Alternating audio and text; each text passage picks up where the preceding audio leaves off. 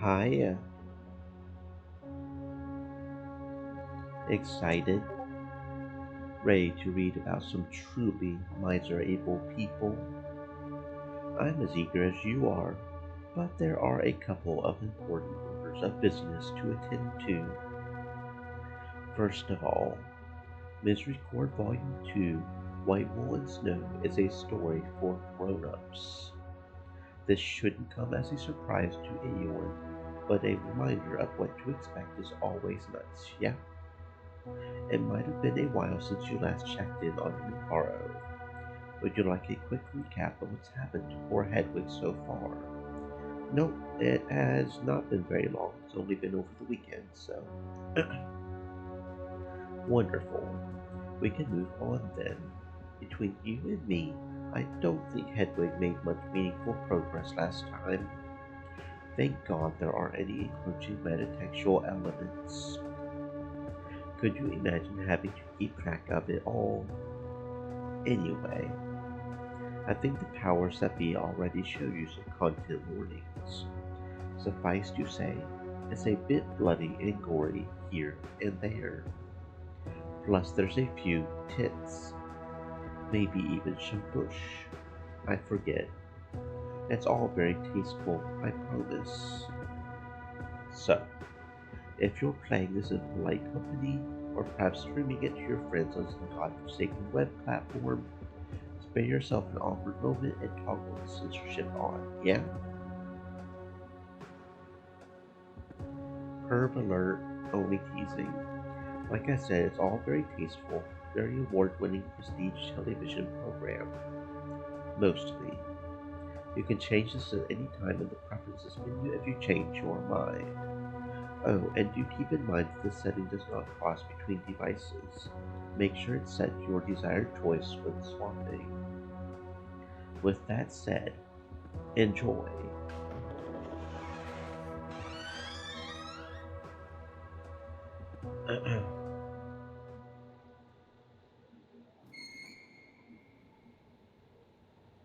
Hello there.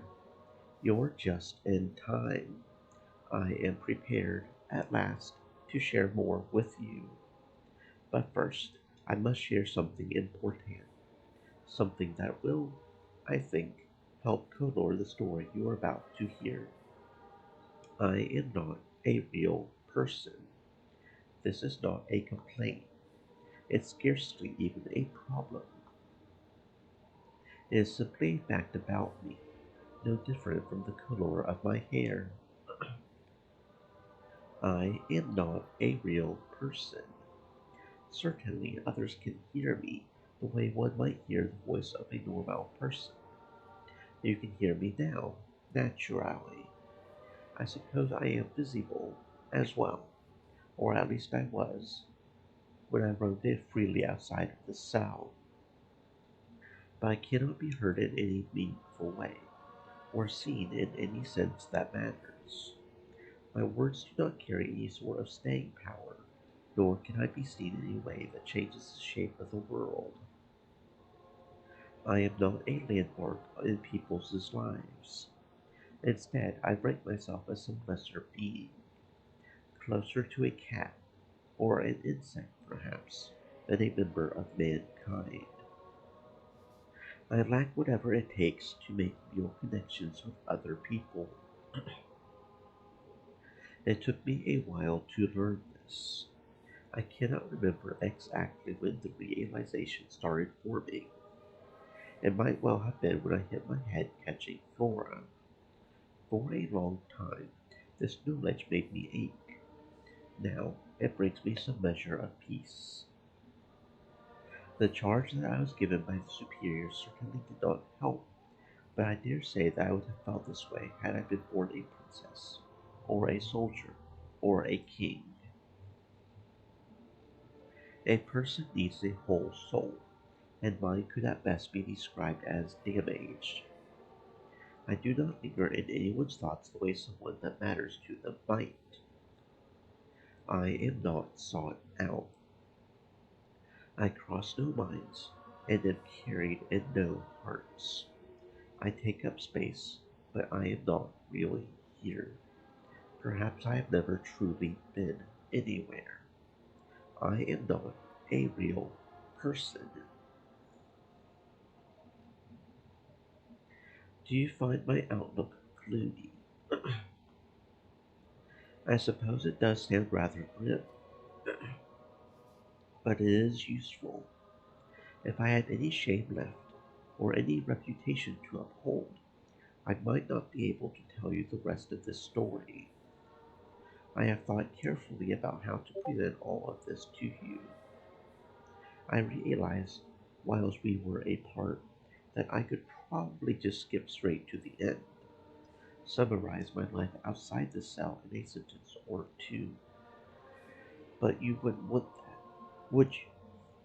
I hope not, because the experience of sharing this all with you is perhaps the closest I have come to feeling like a whole, real person in my entire life. I should like to savor that feeling. Finally, I feel that I must emphasize that this is a story built out of memories. Details like cardinal directions, the time of day it was at any given moment. As each day goes by, my certainty of any of these things slips away just a little, and I was supposed to be a chronicler. I am glad that I get to tell this all to you now, while there is a chance it all still forms some kind of shape. Now, I believe that when we parted last, I was flat on my back, staring up into dark rain clouds.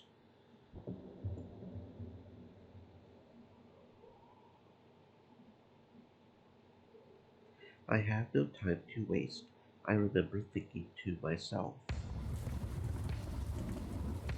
The rain was pounding against my face so hard that it was difficult to keep my eyes open. I had to fight to resist retreating behind my eyelids once more. I heaved Flora's limp form above me and rose to my feet, carefully draping her over my shoulder. Her legs dangled freely and pressed into my stomach. As I took some steps forward, I could feel something sharp jutting out of her thigh. I tried my best not to think about it, but images of Flora began swirling in my mind. I suppressed the rising sickness in my throat by telling myself that a protruding leg was preferable to whatever state a moment from that ghastly creature would have left Flora in. It was so dark out here. Had I not been carrying Flora, I felt like I could have reached out and touched a rain cloud. In fact, the fog was so dense and the rain was so violent that I wondered if I was walking right through it. I suppose I should have been thankful for the weather, because the reflections lining the corners and edges of the walls ahead outlined the way forward. None the less, the stone was slick. My shoes were not up to the task. I carefully carried Flora forward in a direction that I assumed, prayed, would lead us around the outer wall to some stairs. I was right. It was not that long ago that I had struggled with a flight of stairs in front of Catherine. I smiled grimly as I tested the top step of my wet shoe. If only she could have seen me.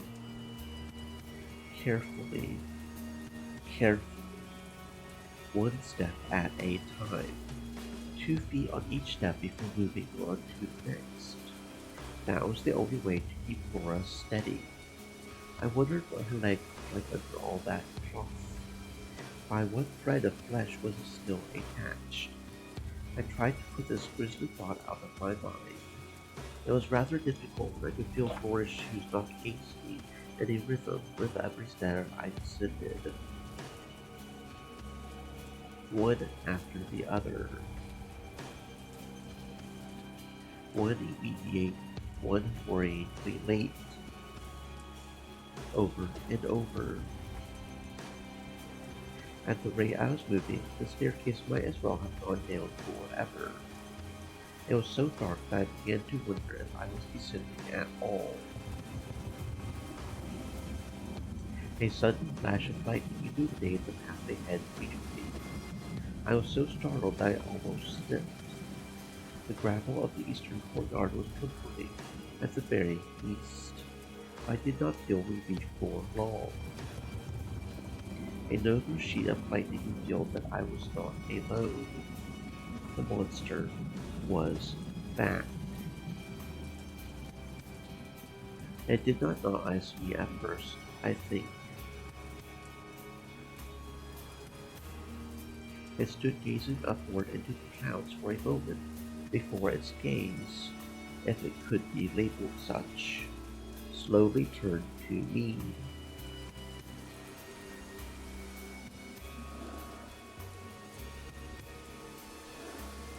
A few wisps of smoke drifted outward from its gnarled face. I could still barely make it out in the darkness, but the moonlight lingered in enough detail to scare me into inaction. It was truly hideous, and it moved unnaturally.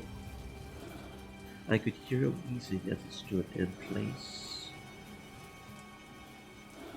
I felt as if it were eyeing me up and down, although I could not be sure that there was anything at all in its bony eye sockets.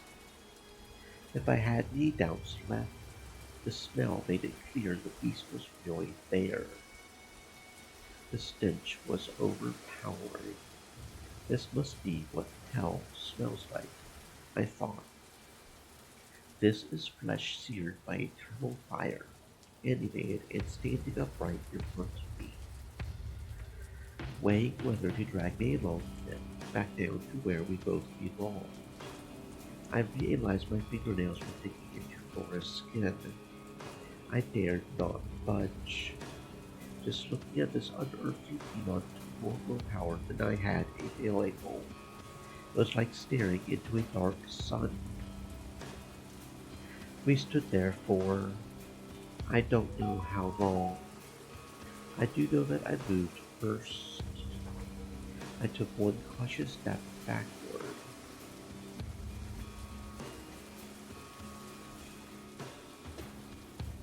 It felt just as impossible as that first step I had taken over the threshold between myself and the outside world.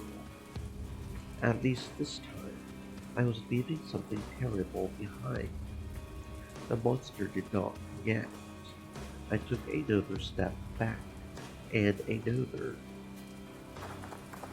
Darkness slipped over the creature's face, and I wheeled around to run away. Dora's twisted leg kicked into my thigh all the way back to the cloister. By the time I made it to the superior's office, I was worried that I was too late. Running away meant that I had to travel back around to the western courtyard near the garden, and back into the cloister from there. I slammed my fist against the superior's door as best I could, with Flora draped over my shoulders. Superior! The door finally jerked open, and I was met by a furious face. What is the meaning of this? Do you have any idea how late? My God, what happened to Flora? She was attacked. I found her in the hallway near my cell. Attacked? She ushered us in and shut the door behind us. Attacked by who? By... by what? Is the question, I should think.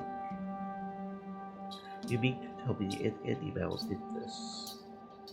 I sat Flora down gently on the floor. She groaned as soon as her shattered leg touched the ground. I can feel it now. It wasn't an animal. It was... it was a monster. Come now. It's true. I was... I was wandering the halls when it leapt out at me. You're delirious. She's telling the truth. I saw it.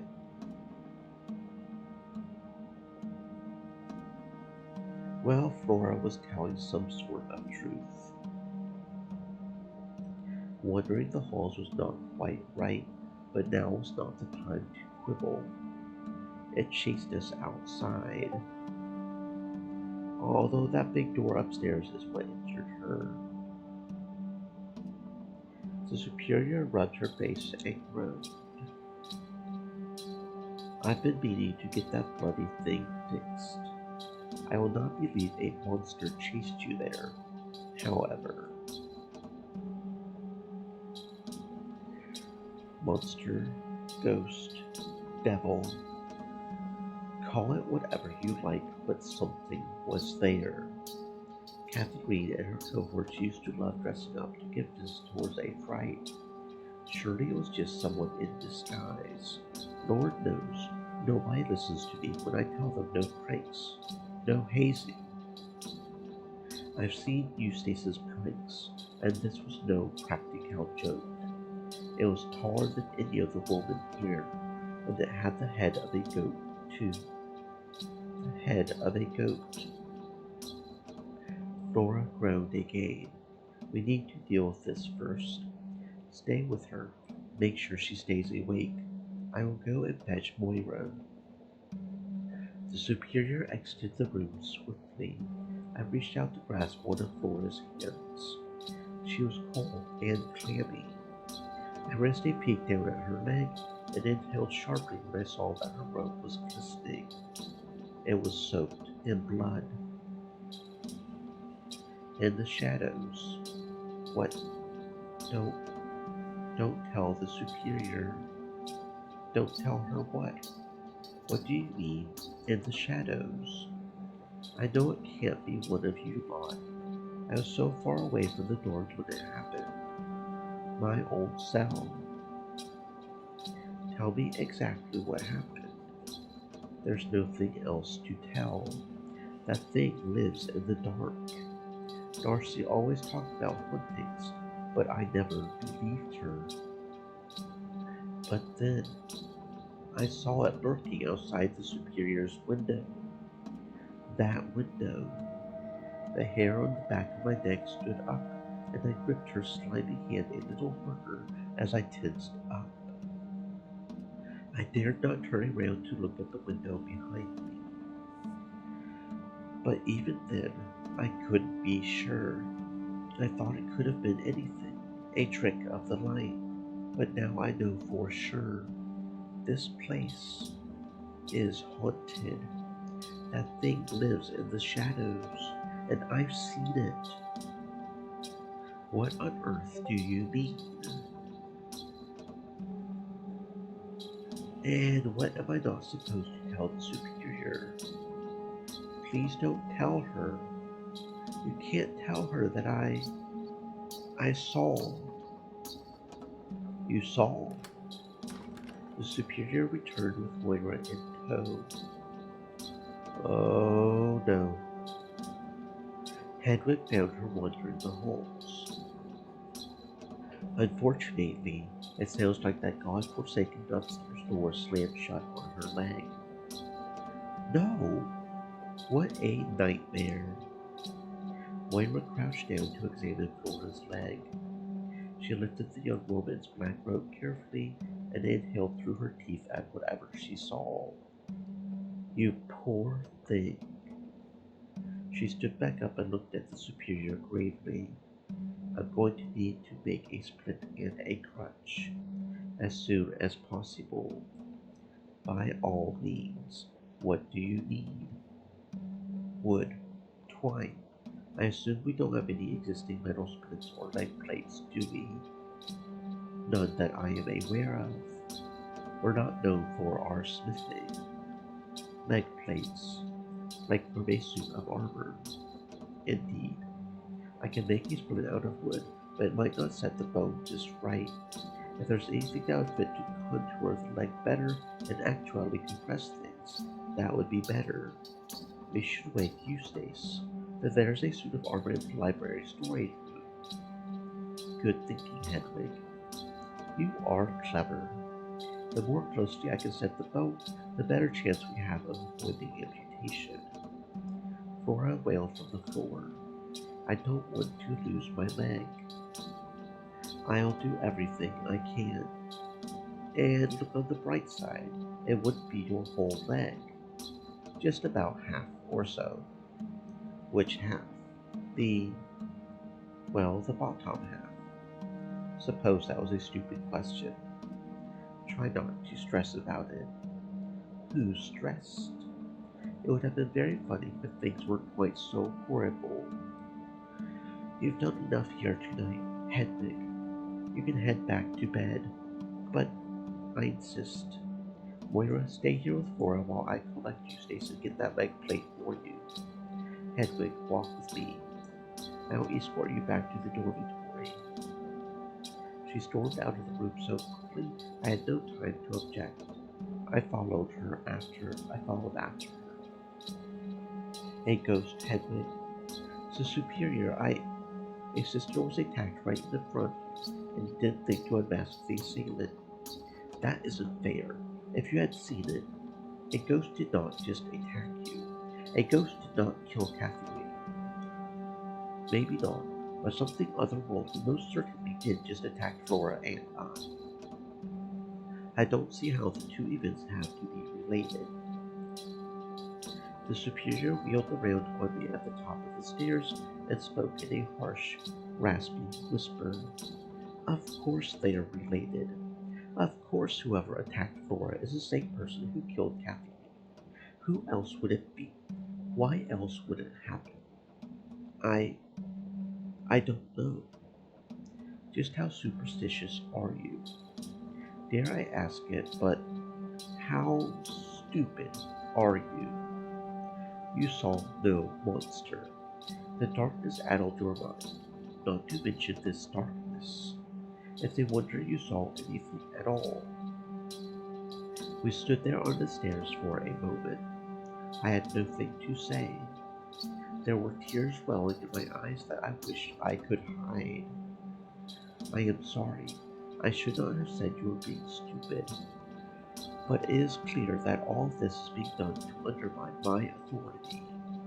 All this is because I have been too lax, too forgiving with all of them. Of course someone would be attacked while my shop is here. Somebody is trying to hurt me, punish me, and the only people who would care to do that would be those under my charge. Someone dissatisfied for whatever reason with my leadership. That could be anyone. That had been a mistake.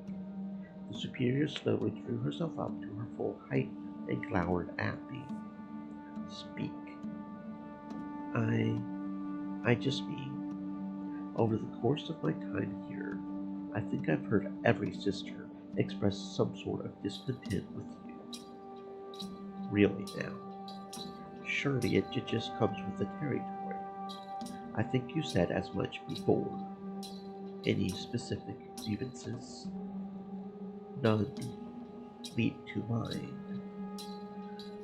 Just general dissatisfaction, grousing. All I meant was, if that's a thread you want me to follow in my investigation, it might not narrow things down. What have you narrowed down? Kathy Green behaved suspiciously, and Jella thinks she could do a better job than me. If it weren't for the fact that I know she didn't kill Kathy Green II, I would suspect her. But go on. What else have you pieced together? Have you been doing your job, or have you just been killing time? Well, the bishop is already here. I had hoped to stall him long enough to give you enough time to complete your inquisition. But now, she sighed and turned away. I don't know what to do. Something was bothering her deeply. I wished I knew what, but I hazarded a guess. Have you been into the cell arts tonight? No. Why? I was just wondering if it had been tidy to your liking, since there was, that party down there the other night. And you were part of it. Yes.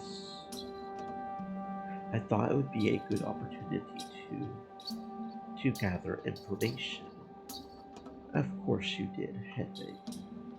She turned away and continued up the stairs. Come along then. No time to waste.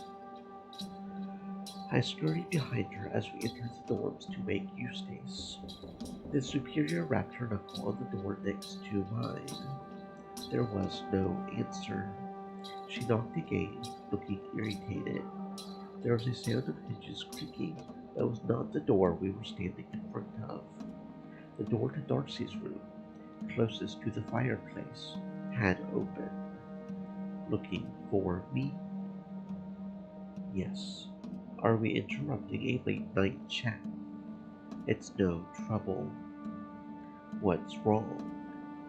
She has shot me a shrewd expression. Sister Flora has injured her leg. You found her? Indeed. That's good news.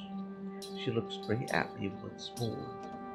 Yes, it is, although I would be happier after someone tells me what actually happened. What do you need me for? She's hurt her leg quite badly. Moira's the surgeon. Moira is attending to the wound as we speak, but she needs a brace for the bone. I'm still not. She walked to us briskly, pushing between us to enter her room. After a moment, she re-emerged holding a ring of keys. I can guess. She brushed past me on her way out of the dormitory. The superior and I followed. Eustace stood in front of the library door, squinting at the keyring and shuffling them back and forth. The way the keys played out in her hand reminded me of a Dallas tarot cards. It's much too big. Excuse me. The boot. Flora is very small. I think Moira said we just need something sturdy to hold her leg together. I said this faster than I could think about the mechanics of what I was suggesting. As I imagined watching two pieces of bone falling into place, I retched. Mercifully, nothing came with it. The door opened, and Eustace almost shot inside faster than the superior's candlelight could illuminate the room. You wait there. I beg your pardon. Eustace ignored her, too focused on her keys again to not notice the superior's warning tone. She disappeared into the artifact room. The superior and I waited in silence for a moment. There was suddenly a crash of metal on stone. Is everything all right in there? Yes. One moment. Do you need my light? Eustace reappeared holding two cylindrical pieces of metal. She handed them to me forcefully, then darted back out of the candlelight once more. Is there something else you need? Eustace? Eustace's voice was distant, no doubt buffeted by bookshelves. No, no. I'm just checking something I remembered needed doing while I'm here. Her system at work. That's right. You can take that to Flora. I'll be right behind you. I looked down at the pieces of armor Eustace had thrust into my hands. They were a lot smaller than I had been imagining. Are these the right pieces? These aren't leg plates, are they? They're the band braces. It should be better for a girl Flora's size. You should run ahead and take them to her. That seems wise. Flora's legs are decidedly smaller than a man of war's. But Eustace suddenly emerged out of the darkness, looking harried and annoyed. Why are you still here? I said I would be right behind you.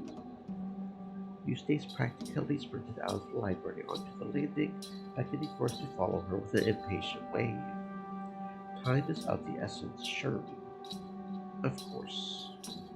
I nodded, not wanting to cause any trouble. But I did crane my neck to try and catch a glimpse of the side room Eustace had retrieved the armor from before the candlelight subsided.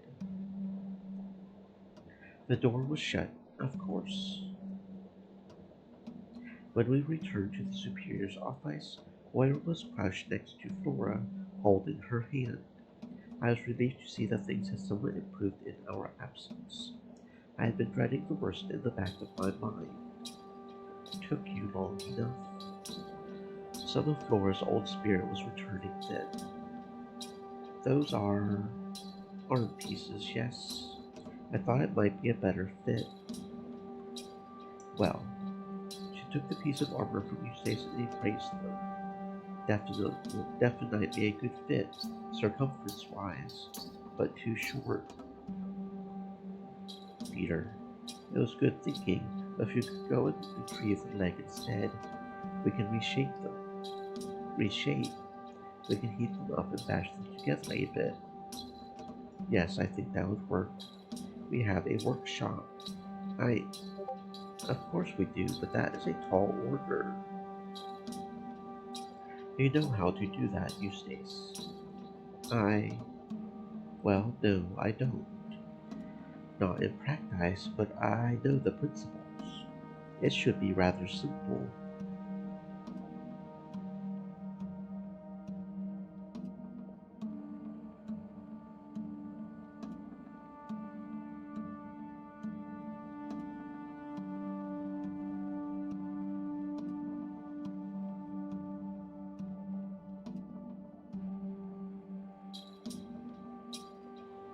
The superior pinched the bridge of her nose. This night is getting out of hand. Do we have the tools to do it? Would the boot not be simpler? We would have to do this to the boot too. In fact, it would probably require more reshaping. Do we want to do this, or do we want Thora to lose her leg? I don't know. Let's try it. Eustace, it'll be simple. Let's try it. We have to consider that this armor isn't ours, you know? We've entrusted it. What does that matter? Everyone looked my way. If there's something we can do, we should do it, even if it is just a hunch. I cannot believe you would even consider otherwise. No? Am I wrong? Of course you're not wrong. Forgive me, Flora. We will try everything we can. Thank God. What do we need to do?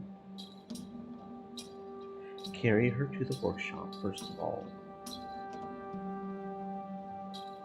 We'll need to start a fire, find some tools, a hammer. Hedwig, will you help me carry her? Yes, of course. I was not sure I had much more strength left, but I couldn't possibly say no. I think we'll need a lot of fuel. It sounds like this is going to be an ordeal. Shall I wake the others? Yes. Or rather, no, let me do that. You help these two. The superior looked affronted by this direct order, but did not object. Well, see you all there. She jogged out of the office. Moira and I made to carry Flora while the superior held the heavy door open for us. Rather bossy sometimes, isn't she? Nobody could replace you, Superior. Superior Eustace. I would kill myself. Flora, careful, you'll drop her. I was only joking. Sorry. After we made it out of the doorway, the superior moved past us and began to lead us through the cloister out toward the courtyard. We were close to where we had prepared to ride down to the village. She opened a wide wooden door to the side of the archway's gatehouse that I had not entered yet. It was pitch dark save for the superior's candlelight until she held the flame up to a few sconces around the room. As the torches flickered to life, the light revealed gnarled metal tools and bits of broken furniture scattered around the workshop. The floor was covered in sawdust and ash.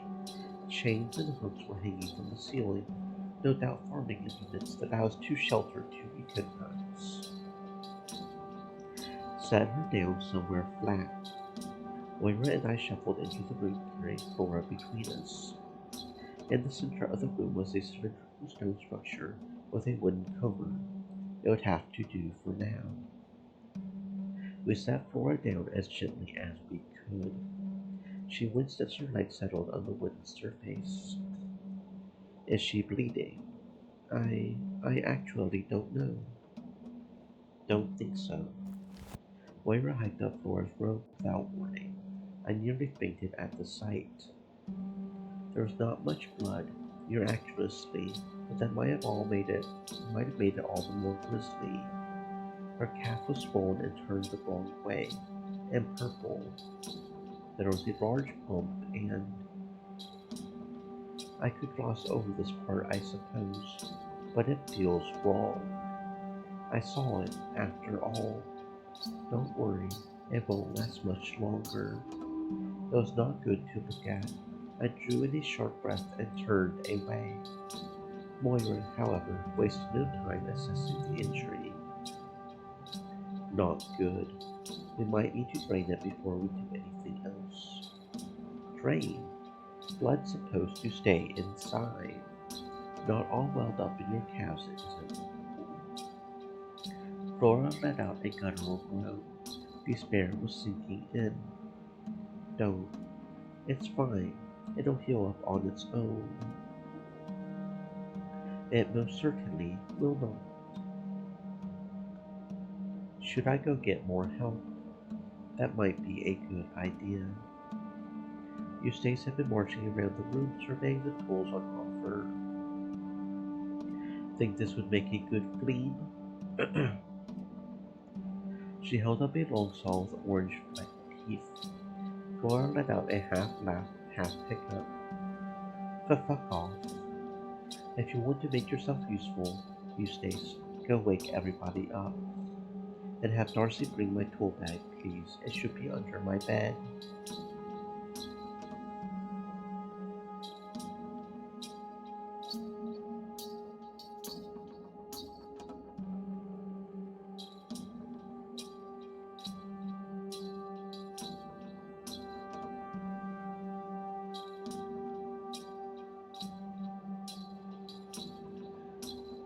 And ask her to bring any dwell she might have lying around. Eustace opened her mouth to protest, but Moira shot her a grim look I wouldn't have thought her capable of. Of course. On it. Sorry. She bustled out of the workshop quickly. Hedwig, could you run to the kitchen and find me the biggest bowl you can? The bowl. So the blood has somewhere to go, silly. Good heavens. Hurry. I scampered out the door and ran to the kitchens.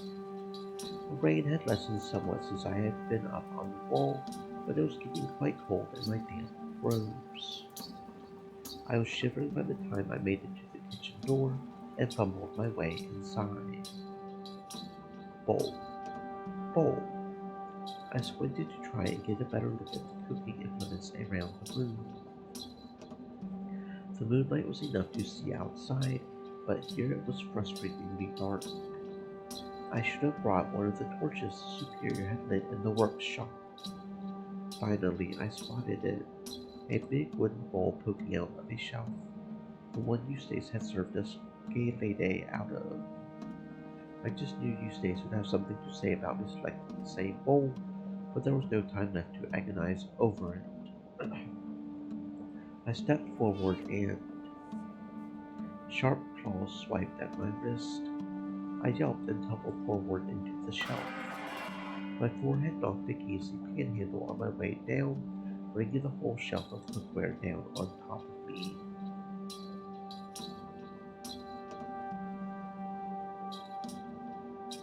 I lay on the cold floor for a minute, feeling more embarrassed than injured. The cat that had lunged at me stepped forward on its little paws and nosed my face as if we were the best of friends. I suppose I had just startled it, or perhaps its moods were as erratic as mine had been of late. I'm all right. I just need a moment. The stone floor was oddly comforting. I was reminded of the times I had, for a change of pace, lie down on the cold floor of my cell. Most recently, I had flattened into this position to reach for a brush to wipe up a pile of my own dark sick. But there had been happier times where I'd simply pressed myself against the cold floor. Can you keep a secret? This is mortifying to admit, but sometimes, when I finished my work I had set out for myself, I would disrobe entirely and lay face down on the stone tile. It felt refreshing. During the hot summer months especially, the stone would retain some of that natural chill it always has, and I would try and absorb all of it through my skin. And when I had taken it all, and the floor had warmed up, I would roll sideways onto my back and do it all over again. It was such an odd sensation. I... What? I can hear you giggling, you know? And here I was thinking I could trust you to be mature. No, you're right, it is rather strange. But I would rather talk about something pleasant and odd than blood, which we're about to see a lot of, by the way, so prepare yourself. The cat meowed at me again. Very well. I suppose I can't spend all night down here, can I? I pulled myself to my feet. The bowl had come to rest on my head like some bulbous wooden crown, and still more cookware clattered to the floor as I stood. I had left a literal mess, but there was no time to waste. I took the bowl and sprinted out of the kitchen back to the workshop. I arrived to quite the commotion. The Howell Abbe was attempting to cram into the workshop. Angela and Charity were standing on the threshold, looking inside pensively. Angela locked eyes with me as I jogged up to the doorway with the bowl. I tried to avoid her, but there was no use. They have been waiting for you. You couldn't find one big enough. I can see that. I'm not sure that is big enough. I ignored this and pushed through the doorway. Everyone had crowded around Moira, who had draped Flora over a table. I took some comfort in how rattled most of the other women here seemed. At the very least, I was not the only person who had a hard time looking at Flora's injury. This was the biggest I could find. That'll do. Thank you. As I handed the bowl to Moira, I could see Eustace open her mouth in protest, then shake her head. Should I get a different one? No. There's no time. Is this yours? We'll wash it. Good. Moira was already thumbing through a leather bag full of sharp-looking tools. Let's see. Mindset. Eustace, hold her shoulders steady, would you? Eustace obliged. Flora looked like she wished to protest, but her energy was fading. Now, Henwick, I need you to hold that bowl steady while I drain the bleed. Can you do that for me? I think someone else might do a better job. We don't have time to bicker about it. Nobody wants to, but somebody has to, and you're here with it in your hands. Shall we? Yes. Moira beamed at me, then rummaged in her bag for a wooden stick. She held it close to Flora's face. It reminded me of the way Darcy had held up bits of grass to wash the sheep clean. Lie down on this for me, please. It'll help with the pain. Are we out of well, Darcy? Yes. Please don't say that like that. Moira took the opportunity to stick the wooden bit into Flora's mouth. There you go. Tears were welling up in Flora's puffy eyes. Hedwig, the bowl. I got down on one knee and propped the lip of the bowl under Flora's leg. I was trying my best not to look at her bulging ankle too closely. I must have aimed poorly because I could feel Moira repositioning the bowl as soon as I had set it down. Good. I'm going to do this as fast as I can so the pain doesn't drag on. Does that sound good? This was met with an indecipherable moan from Flora. You've broken this leg before, haven't you? It will be all right. You're strong. As soon as I'm satisfied with how it's sprained, I need someone to bandage the wound. Margaret, can you do the honors? She retched a little. Don't think I'm the woman for the job. Sorry. Someone else then. No time to hesitate. Come on. I will do it. Adele stepped forward, looking stern and determined. Moira gave her an approving nod and handed her some white fabric from her doctor's bag. Are you ready? I am ready. Hedwig, we're ready. I'm going to count down from 5. 5, 4, 3. I heard a muffled shriek and the sound of liquid running down the side of the bowl I was holding. I bit the inside of my cheek and gripped the sides of the bowl as hard as I could. I didn't want to disappoint Moira, and I certainly didn't want to hurt Flora's chances at recovery. I wanted to help, as ghastly as the process was. Yeah, when early.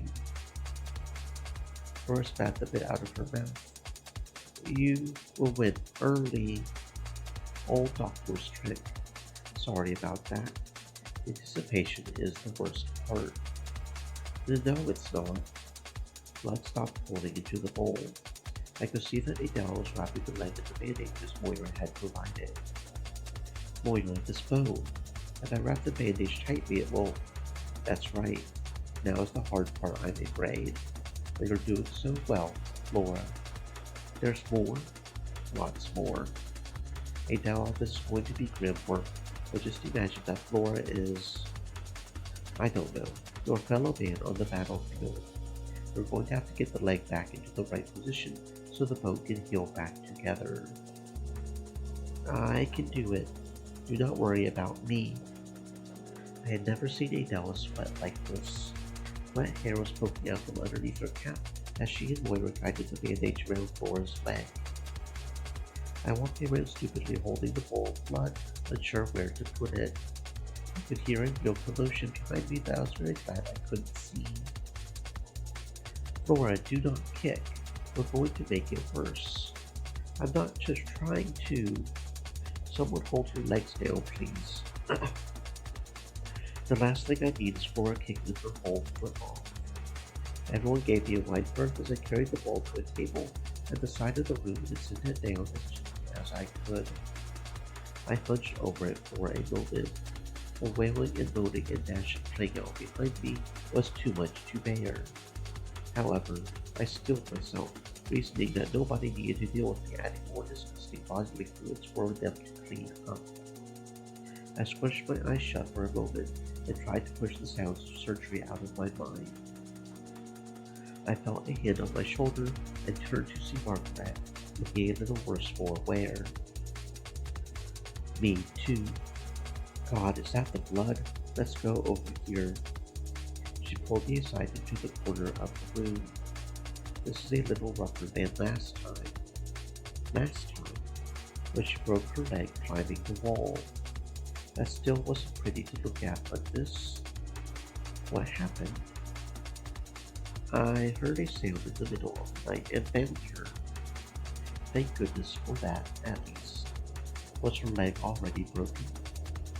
No, It all happened so fast. It was that door.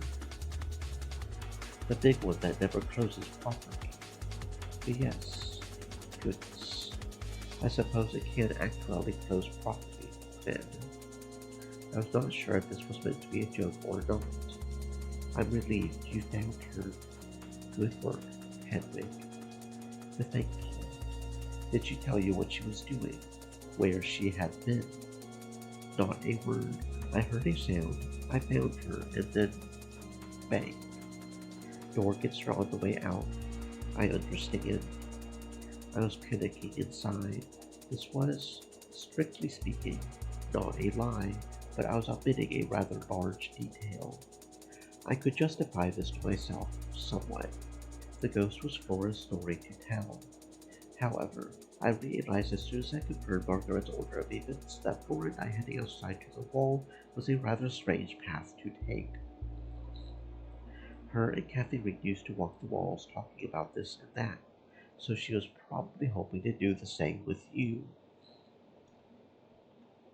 That's good. I was so worried when she was missing that we weren't doing enough for her, but hopefully this is all one big misunderstanding. I keep the drawing messes up, yeah? She'll need it after this. Of course. Right. That should just about do it for the bandages. Now then, time to make a splint. We'll need to move Flora, I think. She looked around with a furrowed brow, then pointed next to me and Margaret. Wheelbarrow. There was indeed a wooden contraption next to us. A wooden box with two handles and a precarious looking wheel attached to it. Margaret extracted from the other hard tools. It was buried under and molded back into the crowd. Eustace and Margaret lifted a wooden Flora onto the barrow carefully, with Adela and Moira supporting her leg. After she was deposited into it as safely as she could be, Eustace retrieved the band braces and held them up for all to see. I have an idea that I need everyone to take seriously, and I will likely need everyone's help to execute. There was a murmur of approval from the gathered nuns. I need you all to help me get a fire going in the forge. I could sense every eyebrow in the room raising. That old bloom ring. I can't remember the last time that thing got used. That's how you know it's been a long time. Indeed, it hasn't been fired since. Goodness, since before I was the superior. That's not entirely true. Kathy used it a handful of times. Real now. It is true. I helped her, in fact. Excellent. In that case, Adele, I need you to help me direct people. To do this fast, we're going to need a steady supply of fuel going in. Then we'll need someone in the bellows, and we'll need two of us on the hammers. She hoisted up a blunt tool. What in God's name do we need all this for? To make a proper splint for Flora's leg. Will that work? It has a better chance of helping than doing nothing at all. Sounds like a plan to me. I suppose I can help pass firewood. Good. Everyone began arranging themselves around the workshop. I was surprised and suddenly felt very out of step with them. Things fell into place almost wordlessly, but I had surely not been here long enough to understand where I fit in the natural order. Hedwig, I saw you swinging that sword in the Misericorde. Can I put you on hammer duty? Let me rephrase that. You are on hammer duty. She held a hammer out to me, handle first. I could only oblige. It was much heavier than the sword had been, and balanced very differently. But after carrying it for a moment, I felt a decent enough sense of what to do with it. Adela, you'll take the other one. Absolutely. I took a glance down at Flora. It looked as if she was struggling to stay awake. Moira was in charge of the wheelbarrow and kept fussing with her patient's bandage. Once the fire is as far as we can make it, I'm going to put the bracers in. Then I will put them in the middle here, open them, and then overlap the edges. That's when you'll mash them as hard as you can, as fast as you can. Rhythmically, please, until I put the bracers back in the fire. Do you understand? I do. I was very glad she did, at least. Practice. Adela hits first, then Hedwig. Adela smashed her hammer against the oak panel and then retracted it as fast as she could. I tried to follow suit, but my strike came out much slower. Again.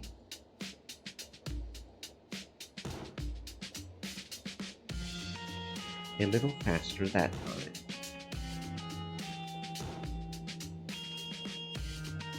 Faster. I got into the flow of it. Adele and I beat our invisible foe to a pulp with startling efficiency, our hammerheads striking one after the other. Good. Let's get to work. The others had been working on bringing the fire up to heat behind us, passing bits of firewood in a line from a pile on the other side of the room. I suppose there was something inconvenient in putting fuel in steadily. Personally, I would have just crammed as much wood into the forge as would fit, but I suppose that's why I was a nun, and not a blacksmith. Eustace thrust the ram braces into the small slotted fireplace. Darcy pushed on it with the handle a tactically strange bag that blew air into the furnace. Flames whipped around inside. Eustace leaned back to avoid getting singed. I could see the metal braces turning red. After a few more squeezes of air, Eustace plucked them out of the fire with her large toes and flung them in front of Adela and I. Gingerly, Eustace overlapped the two pieces of armor so we could bash them together. This side. We scrambled around the stone circle to get a better angle and began slamming our hammers down on the other end of the smashed armor pieces. Eustace shanked them away from us suddenly. Adela not eyes me time and retracted her hammer, but I was slower on the uptake. I smashed my hammer into the wood, felt as if I had missed a stair when it didn't connect with metal. It bounced back in such a way that it surprised me, the handle bending my thumb at an awkward angle. Get ready? No mercy. I suppose I wouldn't have offered any either. I compared my smarting thumb to Flora's snapped leg and pushed through the pain.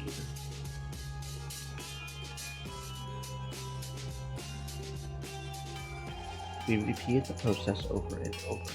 I can't recall how many times, though coal condiment operated as efficiently as it could to keep the fire going. Angela and the superior joined Marta, Charity, Catherine, and Margaret on the fuel line, while Darcy managed the bellows. Eustace moved the armor between the boom and our makeshift anvil, where me and Adela would pound away at the white pot of metal. I don't know how many rotations we went through before I realized that my act finally be working. It took many more after that for Eustace to be satisfied with our handiwork. All seemed to be going well until Eustace frowned. Water. We need water. First she wants fire, now she needs water. We would need to dunk this in some water. Moira bolted out of the room faster than I had ever seen her move. Eustace put the man braces back in the fire. Good work, everybody. Don't mention it. I did say to stop. Moira sprinted back into the room carrying a bucket of water.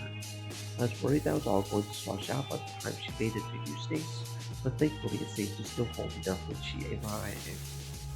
Eustace pried our makeshift split out of the forge and pushed it into the bucket.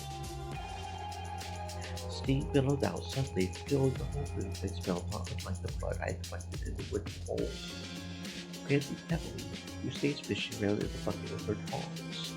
With a look of triumph on her face, she let the metal bracers fall into the now dangerously distant well over with a thud. It had worked. Thank God. We did it. Adela let out what I can only describe as a battle cry, holding her hammer aloft. The energy was infectious. Everyone I could see cheered and clapped as Moira tested the armor of Flora's leg. Nothing little work. It fit. Incredible. How does it feel, Flora? Nearly everyone chuckled. Poor thing. She needs some rest now, I would imagine. Indeed. I couldn't help but notice that Angela had not been laughing in relief along with everybody else. Predictably, she could not let this triumphant moment pass without interjection. What happened, Flora? Come off it, Angela. Not now. Then when? I don't know. Later? She's safe. That's all that matters right now. I disagree. Enough.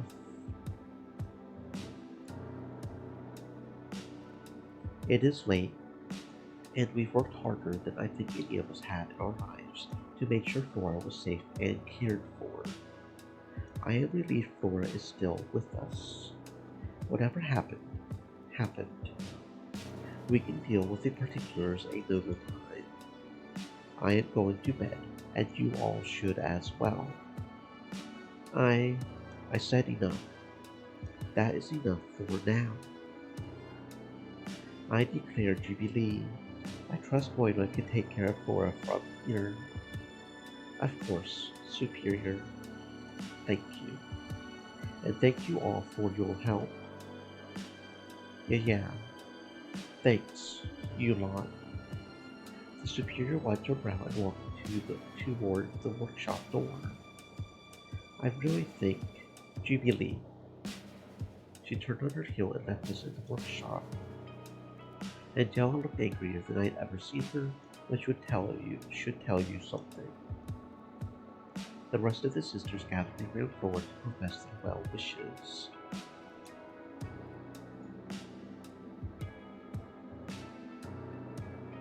The embers were tended to, and the glow of the forge lessened. I fell to my knees, feeling exhausted. Sweat cascaded off of my brow and down my nose. There was still a cloud of steam hanging around the whole room. The crowd moved out of the workshop as Lloyd revealed Flora, still in the ballroom, out into the courtyard. Are you feeling well, Hedwig? Yes, I just need a moment to catch my breath. More than fair. You really saved the day, you know? I don't think I could have done all that hammering. Thank you. Everyone crowded out of the workshop. Everyone except Angela. For a moment she said nothing. However, after a pause, I heard an almighty crash, along with a ragged yell. Angela? Hedwig, I thought you had left with the rest. Not yet. Just down here recuperating. I see. I hoisted myself to my feet. My eyes went wide. Angela had heaved the hammer Adele had been using at the wall, where I had lodged in the wooden slats and knocked over several other tools that had littered the side tables. What did you do that for? A moment of weakness, I regret, but I am just so. We just wasted so much time. Who suggested all this? Eustace, if I recall correctly. A serial overthinker commanding a battalion of underthinkers. Don't say that. We saved Flora's leg. You don't know that. Well, we certainly tried. Do you know what a splint is, Hedwig? She began prowling around the room in a primal manner. She picked up a broken bit of wood and jerked it to me. This could be a splint. Or this. She tossed the wood aside and picked up a metal rod. This could be a splint. Anything in here could be a splint. We tie something sturdy around a broken bone to hold it in place. That's a splint. But no, that's not good enough for Lindborough. Why, the sharpest minds of the country reside here. No, not in Westminster, not in Gosford, or Rival, or in this farm. They're all here in Lindborough, wasting God knows how many hours reinventing the very concept of the fucking splint. She slammed the metal implement back on the table in a huff. What happened to Flora? I don't know, I just found her wandering the hall. Don't lie to me, Hedwig. Whoever it is you're protecting by hiding the truth, it cannot be worth it. Flora went missing at a very strange time, after a very strange little party you were in attendance for. I know that you know something that you aren't telling me. You are right, Angela. I do. But I must apologize. But I cannot tell you just yet. I would be happy to when I know that I can. Safely, but safely. Listen to yourself. Without endangering my relationship with Flora. Angela, she trusts me. And I will trust you too, but Flora may be promised to let her tell her own story first. I was not lying. Do you think I was lying? I may have embellished Flora's lucidity, but I was confident that was what she had been when she had ripped my robe and begged me not to tell.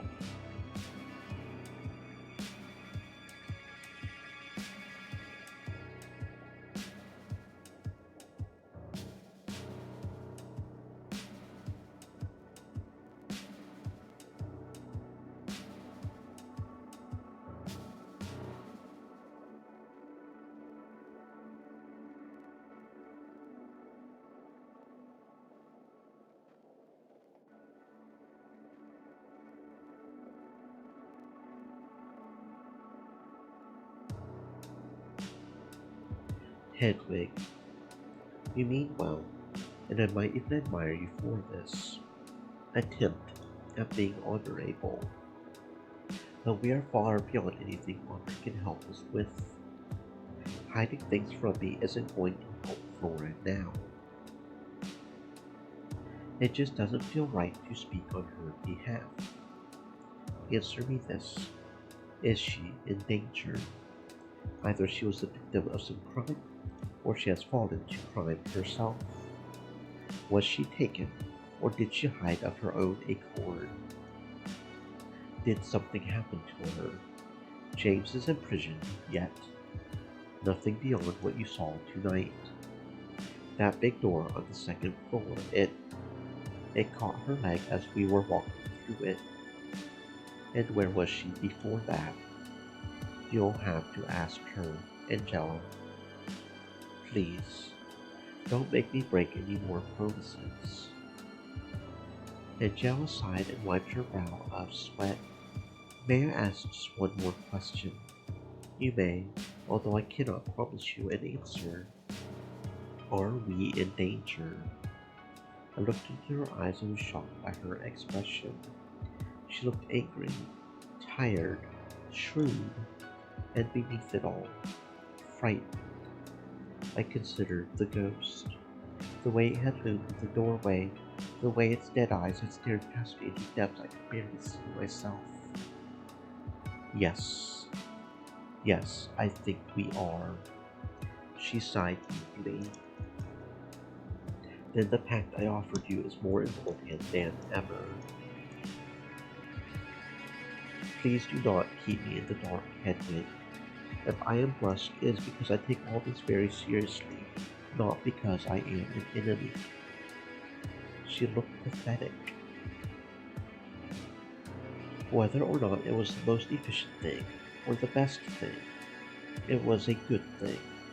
Good night, Angela. I turned to leave the workshop. I am ashamed to confess that I was fueled by a dark sense of satisfaction.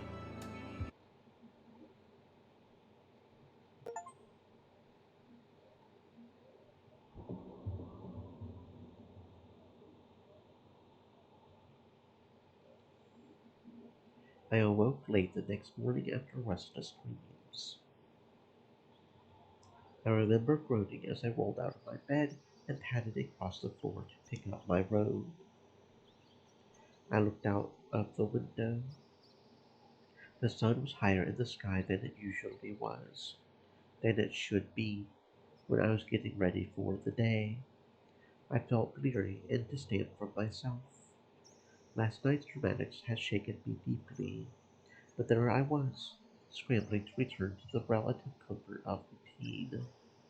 The idea of missing Service was equally as disturbing as coming face to face with something so unholy. I scrambled to put my clothes on and make myself presentable and rushed out the door, only to see that I wasn't the only one who had slept in. Eustace, Moira, and Charity were standing in a circle around something in the middle of the dormitory. They looked surprised to see me in such a rush. Oh, hello. Where are you off to all of a sudden? I haven't missed Service, have I? Oh, bless you. We didn't have Service this morning. I think the superior might still be asleep. I can't blame her. But she meant it when she said you believe. I think a day off is warranted given the circumstances. We can declare it a holy day for Flora. Steady on. I'm not dead. Don't penetrate me just yet. Venerate. Whatever. The thing these women have been crowded around was in fact Flora, still seated in the wheelbarrow from the night before. It had been dressed up a bit since I had last seen it. A pair of fluffy pillows now lined the borrow, propped up so Flora could look forward while keeping her damaged legs straight and aloft. It looked almost luxurious. Flora's going to need to be wheeled around for a while, but I'm hopeful the leg will mend. Honestly, Eustace, that was clever thinking with those fan braces. I don't know what I was thinking when I suggested the boot. It would have been massive on her. Eustace's knowledge always surprises me. Who knew she was a blacksmith? I'm not. I just picked up a few things at one of my old convents. Did you do a stint in Italy? I've heard that some of the nunneries there are practically artisan guilds. Yes. Sounds like it beats the stump. Thank God we had a brewery at all, however ramshackle. I'm not technically minded, so I stay away from the fancy bits and bobs we have here. What counts as fancy? The plumbing, for one. We almost had that clock tower, too. I always forget we have our own water. There are what, 3 faucets here? The privy, the kitchen, and before I trailed off, but shot me a look I did my best not to return conspicuously. The third faucet, of course, was in my cell. I realized that Flora had likely been subsisting on water and trips to the pantry while she had been missing. Seems like a bit of a waste. The privy has more than just a faucet, and you should be thankful for that. If we didn't have plumbing, I might kill myself. Steady on. I'm the one with the broken leg. I'm the one who gets to say stuff like that. Don't steal my joke. I wish you wouldn't joke like that. Either of you. I'm going to kill myself and be venerated, and then I'll be allowed to say it, as it would be my holy day. You wouldn't be able to say anything at all if you were dead. I could say it from heaven. Wouldn't you be in hell? Sensing that this back and forth might continue for a while, I smiled at everyone and took my leave. At the very least, I was relieved to see that Flora was in good spirits. Typical spirits. The late morning sun on the landing was surprisingly bright. There was a pleasant smell on the air, the kind of smell I had cherished in my cell the day after heavy rainfall. It was so thick that I felt like I could take a bite out of it. I opened my mouth and chomped, a bit like that dog I had seen in the village. The fresh air was rejuvenating. I took the stairs down to the cloister. I knew I had so much to do, so much to be worried about. Firstly, I needed to reiterate that to the superior exactly what had happened, that there was indeed a monster, and that my investigation was effectively over. Was I wrong to think so? Flora and I were attacked by what surely seemed to be an impossible creature. It was certainly not Eustace. Eustace. I frowned as I reached the bottom of the stairs and considered her Misericorde prank. Something was amiss with Eustace, that she was not the mysterious attacker, and the longer I thought about this, the less sense her practical joke made. Was she so cruel, truly mean enough to simply do it for laughs? Or had she earnestly been trying to lure me away from some deeper mystery, as she had told me the eve before? I considered the magic circle, and the demon that had attacked Flora and I. There was something nastier afoot here. Something evil. I did not like this idea at all. But I was starting to discover that I did like being correct. And so, despite it all, when I broke out of the shadows of the cloister onto the path to the garden, I was smiling. I caught the scent of fresh flowers on the breeze, and quite overwhelmed by the sensation, took another pretend bite of the air in front of me. What are you doing? Margaret and Darcy were standing by one of the hedgerows, looking at me quizzically. I was... Well, the flowers just smell so good. That's true. You might have better luck with your nose, though. They do smell quite good, though I would not mind a bite. How are you two? You know, making the most of it all. No use wasting a day off. No rest for me. I need to go get lunch ready soon. Would you like some help? If you don't mind, Hedwig. I, of course. I hope I did not sound like I was protesting. Darcy smiled and clapped her hands together gently. Wonderful. We all started walking back to the kitchen at a leisurely pace. Flora is safe. What a relief. Indeed. I should make her favorite, which is... Darcy furrowed her brow and kept walking, evidently rummaging around in her head to remember Flora's meal of choice. Will you be writing all this up as part of your clothing duties? I suppose I must. I hadn't thought about that. I don't envy you. That's going to be a few pages at least. That's very possible. I do tend to truncate though. I'll manage.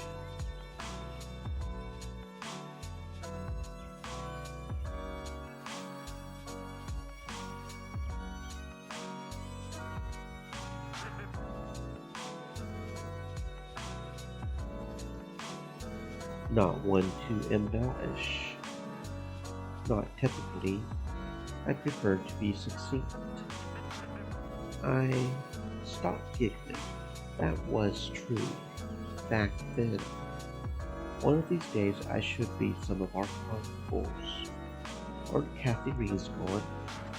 I vaguely remember Eustace refusing to let me see any of Kathy Reed's writings. Yeah, but they go back donkey's years, I think. Well before Sister Kathy Reed's work even. I would honestly never consider being real. You never get curious or bored. Bored? No. Curious, perhaps, but this might sound silly, but surrounded by all those books, quite literally surrounded, there are old chronicles stacked up on the desk. The thought has just never crossed my mind. You're a writer, not a reader. I understand. I have read every book of the Bible, and no short amount of commentary on it as well. After that, what's left of value to read? I did recommend the Divine Comedy, yeah? I do think you might like that. Yes, I think you did. Duck sausage. Gora's favorite is duck sausage. We arrived at the kitchen. I felt a wave of embarrassment as Darcy entered the room, remembering the mess I had made on the hunt for Eustace's Gala Day bowl. What the? My goodness, I am so sorry. I forgot to mention this. I knocked over all this cookware last night when I was looking for that bowl to hold. You know, for Flora. It was dark, and that cat jumped out at me. And there I went.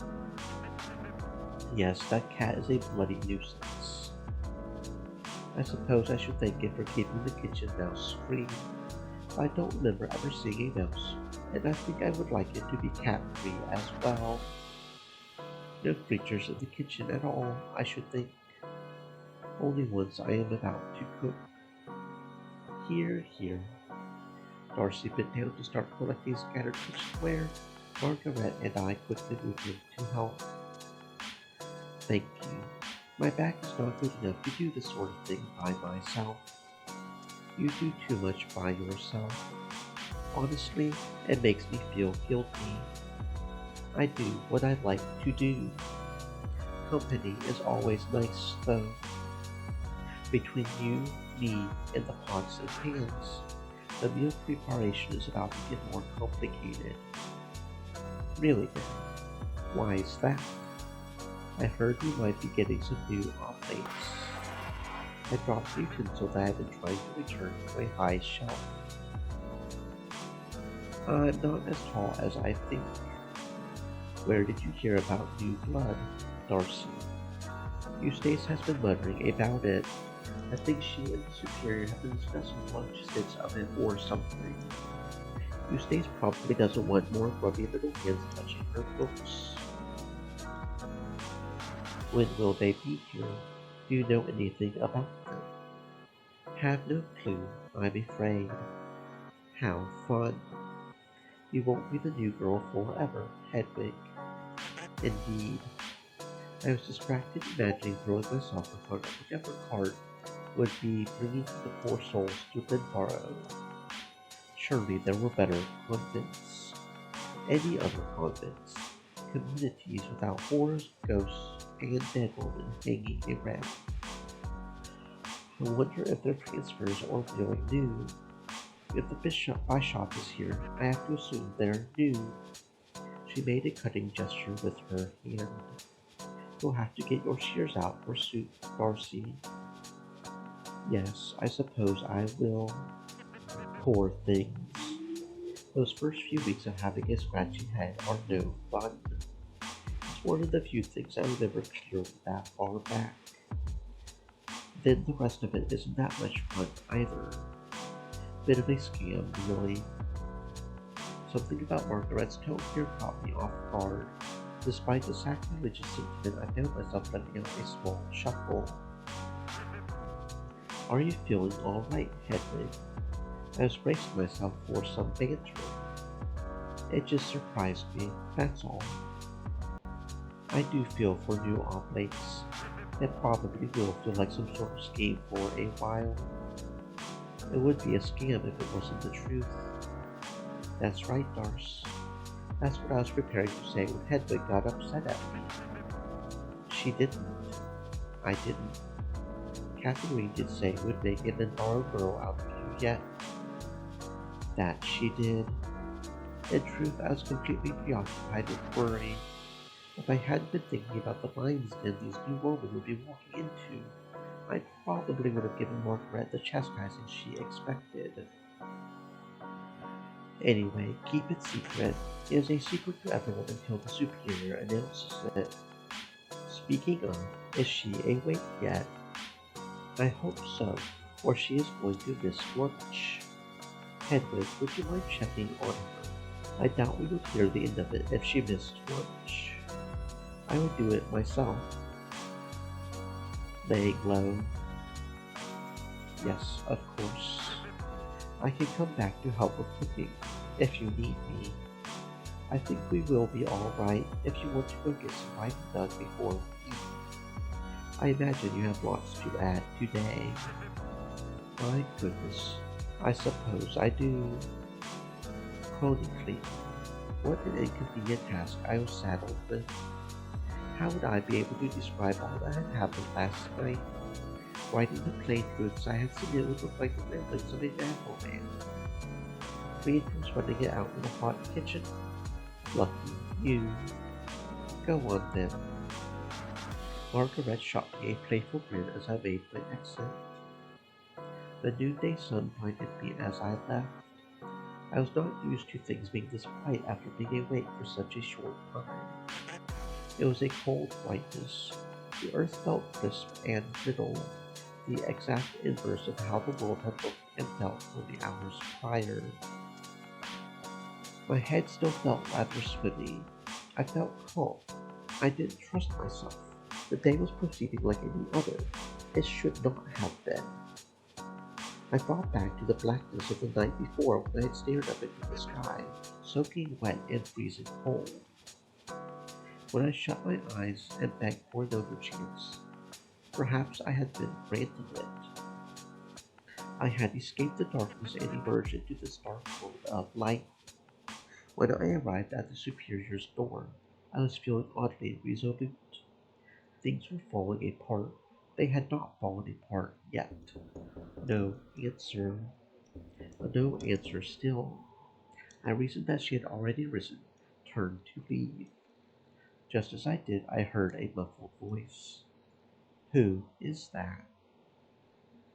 It's Sister Hedwig, your superior.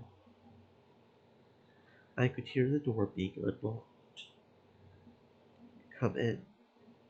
Quickly now. Superior. Quiet, please. I should have let you sleep a little longer. How late is it? Just before midday, I think. Good Lord. She stumbled over to her ostentatious chair, collapsed into it, then beckoned for me to step up to her desk. How are the others? Quite well, all things considered. Flora is taking to her wheelbarrow with aplomb. Darcy is preparing luncheon. All is right in the world. That is a relief. I really should just declare it a holy day. Everyone seems to be under the impression that you did. That's right. What was it I said last night? Jubilee, Jubilee. She weakly raised her hands and waved them mockingly, before collapsing them on the desk, leaning forward. Would you mind letting everyone know? I think I may be indisposed for the rest of the day. As I said, I think the others might have already assumed the day was forfeit after surprise failed to happen. Don't be so judgmental. We all had quite a night. I didn't mean. She held her face in her hands, groaned, then pulled her cheeks down somewhat comically, accentuating the bags under her eyes. My apologies. I tend to assume the worst when I'm tired. I need to spend some time with you catching up on the events. Not today. My mind must prepare. I understand. I hope you will be able to be as forthcoming as possible when the time comes. I apologize for my attitude last night. I can't apologize for the sentiment behind it. I simply cannot deal with any more nonsense, least of all from you. I trust you. I have to. Do you understand that? That's why you're here. I understand that amongst the others, you have a role to play. When it's just you, me, I expect the truth. I don't think I should have to demand it from you. It should come freely, without obfuscation. No ghost, no fairies, no, I don't know, Merlin-esque trickery. Tell me what is real. Yes, superior. Otherwise, what's the point of any of this? Of course, superior. If I may, the details I tried to tell you. A creaking sound emanated from the room next door. The superior frowned, leaned forward. Not now. I nodded, not understanding in the slightest. The superior rose to her feet, somewhat shakily, began walking to the door, speaking louder, clearer than she had before. Please tell the sisters that they have a day off to do as they wish. Do tell Flora that I am relieved beyond measure that she is safe on the mend. I gave a little bow of my head, exited the stuffy office. I entered the rectory to find the sisters seated for luncheon, a veritable feast laid out in front of them. There were bowls of pottage, piles of roast carrots, and other vegetables, slices of bread laid out on wooden carving boards. The centerpiece of the whole affair, however, was Flora, positioned at the head of the table where the superior would typically sit.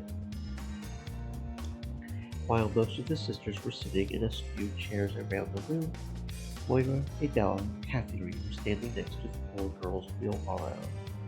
They were helping her spoon stew into her mouth out of a bowl resting awkwardly on her stomach. It was a bizarre tableau. Everyone turned to greet me warmly as I shut the door. Everyone except Angela, who was sitting closest to the door nibbling away at a small plate of food. I suppose she was positioned as close to the exit as she could be, no doubt to make one of her dramatic exits or somebody upset her. Forgive me, I should not embellish things so. Hello, Hedwig. Welcome. We are celebrating our wounded hero. I see. How are you feeling, Laura? Can't complain. She was grinning widely. For someone who disliked being around people so much, she certainly seemed to enjoy the attention. She looked like a king on a dais, surrounded by attendants. Careful. Something stew had Miss Flora's mouth and landed on her lip bowl. Moira immediately began wiping at it with her sleeve, which jostled the bowl, threatening to create even more of a mess before Kathleen steadied it. Only a few hours had passed without the threat of supervision. Things had descended into total abandon. The superior bade me tell you all to officially consider today a day of rest. A cheer went up around the room. That's honestly a relief. We've had our hands full helping Flora out. You mean pushing me around? Am I that heavy? I think that Bara weighs more than you do. It's a good thing I didn't break my leg. Standard is code is an HTA. Set. Best viewers on stream will come remove the space GLPEMSL.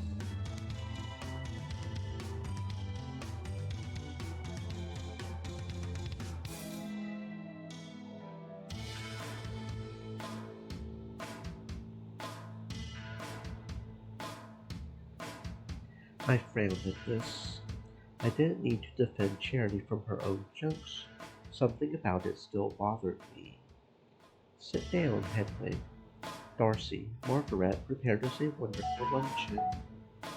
And since there's nothing else to do today, we can take our time and relax and recuperate. I took a seat and prepared myself a modest plate out of the dishes on offer. The superior also asked me to tell you that she's relieved and happy that you're well, Flora. That's nice. Did she tell you anything else, Hedwig? Yes, tell us. I don't think so. What about? She definitely told her. Everyone, save for Angela, adjusted their chairs to get a better look at me as I ate. I really don't know what you're hoping to hear. Yes, you do. The new oblates. She didn't say anything specific about new people. She did say that tomorrow would be a busy day. That means yes. That means yes. How lovely. That'll make this winter much less lonesome. What are we? Chopped liver? No, but you know me. I like making new friends. I hope they're closer to my age than you want. I hope they're closer to my age than you want. I don't know. We only have the one extra chair in the cloister. Maybe there's one young one and one old one. How would you know?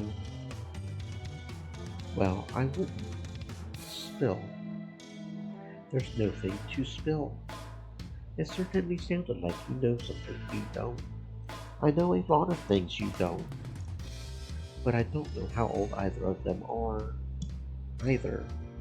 Either. Either. Look, that's a figure of speech. No, it is not. I do not think it is. I misspoke. She wiped her mouth and pushed her chair out. I'm going to go and enjoy this crisp air while I can. Either, either, either, either, either, either. The sisters began to chant the word in unison as Eustace left the room. I cannot say for sure, but I think I saw the flicker of a smirk on Eustace's face as she left. As the door closed, the chanting died down slowly. There was a few giggles mixed into here and there. A pair of new oblates. They must think we're about to pop it. Charity. I just might, after half as rowdy as this lot. Could you all be a touch quieter? Thank you. No.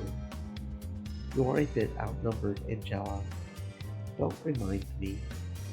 She stood up, prim to say something. However, she appeared to think better of it, shook her head, and, well, look, my observation about her penchant for dramatic access isn't completely unwarranted. Perhaps we can exchange her with one of the new sisters. Surely there's a Compton out there in need of a nosy bitch. Catherine, you're right, I'm being unfair, and jealous worth the pair of them. She comes with two faces, after all.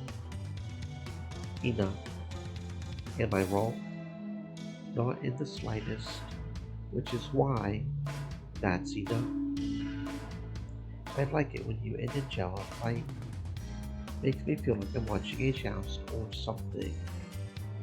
I train my hands for war and my fingers for battle. Your mouth, too. Come on, let's go for a walk. I'm in trouble. She's taking me to the gallows. Farewell, my friends. The louder Catherine spoke, the more of the sweet scent of wine I could smell. A day of rest indeed. Can I have your room? Absolutely not. Margaret led her friend out of the room. Is anybody else getting a little tired of their fighting? Angela and Catherine. Well, it's a bit complicated. The fighting, or your enjoyment of it. Both, I suppose. It is rather funny sometimes. Catherine does have a way with words, but Angela has an iron will. I find it exhausting. I do wish they would just make it up. That'll never happen. Oh, I don't know. Stranger things have happened. Not many. Adela is correct. For once. It would be a miracle among miracles if Catherine and Angela ever saw eye to eye again. Thank you for such a sincere compliment, Marta. I don't know what you're talking about. Que te fol antes espada. Marta let out a derisive chuckle and waved his apparent insult away with a hand. I am Spanish, Adele. I am well aware. I'm glad you worked up the courage to insult me in my own tongue, then. Better than muttering around under your breath whatever godless language you usually curse with. Italian. One more godless than that, even. Now, Pat. That's the one. You know, just because I like Catherine and Angela's bickering doesn't mean I want to watch this. You're killing the mood. Agreed. Peace, you two, for God's sake. All's well. I think I finished my lunch anyway. Charity and Marta stood up to leave, Charity looking somewhat apologetic. Goodness me, I thought we were having a great time until all of that. That is one of the problems with this place. Everyone defaults to cruelty. There must be some way to reduce the prickliness between you and Marta. I will accept responsibility for my own part in our conflict, but I will not apologize for defending myself. The difference between us is that my insults are a reaction to what she says, but hers are a reaction to who I am. I did not wish to bring the mood down so low. I am going to go and work on the sharing, since Morna is taking time off. She bowed politely, and then took her leave as well. At least we all still have the rest of the day to relax and enjoy ourselves. Perhaps a holy day is just what everybody needs. How about you wheel me back up to the dorms? I wouldn't mind a nap. That sounds like a good idea. Do you mind, Hedwig? Darcy? Not at all. Either implies that there are two new Oakleys, does it not? Sorry, just been stuck on that one for a bit. That's right, thought so. Hedwig, would you mind helping me clean all of this up? I would be happy to. I whispered at my own chipper tone. I've been trying my best to trail off less, stammer less, but I was afraid that in this instance I sounded as if I hadn't heard about or cared about the awkward exchanges in front of me. No matter what I did, I was always conspicuous. Moira and Flora departed as Darcy and I began stacking plates and utensils. It took us several trips back and forth between the kitchen and rectory to completely clear the table. I tried to suppress an involuntary annoyance that my day off had become a work day after all. I chided myself for this selfishness as I washed plates in a wooden basin Darcy dragged into the kitchen. The vanity of some of the sisters around me must have been rubbing off on me. Oh, thank you very much. It's my pleasure. What are you going to do with the rest of the day? Well, let me think.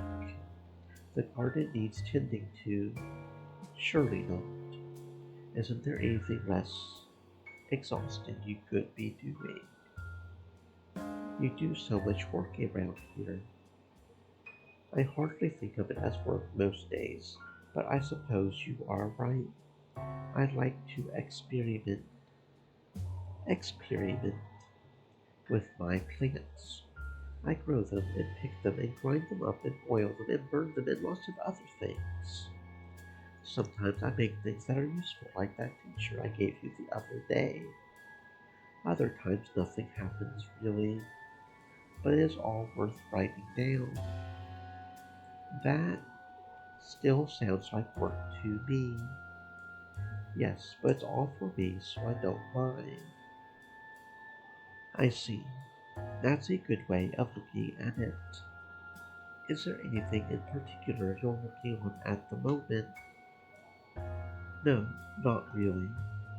I haven't had a project planned in a while. My last big one was something I was working on with Catherine, but, well, we talked about that a bit, did we? Yes, when we were shepherding. Yes. I remembered the surprising sadness with which Darcy had described Catherine's fair weather fascination with her fellow sisters. We worked together for a bit, and it was nice, but now it's just me. We continued washing up for a while in silence, wood occasionally clunking against wood as I sloshed plates back and forth in the basin. That's not true. Eustace helps me out quite a bit. That's nice. It isn't quite the same. I do appreciate it. I'd never seen Darcy in such a low mood, even on the hill with the sheep where she had confided in me about Catherine. She looked positively morose. I suppose she's busy today, though. Would you like my help? That would be very nice, yes. Wonderful. I mean, I'm sure I don't know a thing about it, especially compared to Catherine. That is not a problem. I will appreciate just having someone to hold things. My offer seemed to give her a second burst of energy. I could practically see her accelerating to finish the last few piles of washing up. I did my best to finish what I was responsible for. Her energy was boundless compared to mine. When I began to slow down, it seemed like Darcy sped up. I must confess I had not really thought things through completely when I had suggested I help her. That seemed like a kind thing to say, and therefore I had said it. I had not really expected her to say yes. No, that's not entirely accurate. I had not thought through any possible responses at all. We finished stacking the plates and utensils where they belonged.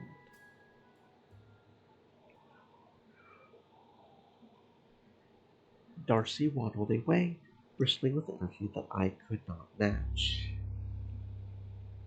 I followed her back to the dormitory. We didn't pass anyone on the way back. I supposed everyone's leisure activities were elsewhere. Apologies for the mess. Darcy's room was even messier than I had last seen it. Her writing desk had been moved into the center of the room to hold her little cauldron.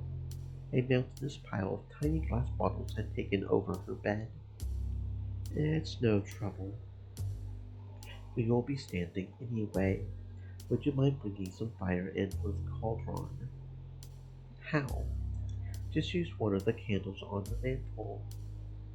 Of course. One moment.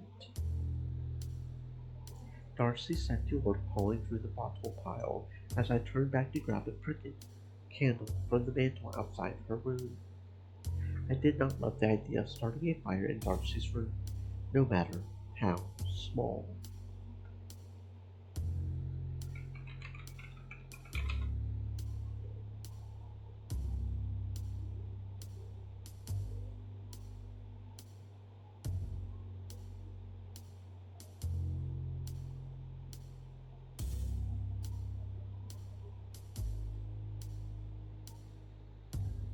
But nonetheless, I had promised to help. Someone keeps taking those without telling me. Candles aren't cheap, you know? I wheeled around so quickly it nearly blew the candle I had just lit out again. I wasn't aware that I had to tell you about that sort of thing. I apologize. You took one? Yes, last night when I heard Flora.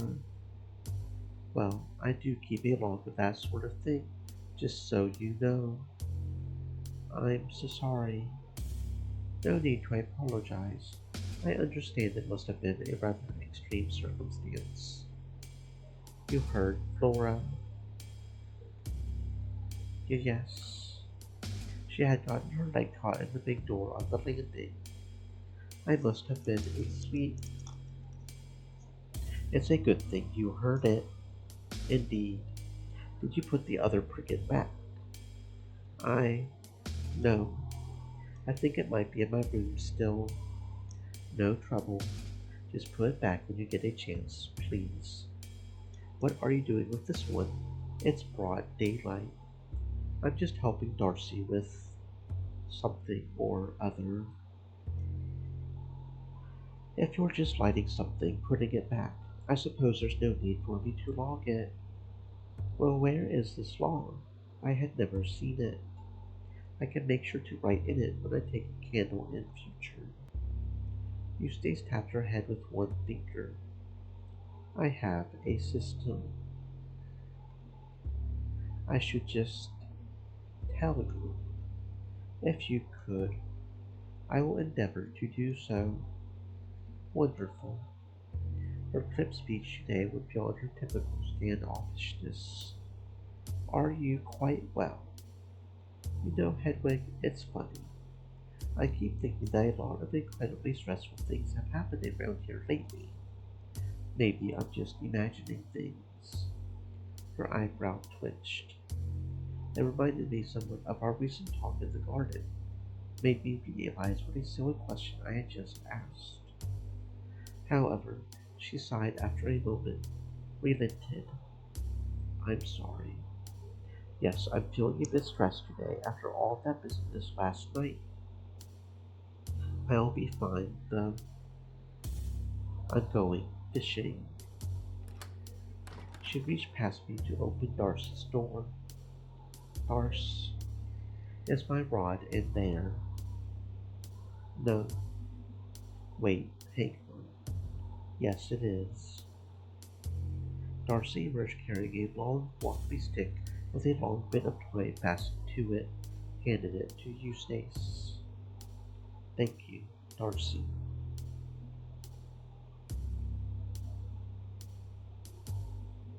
No trouble. Have fun. What are you two up to? Darcy had nobody around to help with her plants today. I am. Eustace looked oddly panicked. Right. I forgot about that. That's all right. I could stay, help, if you liked. No, no, that is fine. Thank you, though. 3 is a crowd. It can't be. Well, I'm off then. Bye for now. Eustace looked like she was considering saying something else. She eventually swallowed whatever it was, skulked out of the dormitory. The earthy scent of Darcy's cauldron caught me off guard as I stepped into her room, closed the door. I couldn't help but cough. I... It's fine. She could be a bit scatterbrained. Coming from Darcy, this seemed a rather sharp barb. What is this little project you're working on? What can I do? Well, I have some ingredients sitting around that I never had a chance to try, due to, well, all of the goings on recently. I thought, why not try some today as we have a bit of a day off? How delightful. What ingredients? A little of this, a little of that. I cannot say. I did not like the sound of that. I liked the sound of that. As much as I had already come to admire Darcy's prowess with plants, I wasn't sure I trusted her with unknown ingredients. More selfishly, I desperately wanted to avoid being partially responsible for anything we made, should it have some ghastly side effect. I would be nervous about toying around with unknown ingredients without someone I trust as much as you around. I assume none of these plants are dangerous. Not if you follow my lead. Avoid getting them on your hands. The little fire beneath the cauldron had brought the little pool of water at the bottom to boil. Darcy produced a small pair of tongs from the writing desk behind her, clapped them together happily. Now, if you wouldn't mind getting one of the bottles of henbane. Which one is that? The sort of green and black one. I scurried over to the pile of bottles on the bed and began trawling through them. Unfortunately, most of them fit the description of green and black in one way or another. Leaves' roots tend to be those colors. While there were a handful of powders and other pigments, most were simply green leaves or furry green stems. One was full of what looked like little wooden balls that rattled, and I moved it aside in search of the henbane. There's even a purple flower, which I found rather pretty. I'm afraid quite a few of these are green and black. Sorry, green flower that gets darker in the middle. Found it, I think. I held up one of the little bottles for Darcy to inspect. That's the one. Put some out on that little cloth. Hold it out for me. Is it dangerous? Well, you wouldn't want to rub any in your eyes. Don't worry, we're going to put just a small amount in this concoction. I nervously obliged, uncorking the bottle and gently shaking the little flowers out onto a cloth on the bed that Darcy had pointed to. She picked out one of the little plants up with her tongs. Then, with frankly shocking grace for someone with one free hand, she produced a small stone bowl utensil out from the desk next to her. We are going to try crushing it, then boiling it with other ingredients. What will that do? Dunno. My hope is that crushing it will bring the juices out so it'll mix more evenly in the water. I see. What will that do? We will see. We spent at least half an hour going back and forth like this. Darcy would call for ingredients that were stashed around her room, and I would have to scramble to find them in time to include them in her clearly spontaneous recipe. I was beginning to suspect that Eustace and Darcy's friendship might be based around having indecipherable systems of organization. Eventually, Darcy seemed satisfied with what she had concocted. That looks good. It looks thick. Lots of components in this one. What will it do? That's for me to find out. She began ladling dollops of the slightly sickly-looking liquid into a round glass bottle similar to the one she had given me before the feast in the Misericorde. You don't expect me to drink that, do you? I wouldn't dream of it until I had tested it myself. I have a stronger stomach than most. Nope, but she had already tossed the bottle back and gulped down what was inside. Could have used some mint for flavor. Next time. I tucked my cowl down around my ears in panic. What if the slimy drink killed her stone dead and I was left responsible? What if it made her grow wings? Or another head? I felt like anything was possible at this point. What are you doing? Testing. What am I ought to do? Calm down, please, if you stress me out before I have a vision that's going to make your feeling unpleasant. Relax. Just relax. I promise I do this all the time. It might not even do anything. I hope they gives hope that this would be the case. Oh yes, this is definitely going to do something. Is that a good thing? Won't know till I'm out the other side. Just stick close and let me know if I say anything interesting. I... But Darcy was already off. She wriggled past me and escaped through the doorway, chuckling like a morning bird. The precarious stand that held the cauldron nearly tipped over as she squeezed between me and it. I steadied it as best I could before chasing after her. Darcy, wait, She was already out of the dormitory. I jogged onto the landing, groaning. I really didn't want to do any physical activity today. I feared and hoped that nobody would be on the landing when it blistered. Surely, I thought, taking care of Darcy was a simple enough job for everyone else. If I couldn't be trusted to do that, what could I be left alone with? I hissed at her in a loud whisper, walking briskly behind as she played in zigzag patterns around the landing. Darcy, Darcy, come back. We need to get you to your room. Why do we always have to go to Mass on Sundays? I want to sleep in. We go to Mass every day. What if I went once a month? Absolutely not. No. She had blocked on top of the stone railing already and appeared to be trying to clamber over it. I want to play in the garden. Come down from there, please. We don't need any more broken legs. This was getting too intense for me. If two sisters wound up with broken legs after spending time alone with me, I worried I might end up in the hospital cell instead of poor James. She stopped for a moment, straddling the railing and looking quite foolish. Where are we? The second floor landing. I mean, in time. It's been about an hour and a half since luncheon, I would say. I'm hungry. Dinner will be, well, not soon, but not far away. I winced remembering that any dinner would be Darcy's responsibility. The others would be furious with me if she ended up indisposed all day. I want a treat. I need a treat. We can go to the kitchen and find something, if you like. Maybe I could recruit Moira to cut us up some wedges of bread if we ran into her. I imagine she would be far better at controlling Darcy in this state than I was, even if Eustace was the real expert.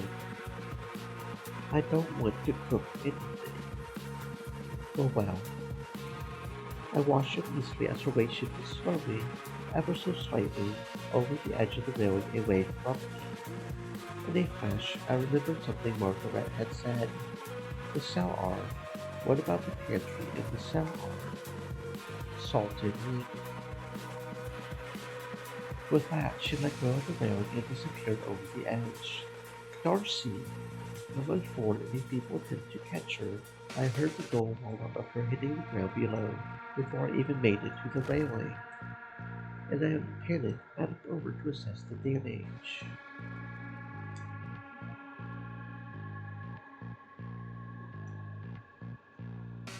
Darcy was lying flat on her back, happy as ever. She stared up into the sky, giggling like a mad woman. That was fun. Can I have some of your son's mandrakes? I don't have a son. I tried to focus. This charade I could at least follow along with, however humiliating it may be. Is is it such a trivial matter to you? Take my husband. You would take my son's mandrakes as well. Have I got a deal for you if that's what's bothering you? Very well, I thought. I'd assume she might continue a pace if I played along with the devil clothing game, even if she was in a queer state.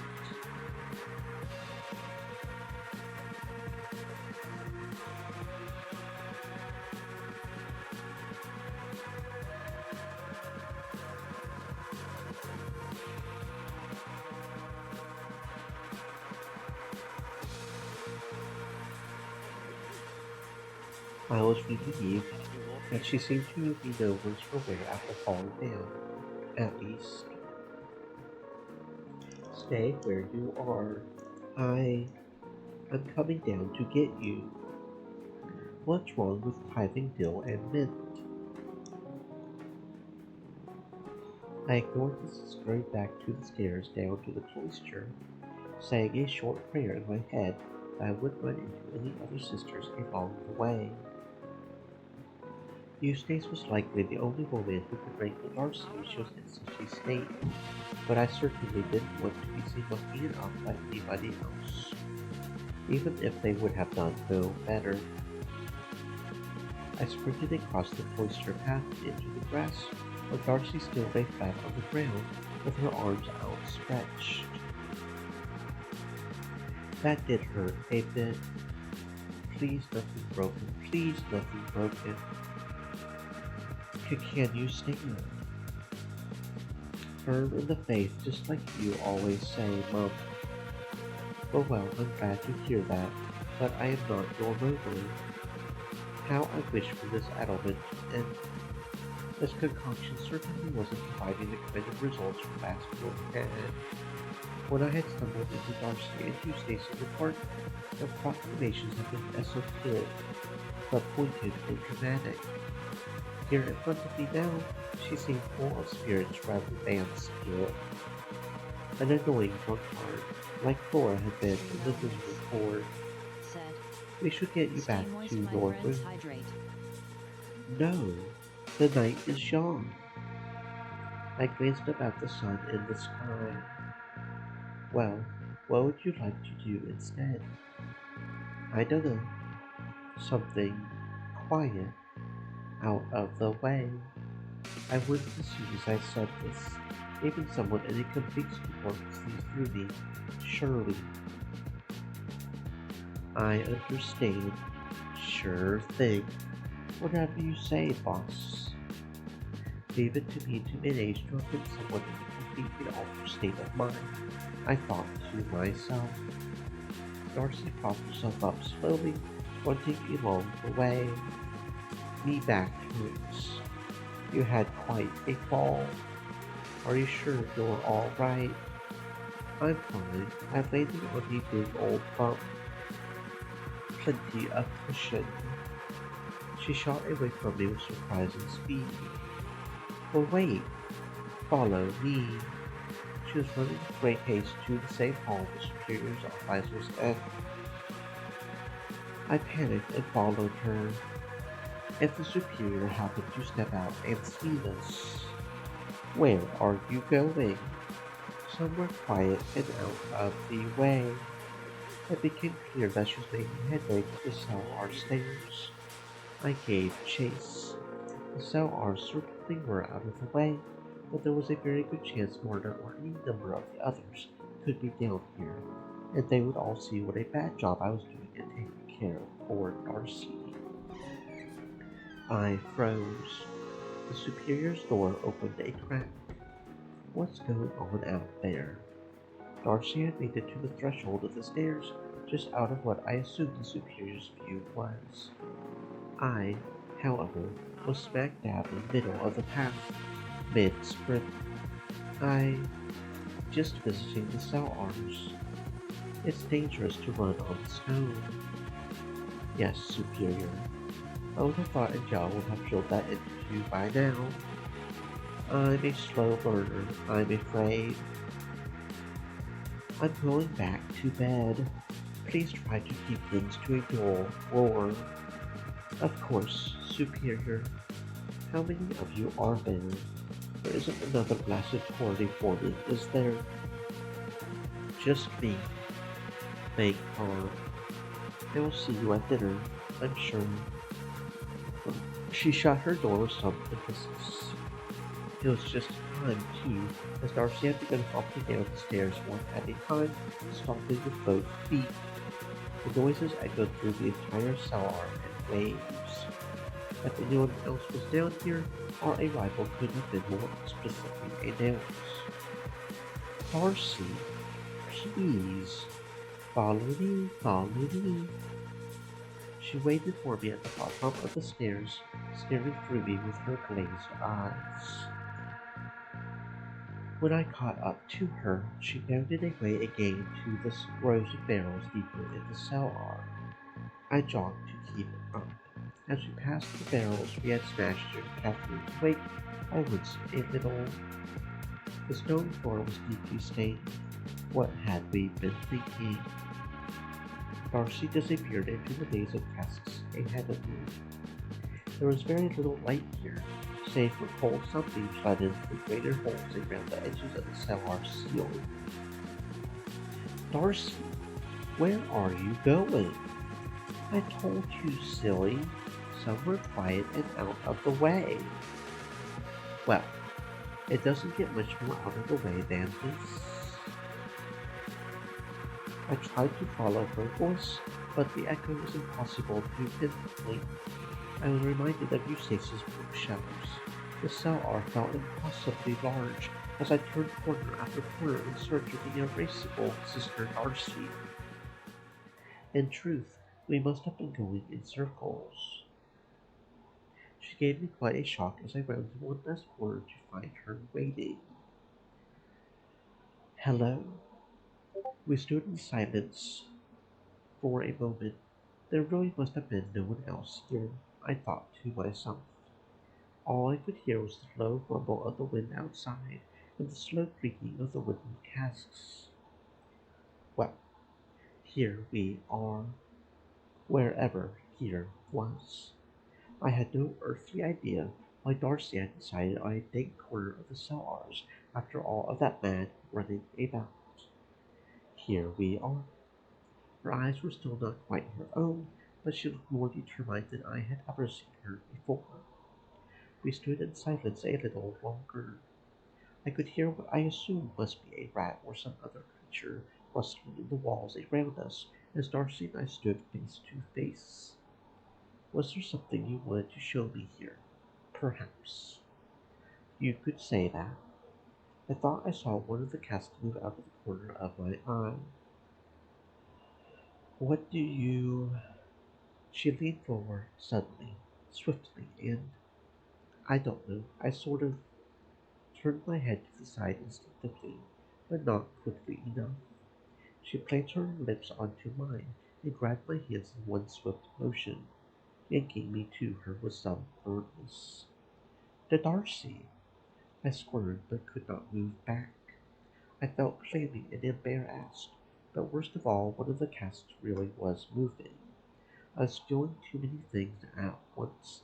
I wanted to shove Darcy away and run, but I couldn't leave her behind with whatever monster was about to emerge from the barrel that was opening in front of me. Unfortunately, perhaps, it was no monster that emerged from the wooden door that had swung open while Darcy had been attempting to kiss me. No, the situation was far, far worse than that. Hello. Hello there.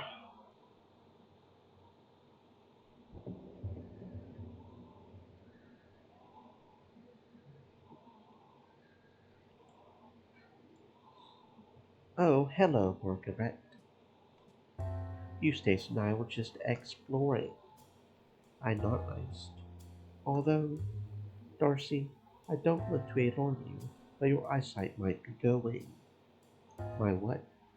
That isn't Eustace. Darcy squinted and peered at me. I suppose she finally saw through whatever distortion her teacher had caused, because she let go of my hands and took a step back. A sheepish grin crept over her face. Hedwig, I am so sorry. It's no trouble. This is too funny. Margaret reached into the barrel she had emerged from to scoop up a bundle of dried meats and hard biscuits.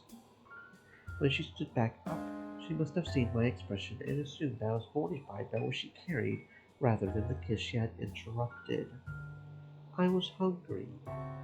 Why did you take the secret entrance? I would have just let you into the pantry if you had asked. It's more fun this way. Anyway, you were clearly busy. We weren't. I blurted this out far louder than I had intended. Weren't what? Busy.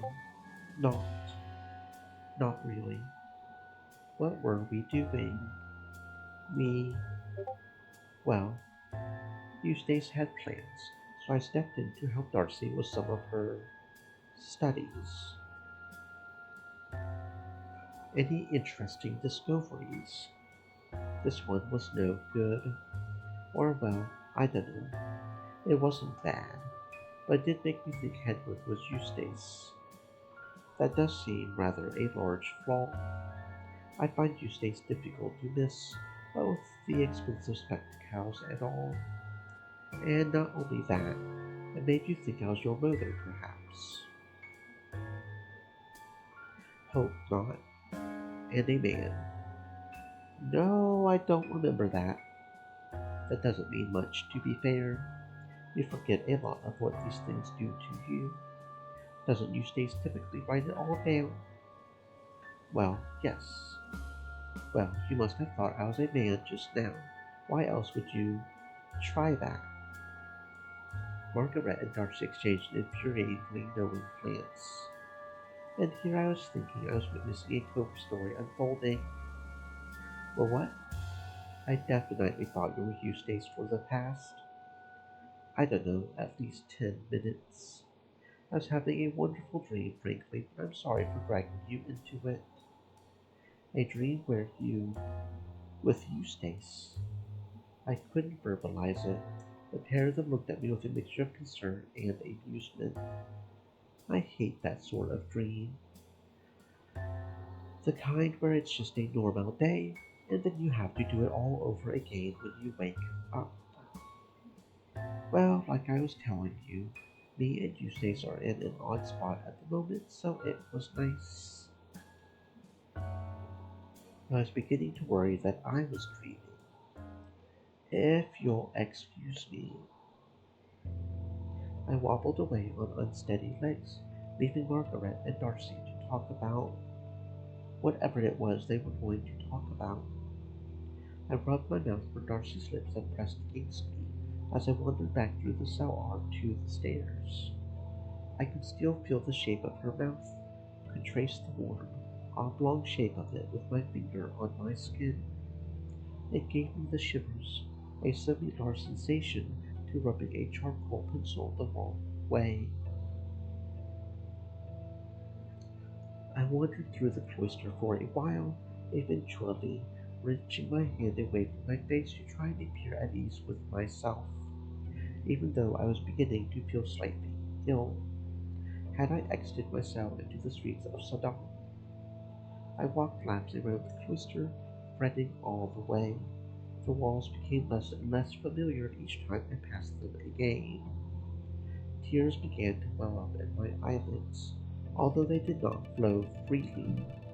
They soaked my skin subtly, stinging the corners of my eyes and the little divots by my nostrils.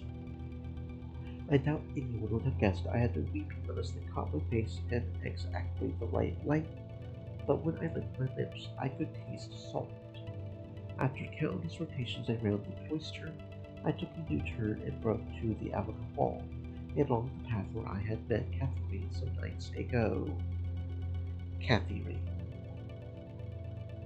I sighed and considered all things in perspective. Her sin, I suppose, was at least far beyond Darcy's honest mistake. As honest as one could be under the influence of one of her potions. At any rate, my shock was beginning to give way to simple sourness. I held Darcy in high esteem for her works and visions, but the luster of the latter was beginning to dull. If one vision required 10 bizarre rainbow experiences like the one I had just followed her through, could it really be so holy? Moreover, I was beginning to feel embarrassed by my strong feelings. How could I care about this, when I knew that there was a true monster inhabiting the Abbey? A real ghost, a real devil. How could we possibly be having a day off?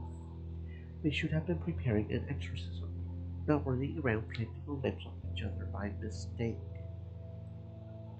Goodness gracious, you look terrible, as if you just saw a ghost. I had not eyes Eustace walking along the path to me, still carrying her fishing implements. I snapped to attention so fast that I could see her flinch. Perhaps I have. So steady on, steady on. I was only joking. What's gotten into you? Nothing. It's complicated. I suppose it's my turn to be unduly stressed by all that's happened lately. I thought you were heading out to fish. I was going to, but I thought perhaps I should come back. Something felt wrong about leaving when I did. It looks like I may have been right. Perhaps.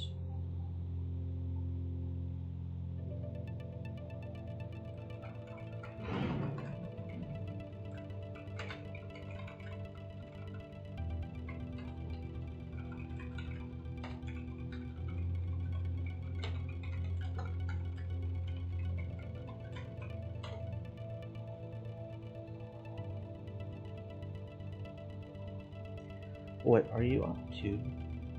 I don't know. I was looking after Darcy, but that's no longer necessary. Thank goodness. I was just taking a walk to settle down. She can be a handful. How is she? She seems well. Occupied. I would guess so, yes. Margaret wanted to talk to her about something. I see. I suppose I have time to fish after all then. Would you like to come along? I don't know the first thing about fishing. It mostly involves sitting still. I suppose I could do that, yes. Selfishly, I imagine that spending some time away from the Abbey itself might put me in ever so slightly less danger. There was no real logic to it, of course, but I held a spurious connection in mind between the demon and the walls of the Abbey itself.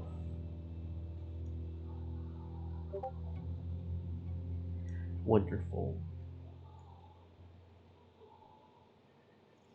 The walk to Eustace's fishing spot wasn't too long, but it did take us away from the road into a barely beaten trail into the woods. The path sloped downward, and it was occasionally interrupted by fallen branches and logs that required some effort to maneuver down, over, or around. We did not speak for a while. I welcomed the silence, truth be told. It allowed me to absorb the sounds of the forest. I realized, halfway into the journey, that I was hearing more new sounds in rapid succession than I had ever before in my life. There are only so many sounds within stone walls.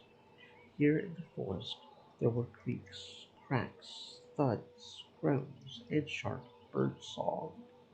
It was somewhat overwhelming. As I hopped over a fallen log blocking the way behind Eustace, I experienced an odd sensation. My hands digging into the bark as I adjusted my weight to swing my leg awkwardly over to the other side, felt as if they could feel more. I cannot think of a better way to describe it. I know it sounds rather ridiculous, but hearing all the sounds of the mysterious outdoors running the rough texture of wood under my fingers, fabric bunching up between my legs as I shifted my weight, it was too much for my soul to bear at once. I felt my eyes flicker up, and I felt so dizzy that my dismount from the log nearly ended with me face down in the dirt. Are you all right back there? Yes, I don't know. I went a bit funny there for a moment. You look a little off balance. Do you need to eat something? Goodness no. Luncheon was more than enough for me earlier. I think I'm just having a lot of thoughts about being, you know, outside. We've been outside a few times now. The woods are a new place. There's a lot of noise and lots of new things. I just got distracted. That makes sense. She turned to continue down the trail, but kept talking as she forged ahead. You had me worried there. Reminded me of how Charity a bit. I shouldn't divulge. It's not my business. But she's got a condition. Does Moira know? Yes. It doesn't really matter, though. There's not much that can be done about it. I've never known anything in this with Charity. You haven't heard her going out to use the clean 4 times a night? I suppose I'm a sound sleeper. I could hear a new sound as we continued on, like my old faucet, but somehow wider, deeper, like the ocean, but calmer, lighter. Here we are. We had emerged from the tree line onto a grassy embankment. The knee of a modest stream bent in front of us. Eustace put her bucket down and immediately set to work, erecting a contraption out of the pole and stick she was carrying. Sit down anyway. Would you like some help? No, this is just for me. The very way. I glanced beneath me to try and find a good seat, but nothing stuck out in particular. It was all dirt and grass. Just sit. Your bum is going to get soggy no matter what out here. I gingerly sat down. My habit was thick enough that I was surprisingly comfortable. Damp, but not sodden. The cold ground gave me a jolt when I first touched down, but after a few minutes I was pleasantly situated. I was suddenly repulsed, however, when I saw what Eustace's bucket had been carrying. What? They're just worms. Whatever for. She reached into the bucket as if it were nothing, and swiftly plucked one worm out of the horrid table. Bait. She expertly steered the creature onto the sharp hook dangling from her fishing pole. My reactions were all over the place today. I despised looking at the pulsating creatures, but I did not want to see it harmed either. The poor thing. Just wait until you see what I have to do to the fish if I catch one. I squirmed in the dirt. I thought this was meant to be relaxing. It is. Deeply. Is this not cruel? I don't think so. But you're killing something. 2 things, I'm even. Fish and worms. Are you concerned for their souls? You know as well as I do they don't have souls. Well, time to relax. She threw the hook and line into the center of the stream, then joined me on the ground. You'll soon see. It isn't even about the fish, really. That does not put me at ease. You'll scare them away.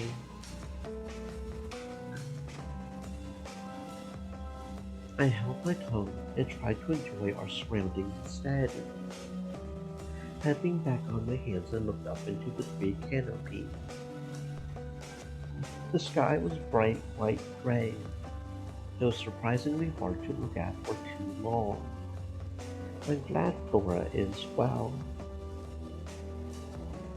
Yes, it was quite an ordeal. What happened? Well, I heard a loud noise in the middle of the night, and when I went to investigate, I found that it was coming from my old cell. And and there she was, sure enough, being chased.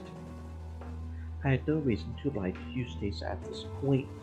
Unlike the others, she had already correctly assessed what I was up to. After our explosive argument in the garden, the true story would be difficult for Eustace to argue against. I knew she could not have been the ghost. In a sense, she was the only person I could trust with these details. Eustace seemed to know this. Her expression was measured, and she stared at the hook bobbing in the stream rather than turn to speak to me directly. And what was chasing her? A monstrous creature, the same one that I saw wielding that burning blade. It was huge and full of fire, and it smelled of brimstone and sulfur. I know it couldn't have been you. Eustace rubbed her sleeve against her nose. Brimstone is rather hard to get out of cloth. Please don't joke. So you were menaced by a devil of some sort, yet here you are. Don't you find that a little odd? I... well, you must be strong. I hear demons are quite dangerous. I think Flora and I were just lucky. If this monster is real and wanted you dead, I think it would have killed you. Perhaps it didn't want to kill us. Perhaps. Perhaps it wanted to possess you. I tensed up. My fingers dug into the dirt involuntarily. That did not happen. That's what someone possessed by a demon would say. She slowly turned her head back to me, her expression solemn. As our eyes locked, I felt panic flushing through me. I needed her to believe that I had seen what I had seen, but not like this. Only joking.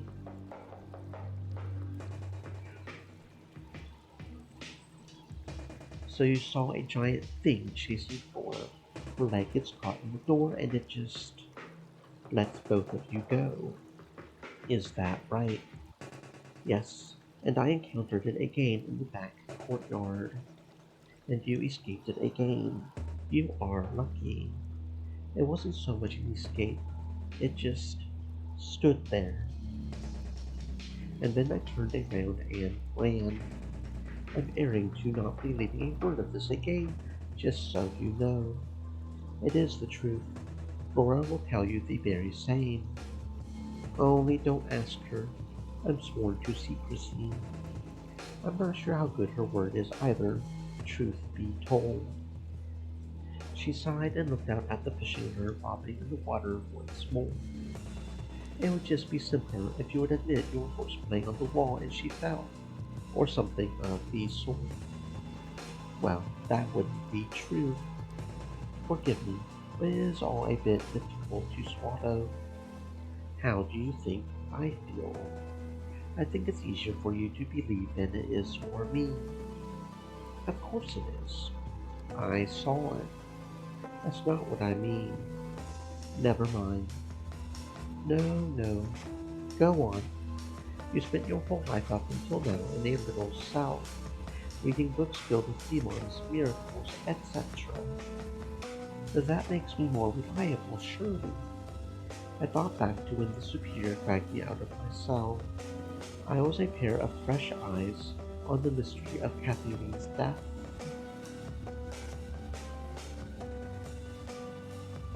I have as untainted a view of the world as anyone could have.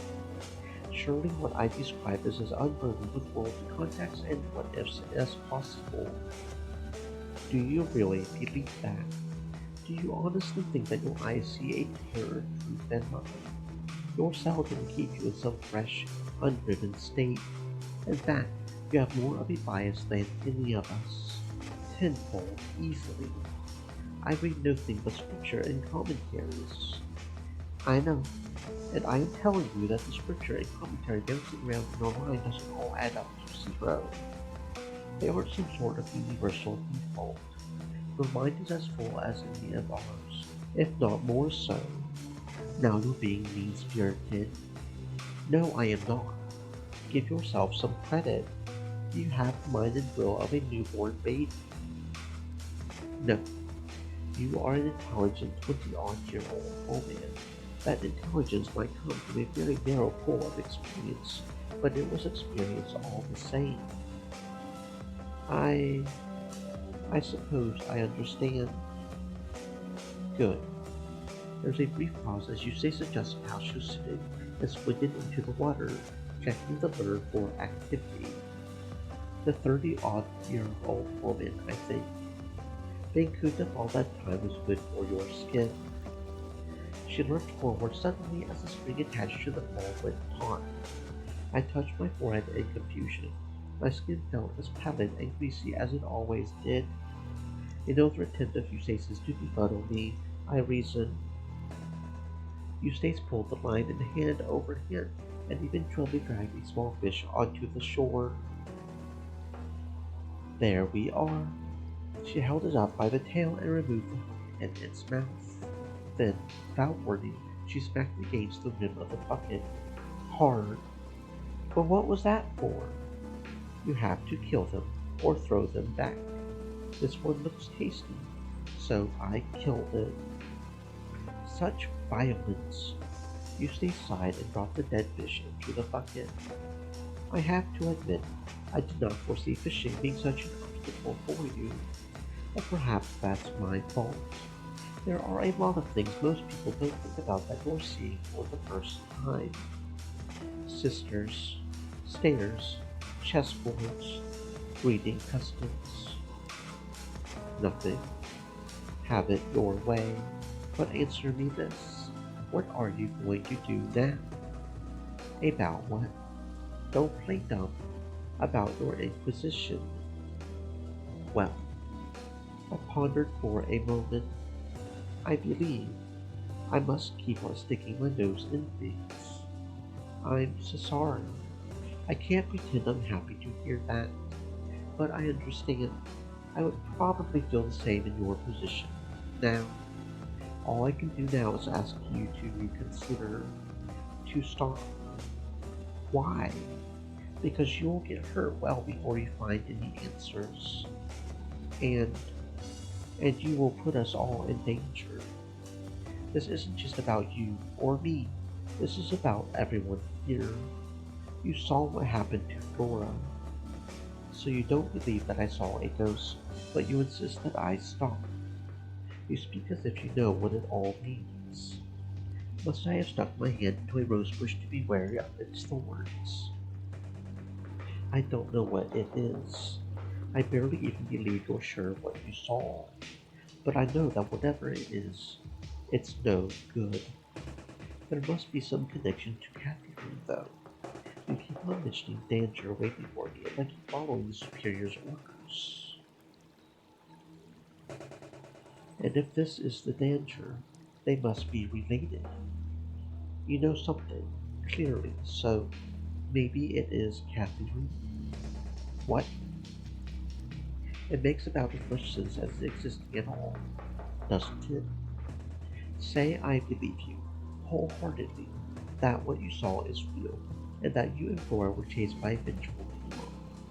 Is it such a large leap to wonder if it is Catherine, or related to her in some way? Yes, or why would it be? I cannot entertain such a dark thought. What possible evidence would there be that could connect the two? What evidence do you have that it happened at all? Anyway, Flora and Kathy Reed. There is some history there. Unpleasant high story. I went cold as I recalled the story I had heard about Flora being locked inside a trunk by Kathy Reed. One of the hazing pranks, spoken about in irritated whispers by the superior, had been my assumption. I was vaguely aware of that. There you go. I'm not saying that is what it is, of course. You know, it is something to think about. What would we do if that were true? What difference would it make if I did or didn't keep my promise to the superior to investigate what happened to Kathy Reed? When you first saw the beast, what were you doing? I was on the landing. Doing what? Looking for Flora as part of my investigation into Kathy Reed's death, I suppose. I was worried her disappearance was connected. In this scenario, if we pretend monsters are real, it seems logical to assume that you are being lured away from something by the ghost. What was Flora doing? I don't know. She had been in my old cell. That's very interesting. Follow that thought. She suddenly yanked another fish out of the water. She continued speaking as she inspected the size. Flora and Kathy Reed were very close for a while, until they weren't. There is a connection there. If you want to investigate something, look into that. Then what? Then stop, God willing. And then what? Just wait to die, or worse, when the beast strikes again? I have a theory about that. A theory. It seemed preposterous to me to ascribe any sort of logic to devilry. I was too curious to object. A dark sense of suspicion, perhaps not of Eustace herself, but of what she knew, began to creep through me.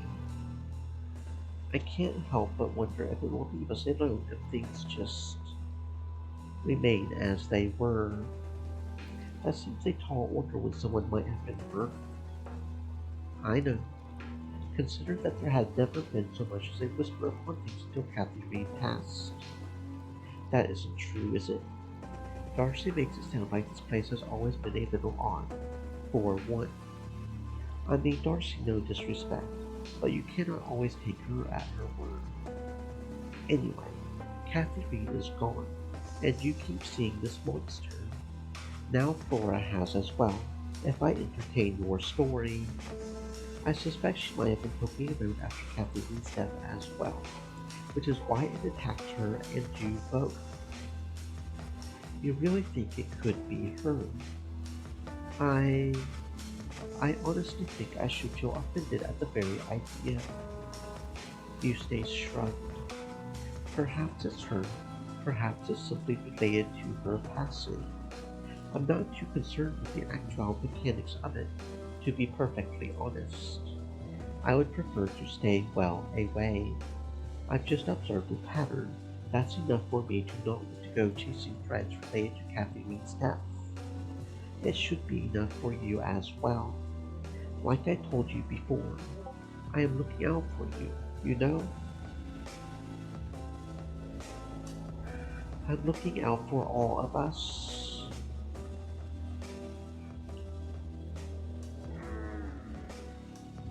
I stared into the ripples of the stream, considering Eustace's words. It was, infuriatingly, rather sound reasoning. Nobody seemed to recognize the ghost I had described on that first night I witnessed it. They concluded it was a prank immediately. Nobody claimed to recognize the creature. When Eustace had dressed up as that same beast to scare me, it had been based on my description. It had genuinely terrified everybody else in the room. I recounted the times I'd seen the terrible apparition outside my windows after the superior had told me her plan for me, in the hall when I had been sleeping outside the Misericorde, on the landing above me when I was observing the storm in the cloister, looming above me in the corner when I had been looking for Flora, and then finally, of course, the attack when I had finally found her. These indeed were all connected to my search for the truth about Kathy. There was one small detail nagging at me, however. When we were traveling back up the mountain from the village, you seemed to hold visions, apparitions, and so on in very low regard. What has changed? A moderately convincing eyewitness account. Isn't this what you wanted? For me to change my mind? Goodness, Hedwig, doesn't learn to accept victories when you've earned them. I. Well, that is heartening. I propose a deal. Stay out of it. Stay out of it, truly, for 1 week. If nothing happens, I win. We accept that Caffeine's death is a tragedy that affected us all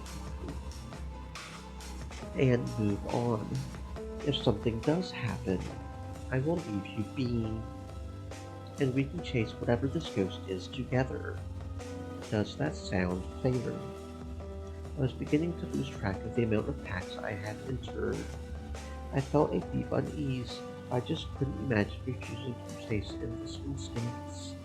Especially, a dark voice inside of my head whispered when we were alone in the woods. That sense of suspicion had not been abated by this proposal, and I started to wonder just how much Eustace knew that she was not telling me. A raindrop fell in her hand just as she extended it out to touch my shoulder. Remember, I am trying to help you, and I will, no matter which way things break. But very well then. My stomach churned. I had no intention of honoring such an idea. Perhaps I should have. Perhaps I should have.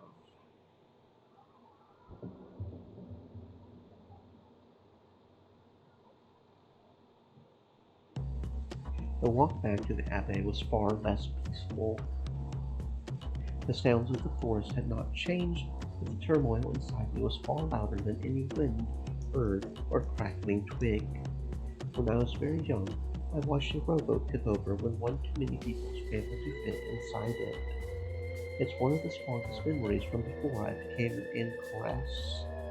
Perhaps my only complete memory from that period. I felt like that rowboat now. I was not built to hold this much weight or movement. I grimaced to myself as I recalled all of the secrets, pacts, and threats I held. The superior's demands, Flora's plea for secrecy, Catherine's whorish behavior, and jealous assumed tact, Eustace's ability to look right through me, and the lie I had just told to make her happy, and above all else, my broken oath.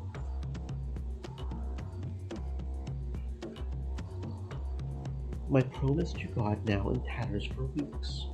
Not only was I no longer an anchoress in his service, I barely made time for him at all. I did not recite all of the hours. I no longer prayed as I once did. I no longer labored over scripture. I could feel my knowledge of the words slipping away, letter by letter. There was a point in my life where I could recall almost any passage from memory. Now, I was beginning to worry that my grasp of scripture was about to be pushed out of my mind to make room for these sins. There was no room left in my little rowboat. Neither Eustace nor I spoke until we were back inside the walls of the cloister. Thanks for coming. I hope the fishing experience wasn't too traumatic for you. It was certainly full of surprises. I suspect you won't be so conflicted when it comes time to eat these. We can fry them up later if you like. Supper is already planned, surely. Have you never had a midnight snack? I'll come collect you later when it's time. That sounds lovely. I wasn't completely sure what was so exciting about eating fish on a different day than was usual, but I was more occupied by Eustace's sudden friendliness. It felt fairly obvious to me that Eustace wanted to keep an eye on me after my promise. I couldn't go snooping around the Abbey late at night if I was busy supping with her. Clever. I was about to turn and leave when she spoke up once more. Darcy went back to the dorms. Probably. Yes. I must assume so. I last saw her with Margaret in the cellars, but she was rather worn out after drinking that tincture. Right, thank you. Fish tonight. Don't forget. I won't. She nodded and scurried off to the cloister. I'm not proud to admit that my immediate thought after she left was to break my promise to her. I felt that it was an unreasonable promise to demand of me. That moment seemed like the perfect time to investigate what Flora had been doing in my cell. I walked to the stairs slowly, making sure that Eustace was far enough ahead to miss me following close behind her. After climbing the stairs, uh, I scampered across the landing, relieved to see that nobody else was between me and the crossing where I had first seen the ghastly demon. I slowed a little, the same crossing where it had chased Flora and I. To my left, the door that crushed her leg. I turned to the right and walked forward a bit until I came to the corner, facing right again to stare into the darkness of the old hallway, my cell at the end, beckoning through the ink. Eustace's theory rang inside my head like a bell. I stepped forward. It was dark in here, but there was broad daylight outside. If Eustace could find confidence in Spur's connections, so could I. No devil would chase me into the sunlight. I felt very brave for the first few steps, but halfway through the corridor I began to second guess myself. Still, I pushed ahead. I had to know. What had Flora seen? I could simply ask her, but after talking to Eustace, I was beginning to suspect Flora might not be completely forthcoming. I arrived at the door to my cell, my heart beating out of my chest. I was shaking now, still full of courage, but for how much longer I would stand being here alone was anyone's guess. I hastily reached out to open the door, only to discover hell. I swore under my breath and then felt ashamed. The door was locked. I tried the handle again, but it did not budge. That was very odd indeed. How had Flora gotten in, then? I backed away from the door for a moment to consider. The darkness made me shiver. Had somebody come to lock it after the fact? That seemed the most plausible explanation, only I could not imagine any reason why. I would need to ask the superior for the key if I were to investigate this any further. I exhaled and briskly walked back to the light and the landing. As I emerged from the bend and the long hall to the dorms came into view, I slowed to a more normal pace. Nobody was there, thank goodness. I jogged lightly to the stairs and took them down faster than ever before, nearly tripping as I turned on the landing to see Sister Hedwig. Where are you in such a hurry? Oh, I was on my way to see the superior. I would not suggest doing so at this time. I was just at her door and received a strong telling off. Oh dear, I think she is busy, or perhaps she is brooding. I think this Flora incident upset her a great deal. It was very upsetting, although she did seem relieved last night. Jubilee, and so on. That is true, but I would not be surprised if she changed her mind, or found something else to be upset about. Does that happen often? Adela threw her head back and let out a sharp cackle. Aside from you, I am the newest oblate here, and even I have seen this many times. Our superior is very gracious until she is not. That is good to know. How are you making the most of your day off? Oh, this and that. I just went fishing with Eustace. Really? Wow. I have been waiting her to take me for ages. Is that so? Do not worry, I am not jealous. I think that when I last asked her, she was busy courting Darcy.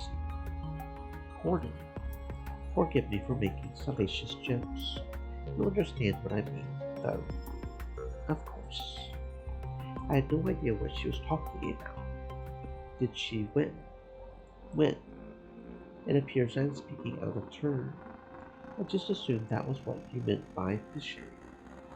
Hedwig went on a fishing trip with Eustace. A bell jolted as Margaret emerged behind her.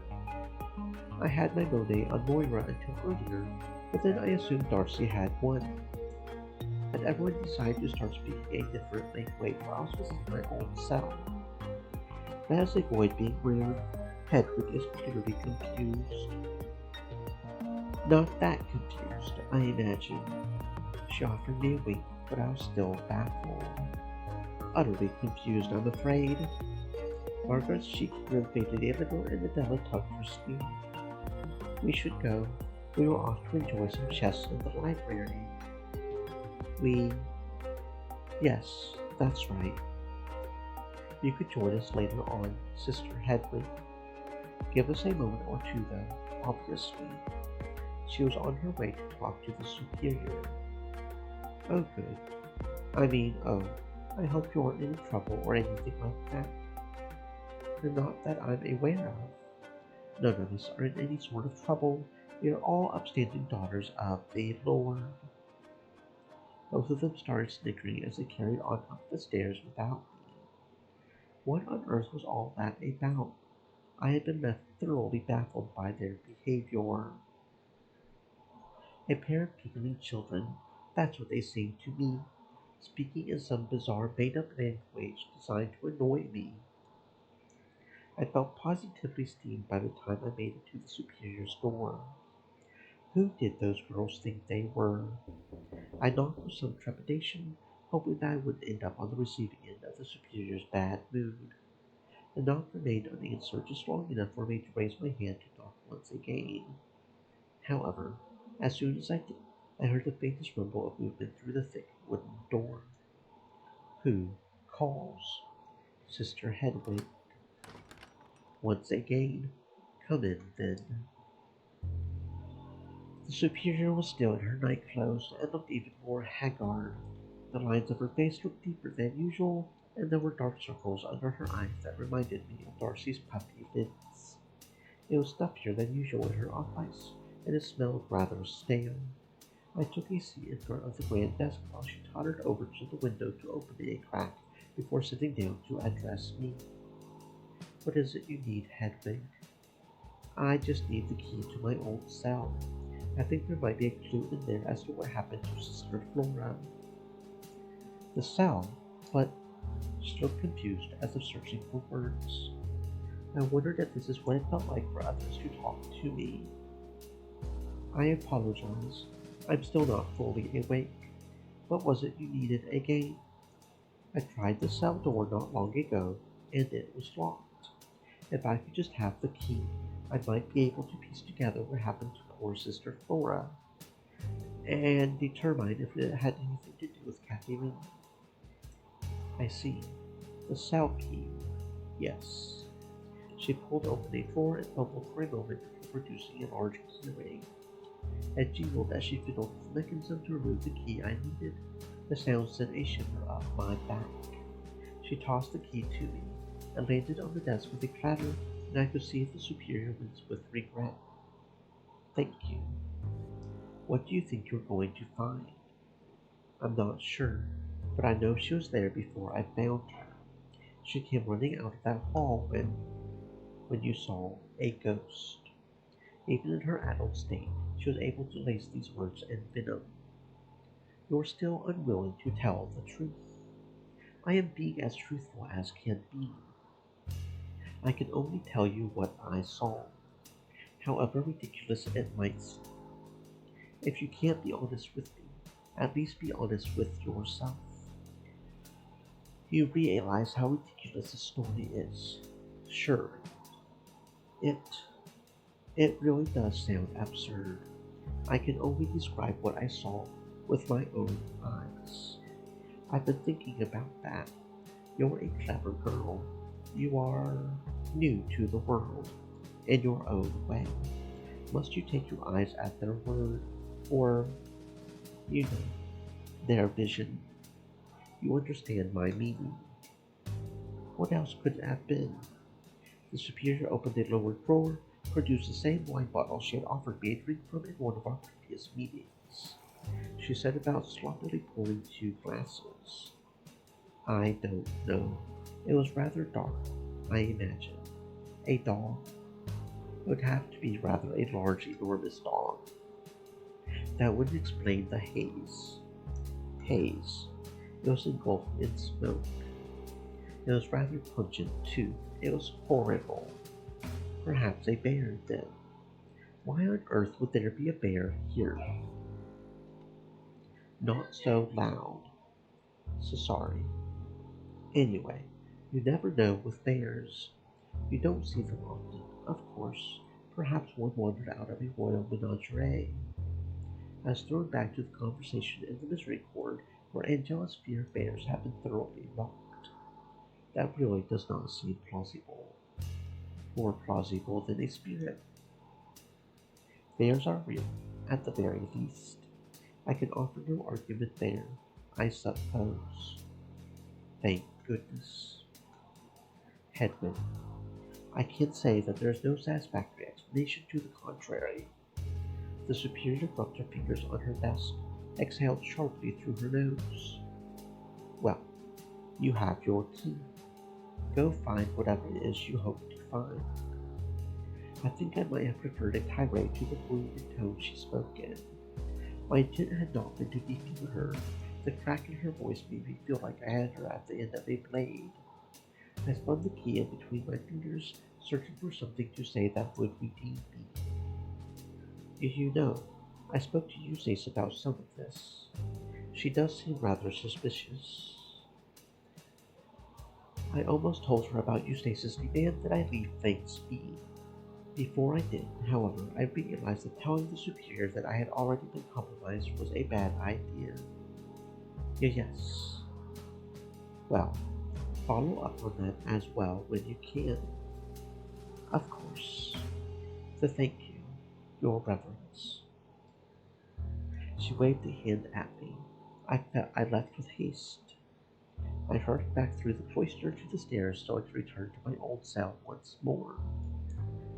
As I reached the second floor, I froze for a moment. I could hear Eustace's voice coming from the old dormitory hall. It would be terrible if she caught me breaking my promise to her not an hour after making it.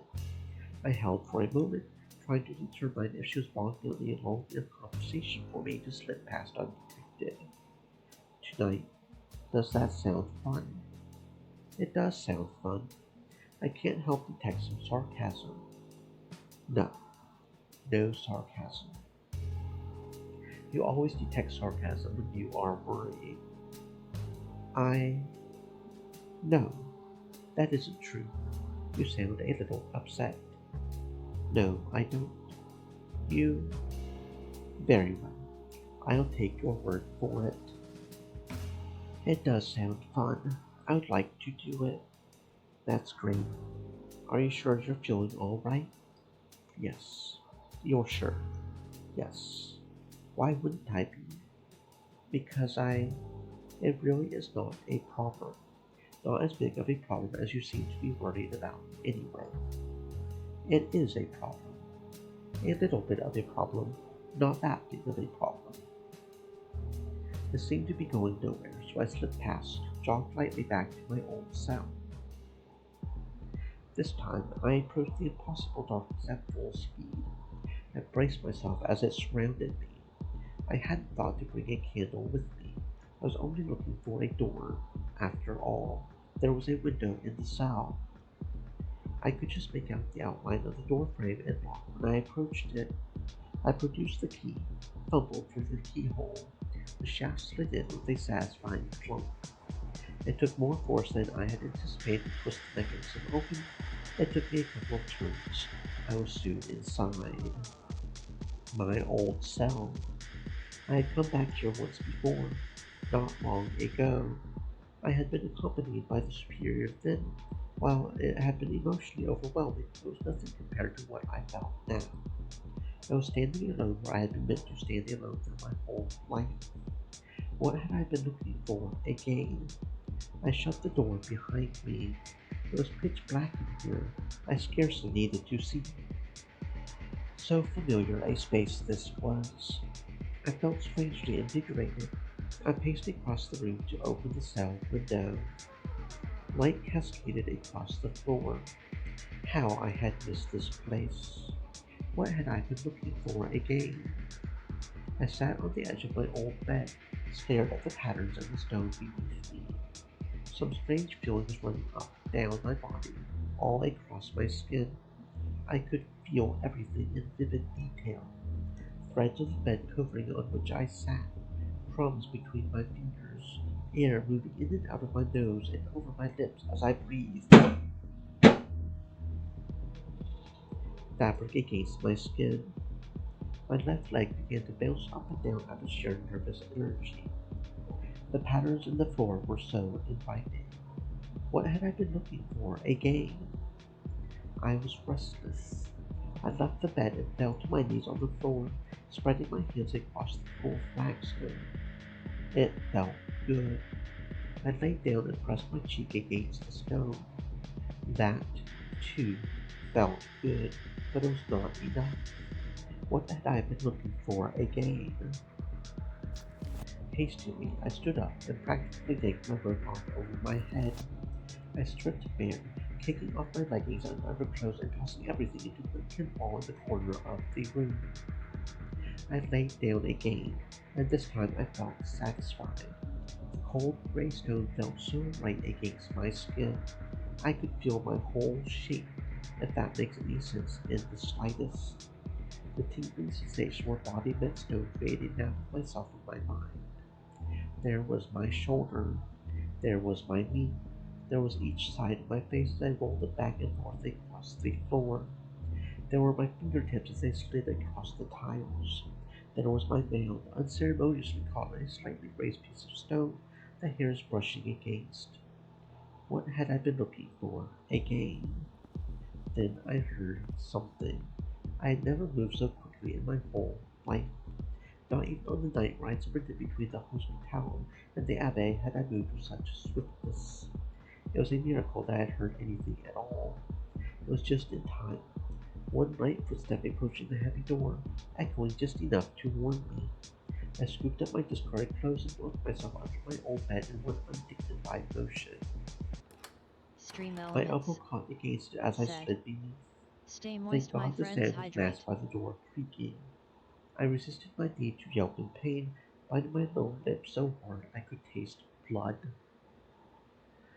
Someone entered the cell. I could see the hem of their robe and their shoes, but little else.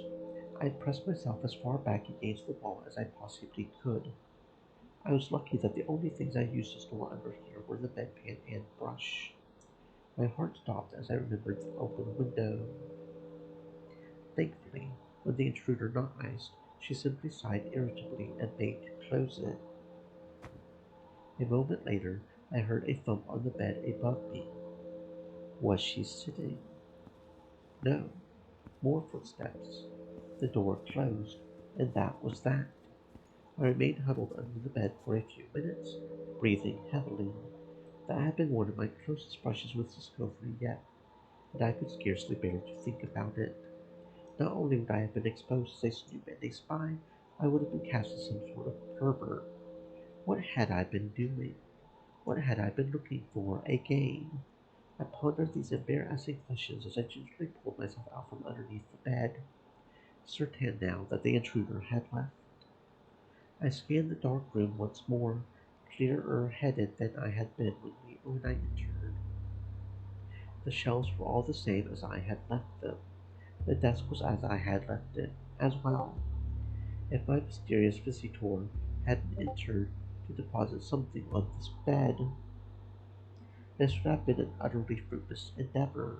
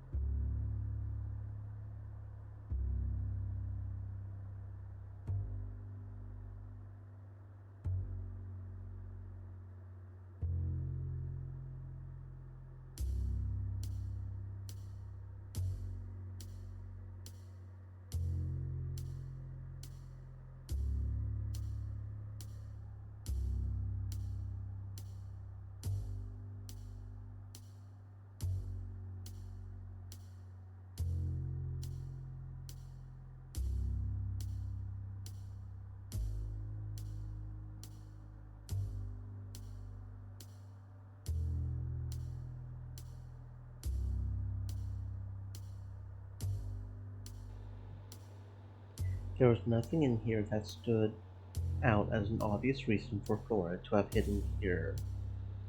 I furrowed my brow. It was hard to believe this was worth breaking my promise to Eustace.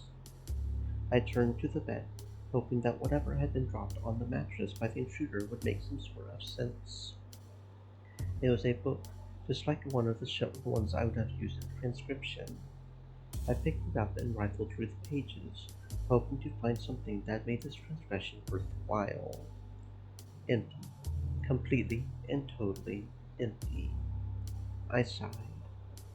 I was beginning to grow tired of being bombarded with new questions and mysteries. I was amassing quite a collection of mysterious books. I walked over to the window to crack it open once again, hoping that sunlight would reveal something on the pages. Perhaps messages scratched into the pages without ink, or... Hedwig, is that you? All blood drained out of my face. A tiny figure was waving at me cheerfully from down below the window. Hello, Hedwig. I can see your tits. I panicked and moved away from the window. I scrambled under the bed to recover my clothes and pulled them on as fast as I could. Perhaps if I moved quickly enough, I could convince Catherine that she hadn't seen anything at all. It had been a trick of the light. I had been in my room, my dorm room, this whole time. I finished dressing myself and grabbed the book from the bed. I scurried out of my cell and shut the door, my hands trembling. And I sprinted full speed down the hall to the corner, hoping I could make it back to the dormitory before Catherine could catch me. I ran as fast as I could, but alas. Hedwig, my dear. She too had to move in a haste to sing. She crested the top of the stairs just ahead of me and looked with wicked triumph on her face. Just the woman I was hoping to run into.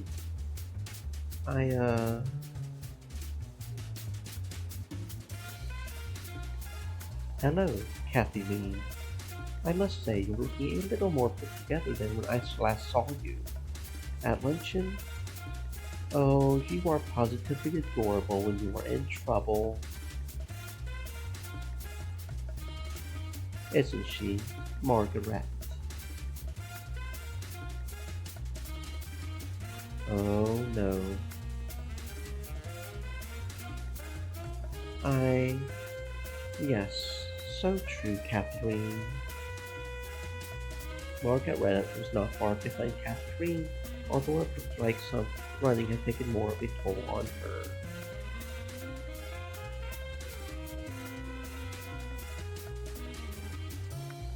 Are you winded, Margaret? Keep up, you're fitter than I am. You know I was busy. I'm not to be underestimated, as long as I have time to prepare. She joined her friend, attempting to match Catherine's smirk and heavy breaths. I think the three of us are long overdue for a little chat. Wouldn't you agree, Hedwig? I. Just us girls. I've long considered the three of us a very tightly knit clique. I couldn't agree more. Why don't you come with us? Well, where? The Cellars are lovely at this time of day. The Cellars are lovely at this time of day. There was no wriggling out of this.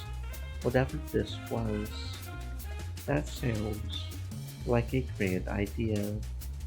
Wonderful. She put her arm around me and pulled me close, her fingers digging into my shoulder as she guided me down the stairs. We have a lot to catch up on. Too true. The mischievous pair practically dragged me through the cloister to the cellar stairs. We'll have so much fun, the three of us. Why do you look so worried, Hedwig? Do I? A no little woman was emerging from the cellar stairs ahead of us. At first I was relieved. Perhaps she would intervene whatever scheme these two had for me. Alas. What on earth are you three doing? Just us girls having a little fun on our impromptu holy day. Miss Hedwig, well, she looks as if she's seen a ghost. Hedwig is having just a wonderful time. A little too much wine, perhaps. Nothing a little more wine won't fix. Angela sneered. You could be doing something far more productive with your time, all of you. So true, yet here we are. Alas, life can be so cruel. Indeed it can. Thank God for good drink, good company. Incidentally, would you fuck off away, Angela? Thank you ever so much. Angela rolled her eyes, strolled the other direction, to the superior's office. Catherine squeezed my shoulder, continued to steer me as we made our way to whatever meeting place in the cellars my kidnappers had in mind. I hoped to discover that Flora might be down here tending to the barrels, ruining whatever Catherine and Margaret had in store for me. Unfortunately, it was utterly empty in the cells. I was guided through rows of barrels to a familiar spot. Margaret opened the lid of one of the casks, crawled through. Catherine bade me do the same, finally letting go of me. There was a slightly awkward squeeze. I soon emerged into a small pantry. It smelled quite pleasant. Salted meats, dried fruits lined the shelves, strings of sausage and herbs dangled from string around the ceiling. Margaret seemed quite at home here. Catherine followed behind me. After getting back into the makeshift tunnel to close the false cask lid, she lit a candle resting on a makeshift cask table in the center of the small room. Under any other circumstances, it would have felt quite cozy. The dark grins on my cat horses' faces kept me uneasy. Catherine opted to stand rather than lean. She leaned over me, looking quite pleased with herself. Hedwig, my dear, who were you boffing?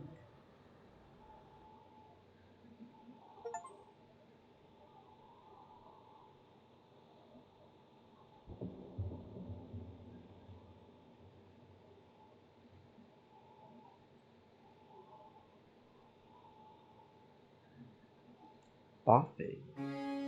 Come now. You're in trouble, Hedwig.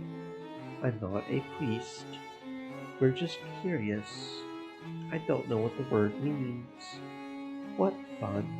We get to teach you all sorts of new things now. Catherine told me. I think she was in quite a hurry. She saw you fucking somebody. Not quite. I caught her post-coital, I believe. No, you did not. Hedwig, you simply must relax. There really is nothing to be afraid of.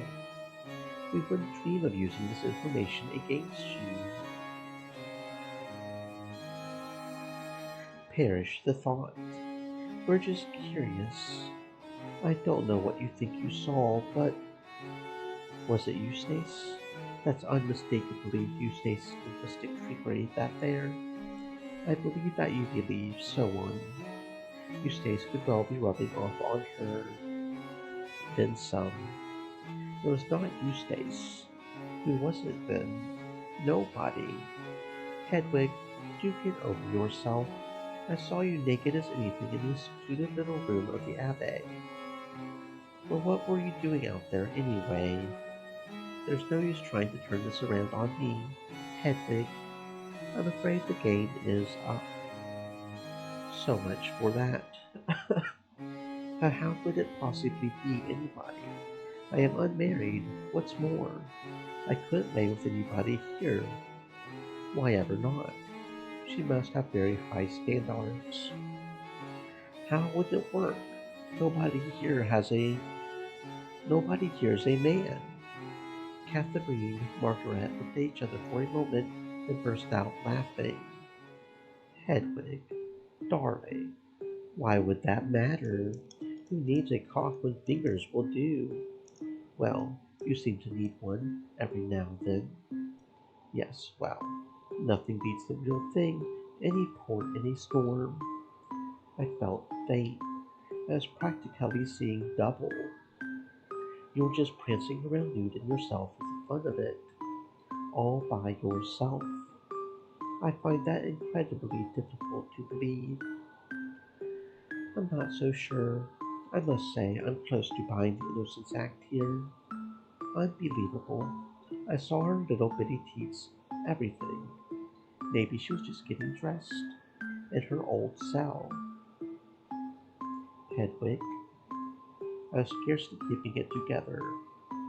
The book I'd found in my cell slipped from my hands. I was looking for this. What is that? A Bible? Margaret picked it up and quickly ran the pages between her fingers. It's empty. Yes, I wanted a blank book. I've been itching to do some more writing in the illumination ever since I left my cell. And I didn't want to steal one of the books earmarked for my chronicles. Liar, liar, liar. How did you get in? The cell is supposed to be locked. Well, the superior gave me the key, so she'll tell you if you ask. Margaret and Catherine exchanged a glance. I believe her, actually. It all makes sense, I suppose, save for one teeny tiny detail. She stepped forward and grabbed my chin, squeezing my cheeks together as she commanded me to meet her smug gaze. Why in God's name would any of that require you to strip naked, bare yourself to the whole wide world? Catherine, I don't know. Maybe she was just, you know, taking a little time for herself. She could do that in her own room. Perhaps she just needed a change of scenery. Catherine looked slightly disappointed. She let go of my face, stood up, resting her hands on her hips. Everywhere is a change of scenery for her, though. In fact, that room is the one place that would hardly count as a change of scenery. Margaret chuckled, sounding a little exasperated. Given a rest, you caught her looking about with herself. It happens. I have to imagine that was the only entertainment she had in that cell in the first place. Probably brought back old memories, put her in a certain mood, you know? I despise how much sense that makes. I had no idea what they were talking about. I had been granted a reprieve from the erroneous belief that I had been boffing, as Catherine put it, anybody. I was torn between relief and disgust. Any port, any storm? Was Catherine really suggesting? Was Margaret suggesting? I jumped to my feet, so heated I was at the accusation. I wanted to quote Aquinas at the top of my lungs. How disorderly did these two think me to suggest that I could do such a thing to myself? The pair of them looked at me quizzically as I held a finger forward, ready to spew venom in their direction at the very idea that I would do something so unnatural to myself. Then I realized of the predicament I was in. You won't tell anyone, will you? I gulped. My hands were shaking. Margaret, Catherine grinned, looked at each other. Hedwig, what's to tell? We all do it. We're right. Well, we all do it.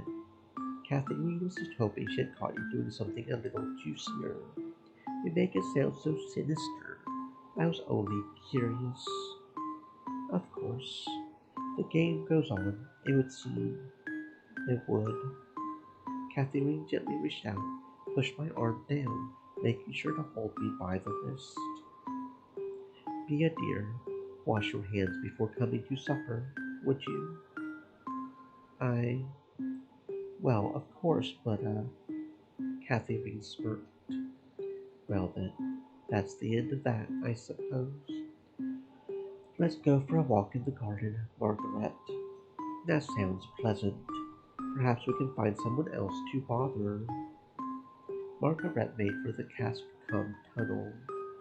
Be seeing you, Hedwig. Ta-ta. They both crawled somewhat awkwardly through the hole. I sighed deeply before following suit. They walked on ahead of me once we were in the cell ours. I shut the cask door behind me, leaned against the barrels to catch my breath. How much of my innocence would I have to sacrifice for this quest the Superior had given me? It had not been that long since I had left my cell. In that time I had lied, stolen, cursed, struck someone. Now something new, unsettling was in the balance. My reputation. I wasn't sure I had many more pieces of myself I could break off, throw to the wolves to keep them at bay. What else was left of me? To my sisters, I was beginning to look like a deranged, violent slut.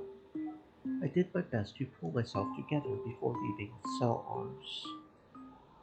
I thought about taking a bath. Nudity had gotten me in enough trouble today. I didn't want to risk being seen by prying eyes so soon after that nightmarish encounter. I looked down at the book I had taken from my old cell. I had been interrupted in my last attempt to determine its purpose by this whole endeavor. I decided to head back to the dormitory, investigate it in peace. Darcy, Eustace were nowhere to be found. Whatever they had been arguing about, it had resolved. Perhaps they had moved the conversation elsewhere. At any rate, I was relieved to be able to enter my room without being noticed. I closed the door, took a seat at the little writing desk situated across from my bed. It wasn't as big or as sturdy as the one in my old cell. I still felt a sense of comfort spreading an open book in front of me on the slanted surface.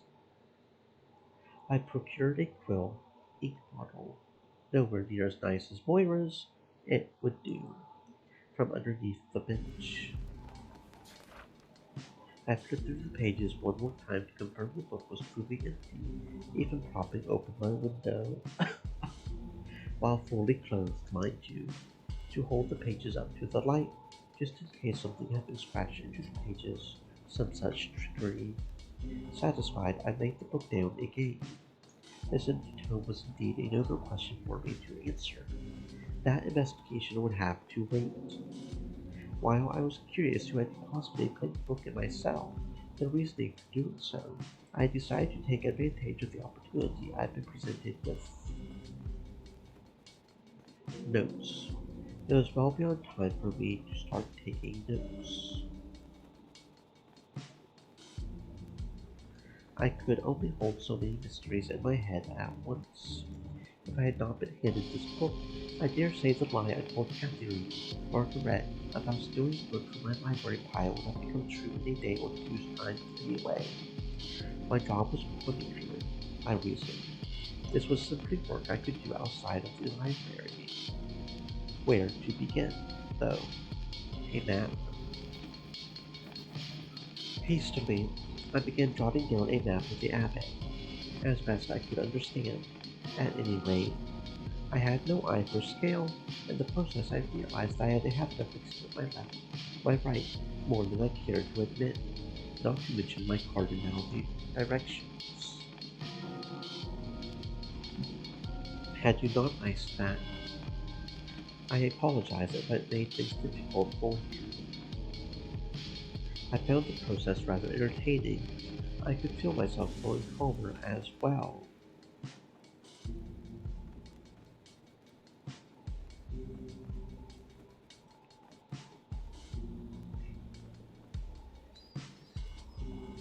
Putting information on the page began to feel like taking it out of my head. When I was finished my little map, I began writing about the sisters.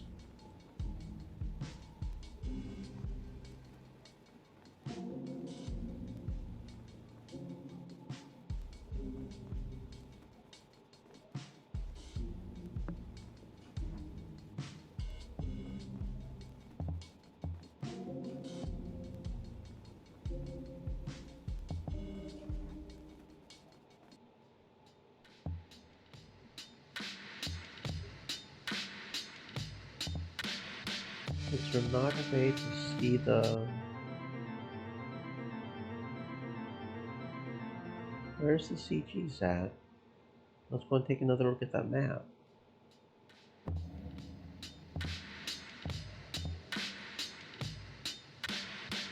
Huh, that feels a little weird.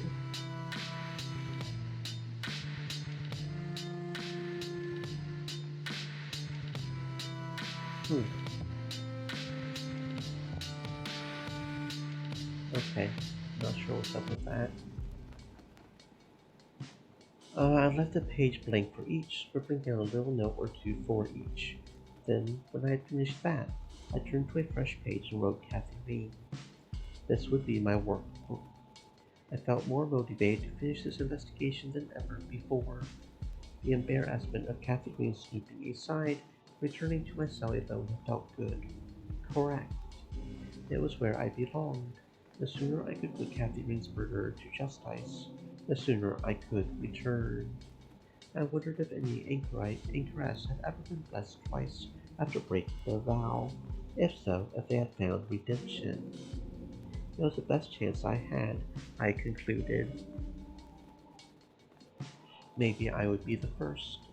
Maybe it would not save me. At least God would see that I had tried. It would be better than nothing.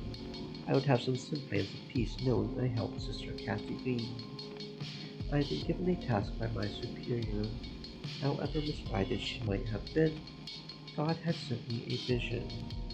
What's more, I had survived not one, but two encounters with unholy agents of the devil.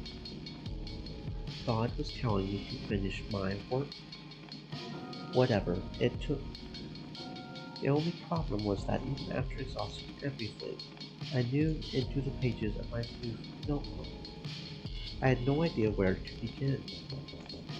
I quickly shut the book and wheeled around, looking for a place to hide it. I felt a lot less clever than I did a few minutes prior. Yes, Sister Hedwig, may I enter? I, certainly. The door opened and Angela glided forward. She closed the door behind her and leaned against it. The superior would like the key back. Oh my goodness. Yes, of course. I rummaged around in my robe and my heart sank. Oh dear. I'm afraid I must have left it in the cell. Sister Hedwig, please tell me you are joking. I am afraid not. I must have dropped it in the dark. We'll go and find it quickly, lest it fall into the wrong hands. Of course, I can't believe how clumsy I am sometimes. Nor can I. Did you find anything? I looked at her blankly. In the cell, the superior informed me of your hypothesis. Did you find anything indicating why Flora might have been hiding in there? Why she was attacked? Not as such, no. Only, I weighed whether or not to tell Angela about the empty book left by the intruder. On the one hand, the less I could get away with talking to her about, the better. On the other hand, I had no real reason to hide it from her if she would eventually hear it from the superior anyway. There was a book waiting for me. An empty one. An empty book. Many of those traveled in and out of that cell, I thought. It wasn't one of your blank Bibles. No, no. A little smaller. Well, it was on the bed. And the superior and I had already visited the cell some time ago. It wasn't there. Until arched an eyebrow, I had her intrigued. I decided that there was no real reason for me to hide the detail I had been talking around. Perhaps it might even impress her to know that I was able to think on my feet, avoid detection. I leaned forward, prompting Angela to do the same. To tell you the whole truth, someone else came into the cell while I was looking for clues. I only just managed to hide under the bed. Angela inhaled sharply. Who was it? Did you see them? Only the hem of their robes, I'm afraid. She said nothing. It could have been anyone. That is a pity. I wish you had gotten a good look at them. I was rather occupied. I was making sure they didn't get a good look at me. That is fair, I suppose. Well, we can rule out Flora since she's confined to that wheelbarrow at present. I bristled at Angela's use of we. Could you tell if they were wide, heavy set? I think I could identify Sister Charity from such an extreme angle, at least. Yes, I suppose we can rule Charity out. Sister Marta. Why is that? She walks with a cane. Of course. What did you do with this book? Is it still there? I shook my head. No, I took it with me. I was hoping there would be something inside. It was entirely empty. I'm using it as a log for myself now. Why would you do that? She hissed at me through gritted teeth. I was taken aback. I checked it thoroughly. I've been in need of something to track my thoughts. Whoever left it there did it for a reason. Presumably, somebody else was meant to discover it. Now it's gone. I felt embarrassed. And John was completely correct. I loathed admitting it to myself. How stupid was I? I could run it back right now. I was about to go retrieve the key as it was. No, it's far too late for that. You've already written in the book. Yes, then it would be worse to give it back. She sighed, pinched the bridge of her nose between her thumb, forefinger. We can make this work for us. If this book is key to some conspiracy, whoever is involved will know someone is on their trail when they realize it's missing. This is not ideal. It won't be difficult to spot erratic behavior. You mean it'll be obvious something is wrong? It'll require a bit of snooping. You're capable of that, surely. Yes, I will do my part as well. Speaking of erratic behavior, what were you doing with Catherine Margaret earlier? Did you just ingratiate myself? I see. Conspiracy or no, you should not trust those two. You should not trust anyone, especially not those two. What's particularly bad about them? Nothing you need to worry about. I am doing my best to put an end to their little scheme. So scheme? She looked me up, down. There was a surprising sheepishness in her voice. If it didn't come up in your time with them today, it's no thing you need to concern yourself with. Just understand that I am on your side. I imagined Angela might cut me on the spot if I told her what did come up in my time with Catherine and Margaret, so I decided to leave things there. I'll take your word for it. You ought to run along and find that key. Don't keep the superior waiting. Of course. Angela stepped away from the door and passed through it, and I skittered after her in a hurry. As I breezed down the upper hall, I could see some of the other sisters milling about in the cloister below. The wind had picked up that afternoon, and it carried a pleasant smell. Darcy must have been hard at work cooking dinner. I tracked to the side of the hallway closest to the wall, keen not to catch the attention of anyone below who might happen to look up and see me making my way to the old cell for the third time in a day. I made it to the dark doorway and tested the door. It gave, unlocked, just as I had left it.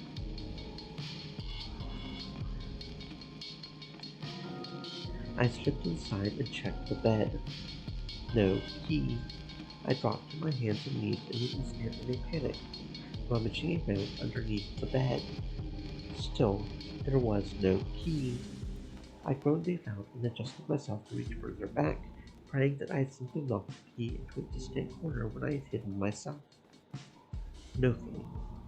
The cold stone sent shivers up my arm as I fumbled for the key, but I had more important things to worry about at that moment. I scrambled to my feet and paced around the room, hoping to see the key waiting for me somewhere on the floor or on the desk. It was nowhere to be found. I grabbed my cowl and pulled it tight around my head and let out as quiet a howl of frustration as I could. Defeated, I flounced onto the bed. The superior would be furious if I had lost her key. I began to wonder what exactly I would have to do to lose her trust completely. Was there something I could do that would be so stupid, so inept, as to prompt her to cut me loose entirely? I began to imagine me life away from the abbot, cast out for my incompetence. How long would I last? What could I even bring myself to do? Perhaps I would die in a gutter somewhere, unskilled and hungry. Or perhaps I would be created around sneering men to be off, as Catherine put it. Or perhaps I would try to make a real go of the situation, and die slipping off of a gateway on my way to begin a new life. Knowing myself, that seemed most likely. I stewed for a while, no longer thinking about finding the key and instead imagining more and more gruesome, sad scenarios in which I might find myself for having lost it. The wind had picked up even more speed all the while. The ominous hum was not helping me think things through. Uh, Supper would be soon. With a groan, I lifted myself off the bed and made for the door. I would have to face Angela and the superior's anger. No way around that. I just hoped that the superior would take mercy upon me rather than confirming one of my wild fantasies. The wind really was quite loud. As I began to walk away from myself, the sound grew louder, reaching a peak that reminded me all too well of the howling sounds I had heard the night I had found Flora. And then my cloak moved. I stopped in my tracks. I had barely noticed it, but there was no mistaking the feeling. I felt the hem of my robe brush against my stocking at a peculiar angle. I looked down, half expecting to see that cursed cat running between my legs. But there was nothing, only the sound of the gale outside. I took a step back and my cloak moved again. I realized that it was a breeze. I frowned. There were no windows in this pitch-black passageway. Then I remembered something that turned my blood cold. That break in the wall that Margaret had shown me. I moved closer to the wall, barely able to make it out in the darkness. I felt around the stone with my fingers for whatever small handle Margaret had used before. Finally, I found it, a small divot in one of the bricks, just deep enough for 2 fingers and angled ever so slightly to provide something to pull. I yanked back, expecting the door to be heavy, and nearly fell onto my back as it swung open. The wind was coming through the passageway at a mighty force. Light dancing down the small tunnel as well. A realization finally crept into my mind as I watched the shadows play on the wall. Flora hadn't only been hiding in my cell, she had been spending time between the walls. But why? You know why, a voice inside my head taunted. That magic circle. Against all better judgment, I slipped into the hidden passageway and began to sidle to the corner Margaret had led me around. I had no candle this time, but there seemed to be enough light in here to see what I needed to see. If I could just get a second glimpse of the evil carving, perhaps I could identify what Flora had been doing here. My heart ached for her. What could have driven her to seek refuge in such wickedness? I turned the corner and gasped. The circle was gone. The wind whipped my cloak around me, making it difficult to move. The piece that had held the carving was gone. Oh God, thank you God, I thought. I could have jumped for joy at the sight, although it brought me no closer to understanding what Flora had wondered with such witchcraft, or who had carved it in the first place. I turned to leave, but a glint of light caught my eye as I moved. I looked down and noticed a small knife.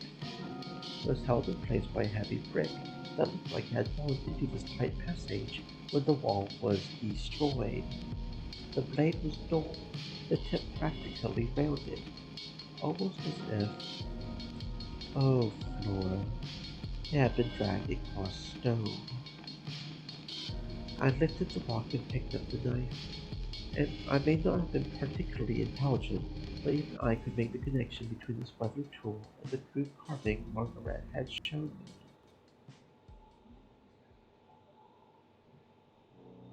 As I made my way back to the dorms to hide this new clue, I turned new horrid thoughts over in my head.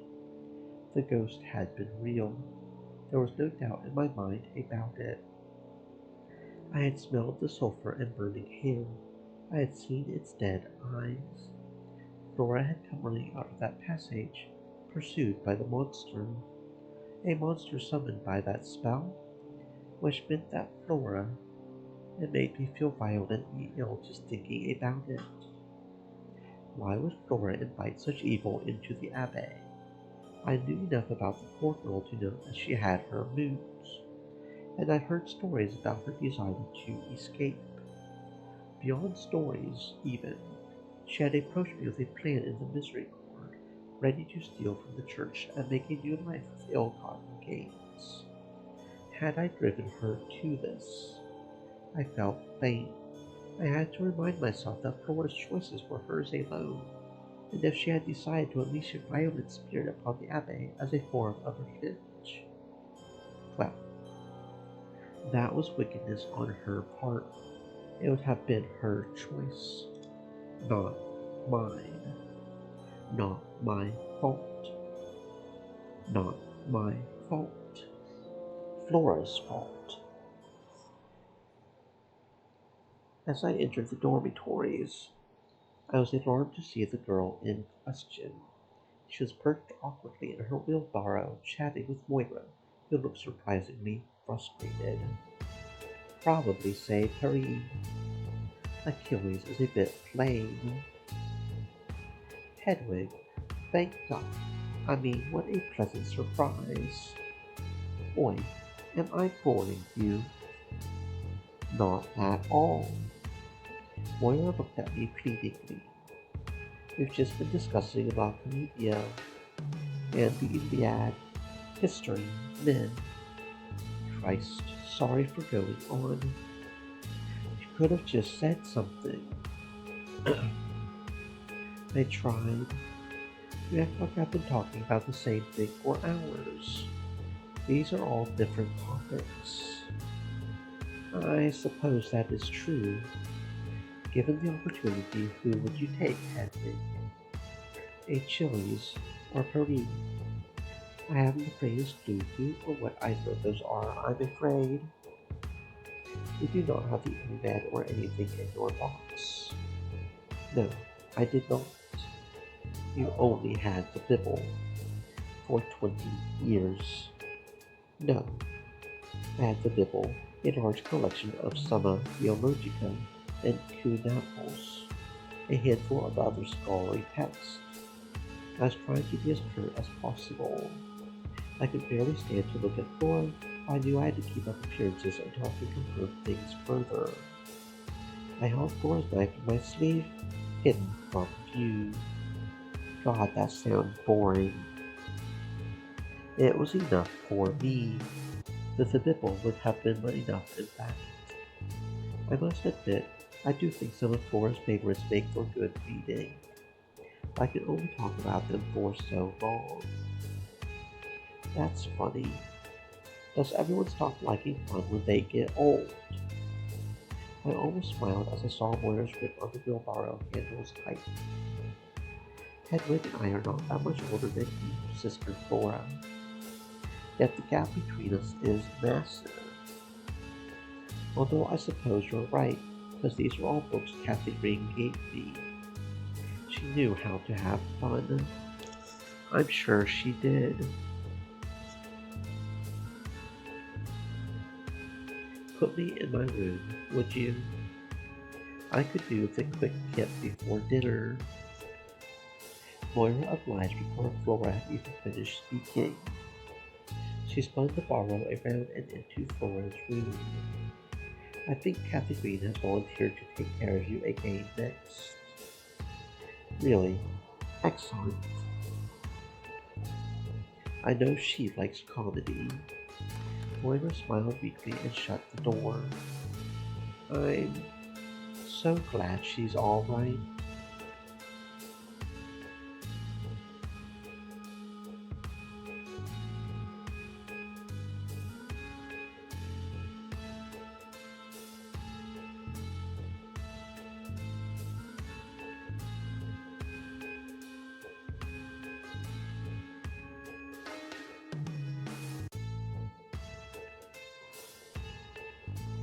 As am I.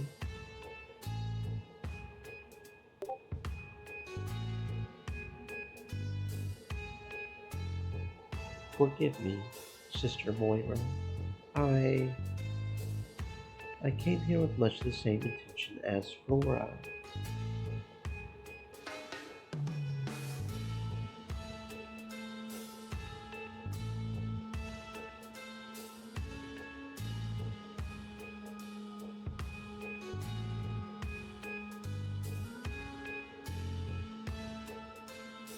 I really need to relax before supper.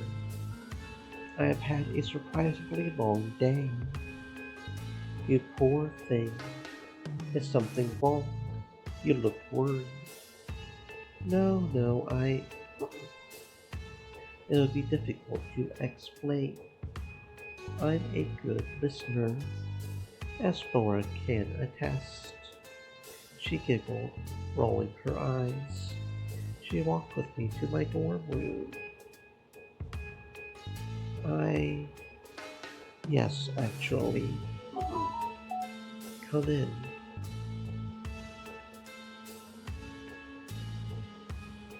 I suppose it's too close to dinner for a real nap. I might sleep through the whole thing if I shut my eyes now.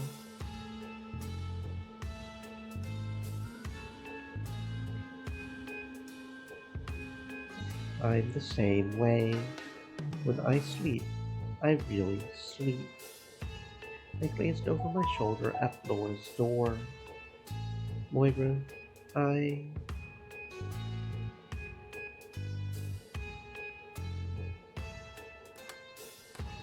I pushed my door open and brought Moira inside. She sat on the bed before I could even invite her to. Has Laura been acting strangely? Oh, no, no, no. No stranger than you would expect somebody in her position to act, at least. It's just that I had no idea what a chatterbox she could be. I'm used to her being more withdrawn, but I suppose all that changes when you have to be helped day around all day. Honestly, I wonder if this experience will do her some good. Not the leg, mind. Moira drew the sign of the cross across her body quickly. But being forced to be a bit more sociable. I only hope I can measure up. Today was a bit trying. I see. She hasn't said anything odd. Odd? She says a lot of things I would describe as odd, but you sound like you mean something in particular. I don't know. Blasphemous? Unholy? I mean no offense, Hedwig. I think you might find most things she says disagreeable. She's young, and she's bored. Catherine left her an awful lot of strange books. They love talking about morbid tales and sweeping epics. I promise she's not said anything outside of the ordinary, though, other than the sheer volume. I see. What's bothering you? Did she say something when you found her? Not as such. I don't know. Hedwig, what's wrong? I I am not sure I can talk about it. You can tell me anything. I won't blabber.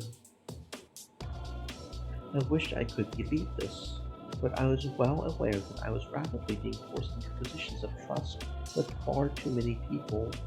I wanted to ask Moira more, tell her more, but between Angela and Eustace, I already had too many promises to break. It's nothing.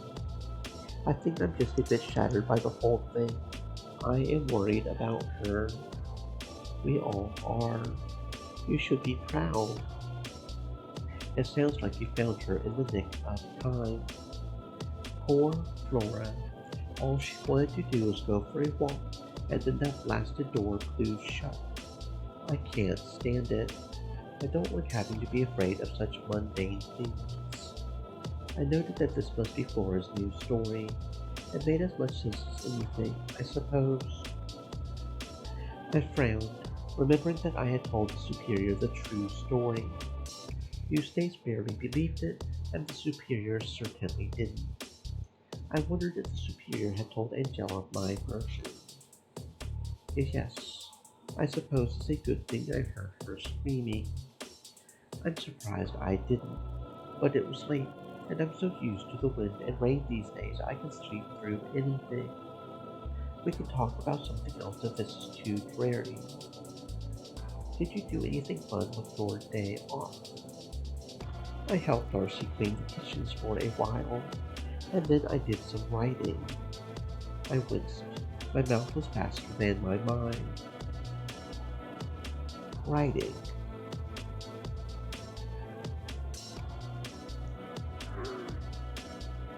You were working on your holiday. Not too much. And I also spent a little time with Eustace and Darcy. Well, separately. Darcy was working on her brewing and needed some supervision. Moira giggled. I loved her capacity for understatement. And then I went fishing with Eustace. That explains why they were arguing earlier. But were they, now? Yes. Don't worry, it happens all the time. Moira leaned forward, a mischievous smile on her lips. They're a regular married couple, you know? I mean, it's none of my business really, but they're very close. They're good friends. I mean, everybody here has a few good friends, but those two are quite good friends. It makes it a little awkward when they're fighting. You have to pretend not to notice. What do they fight about? Hedwig, I'm a nice girl. I'm very good at pretending not to notice. And if I did notice, I would never share. I see. But between you and me, I do think Eustace can be a bit of a mouse. In what sense? Oh, you know, they're both quite close, but Eustace can be a touch flighty. I went fishing with her today. Or was that something she and Darcy usually do? I wasn't butting in, was I? Heavens no. I think Darcy tried fishing once and got the hook caught on her bottom. But I think Eustace tends to forget things she's promised Darcy she would do, or just not do them.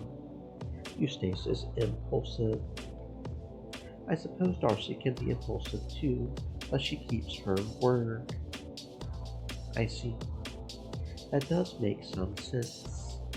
I haven't the faintest idea what married couples are like, so when you said that, of course, I apologize. Silly me. It's quite all right. I felt somehow steered to this next question, but I didn't really have an exit on this topic that wouldn't feel rude. I asked anyway, were you ever married? I wasn't particularly interested in knowing. What else could I say? Me? No. I would have quite liked to have been. I never found the right man. There was a boy, when I was quite young. I thought I might quite like to marry him. He died. My family moved. It was a sudden thing. It honestly doesn't bother me much, thinking back on it.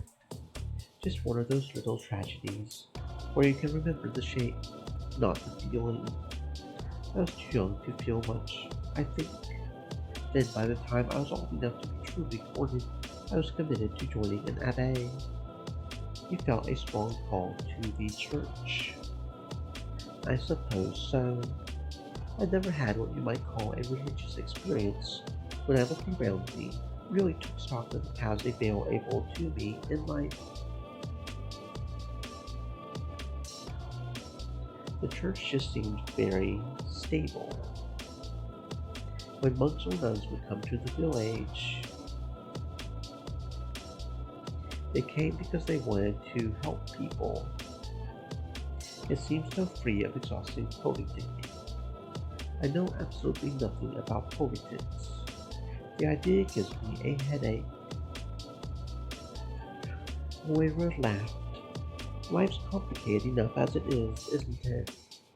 My father was very political, so my mother told me. He disappeared one day. I learned that I wouldn't be able to follow in his footsteps. There was no family business to take care of. Aside from my looks, I had nothing to offer a husband. If I took the veil, I could study up, really make something of myself. That's what I did. That was, goodness, about 9 years ago now. I received word that my father had died the day I left to join the convent. I was sad. I had seen so little of him I hardly wept. If anything, it made me feel like I had made the right decision.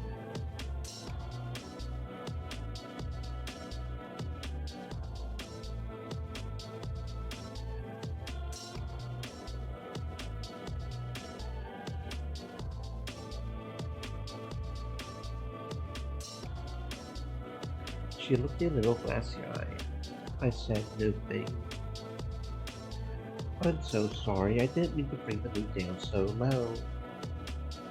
But not at all. Thank you for sharing. I'm afraid I don't have any stories like that to tell. I scarcely remember anything before the day I took my original oath. I know that I was born in Trier. I remember there was a river, and that a lot of boats would come through. My life began in that cell. Anything before that might as well have been the womb. You don't remember your parents, your mother, not in the slightest. It really is like nothing mattered until I was here. Anything before that cell door closed behind me, it doesn't feel real. That was somebody else. It all happened to somebody else. Goodness. Am I wrong to feel that way? Absolutely not. I understand what you mean. It sounds liberating, to tell you the truth. It isn't so different from my experience. Both of us left different lives behind. We made a choice to serve something greater because it was the best option we had. I'm sure everyone here would agree. Perhaps not, Flora. She giggled. Do the others serve something greater? Moira's face grew serious once more. Do you find us wanting, Sister Hedwig? I felt panicked. I was worried that I'd seriously offended her. No, no, I am making a joke. I'm joking. It's just been a lot to take in. I've heard so many tales about what happens around here. Lust, death, two constants in the world no matter where you go. Do you feel lust? Do I? Moira giggled again. If I had offended her before, this new line of questioning had cheered her right up. No, no, that was rude of me. I shouldn't cry. I just wondered, because you had been locked in the little room all by yourself. Stream elements. Said. Stay moist, my friends, hydrate. I know that if I were in that sort of position, I would feel like a fox in a henhouse the minute I saw other people. I wouldn't know where to begin. I see your logic.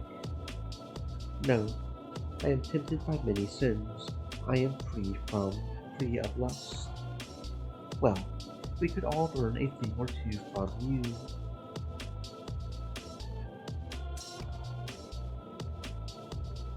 She glanced out the window at the setting sun.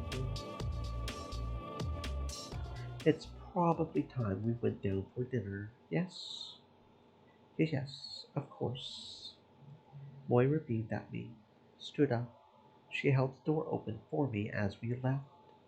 I still held the small knife tucked in my sleeve. I had seen no chances to hide it while Moira spoke. The others were making their way downstairs as well. Kathy Green was wheeling Flora out of her room, already looking slightly exasperated by whatever topic the younger woman was bombarding her with questions about. We made eye contact. Kathy Green gave me a rueful grin. I attempted to return one. My heart wasn't in it. The conversation with Moira had been pleasant in the end. Here in the hallway, seeing Flora, all I could think was, why? Why had she endangered us all?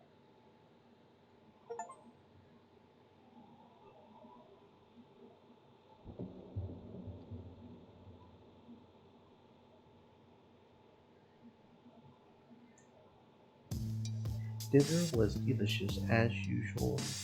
Darcy had provided a veritable bounty of duck once again, and the vegetables from the garden were as wonderful as ever. Everything was slathered in a bit more gravy than I had gotten used to, though I dared not ask why, as I didn't want to offend Darcy. Luckily, I did not have to. The superior, who had finally gotten dressed and not iced, broached the topic for me. You have outdone yourself, Sister Darcy. Never would I have guessed we were about to enter winter with a meal this fresh.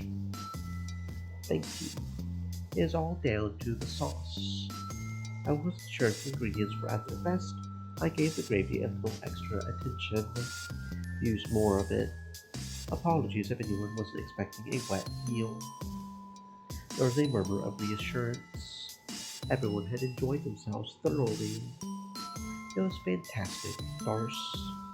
I could not help but notice that Eustace was sitting on the opposite side of the table today, several seats away from what could be described as a cross from her friend. It's good to tuck in before winter. A few months of pot-aged dried meats. I suppose it's always good for me in the end. I hate cooking during the cold months. Far fewer options. They're all cold months here. Laura had to be seated in the corner of the room with her legs sticking out somewhat awkwardly to the table. Catherine sat on a stool next to her, helping spoon food into her mouth. Too true, Laura. You know what I mean. Charity is right. Lots of pottage for a while, I am afraid. I will do my best to get creative with the meats. There's only so much to be done with salted beef. I love it, honestly.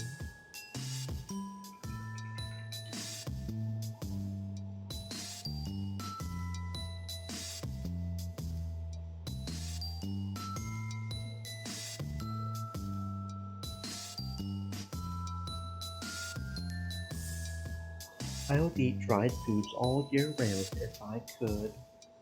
You do, don't you? Catherine called to Margaret from the side of the room.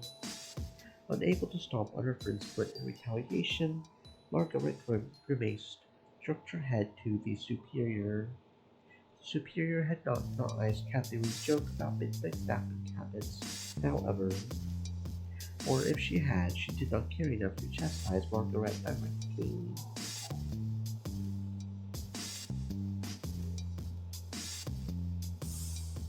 We all need to be responsible this winter.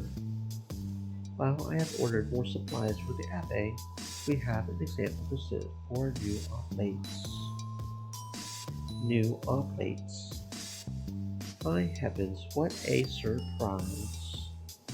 Everyone started chattering at once until the superior lifted a wary hand to quiet the room down.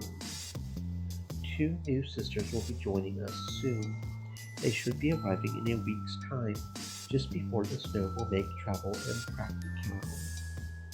How old are they? Yes, an important question. Around your age, Sister Flora. A surprising cry of disappointment went up around the room. Behave. I expect you all to make them feel welcome. No hazing, no pranks, etc., etc. The superior still seemed tired. I had heard the same speech from her in the chapel on my first day out of myself. She had had far more vigor then. It is too late to change their minds. I agree. Give it a rest. She stood up suddenly. If you would all excuse me. She began piling up a plate of food and made for the door. The superior, are you feeling well? I am just fine. Thank you, Moira. The bishop is feeling ill. I must bring him his meal in his quarters. That is all. She left swiftly. Everyone in the room exchanged knowing glances. His quarters. Not subtle, is she? Behave. Now. Let's all be respectful. Is it disrespectful to point out the obvious? His quarters are her quarters. It's none of our business what those two are getting up to. She doesn't pry into what we get up to, does she? I wouldn't dare judge. It is a bit funny. He looks like a bit of a bore. A bore, more like. She flattened her nose to reveal her nostrils, made a revolting sound, then nearly fell out of her wheelbarrow in a fit of giggles. Grow up, you lot. I don't understand. Nor should you. Come, Sister Hedwig. I must speak with you about something. Hedwig. Kathy Lane shot me a stealing look from across the table as I complied with Angela's request. I didn't particularly want to spend time with Sister Angela. The atmosphere in the room was so awful, I found the idea preferable. Very well, Sister Angela. I excused myself from the table, joined Angela, who had already made her way to the door. Everyone muttered disapprovingly as the door swung shut behind us. I followed Angela a little way into the garden until she was satisfied with our distance from the others. The key. I I couldn't find it. Angela arched her eyebrow. For a moment I considered showing her the knife I had retrieved. I did not want to push my luck, however, Angela had no interest in hearing any ghostly theories. I'm going to go back and look again. But maybe this works out to our advantage as well, just as you said. If we spot someone with the key, Angela suddenly gripped me by the shoulders. She did not shout. She was terrified all the same. I need you to take this seriously, Hedwig. A missing book, a wayward key. Lives could be at stake. Do you understand that?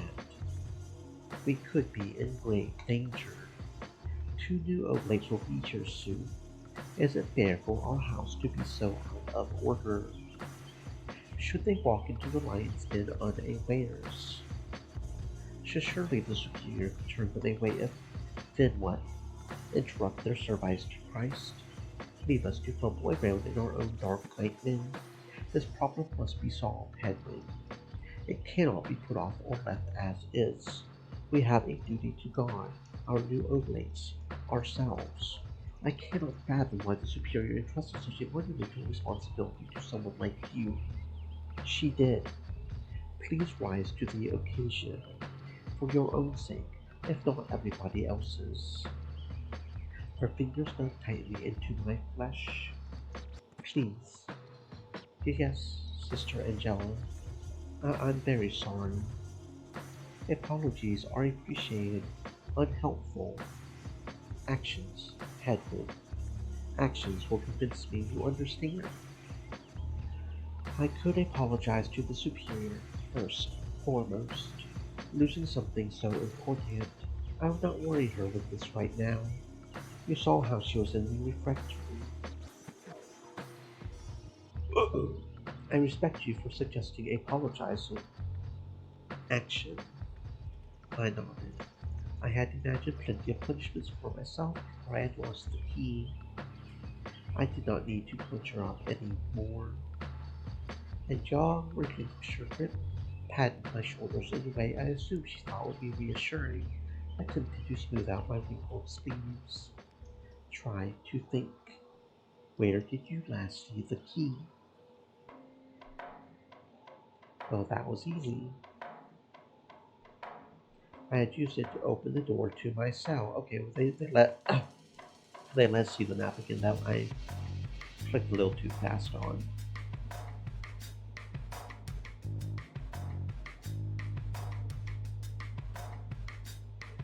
Interesting. So that's the door, I guess. Okay. Looks like it's the only way to get to this portion here. But you don't even really have to go there because there's stairs here, I guess. It was more difficult than I expected. But once I was in the room, well, I had occupied myself for a few moments, then I was interrupted by an intruder hid under the bed. I had already checked underneath the bed, on top of it for that matter.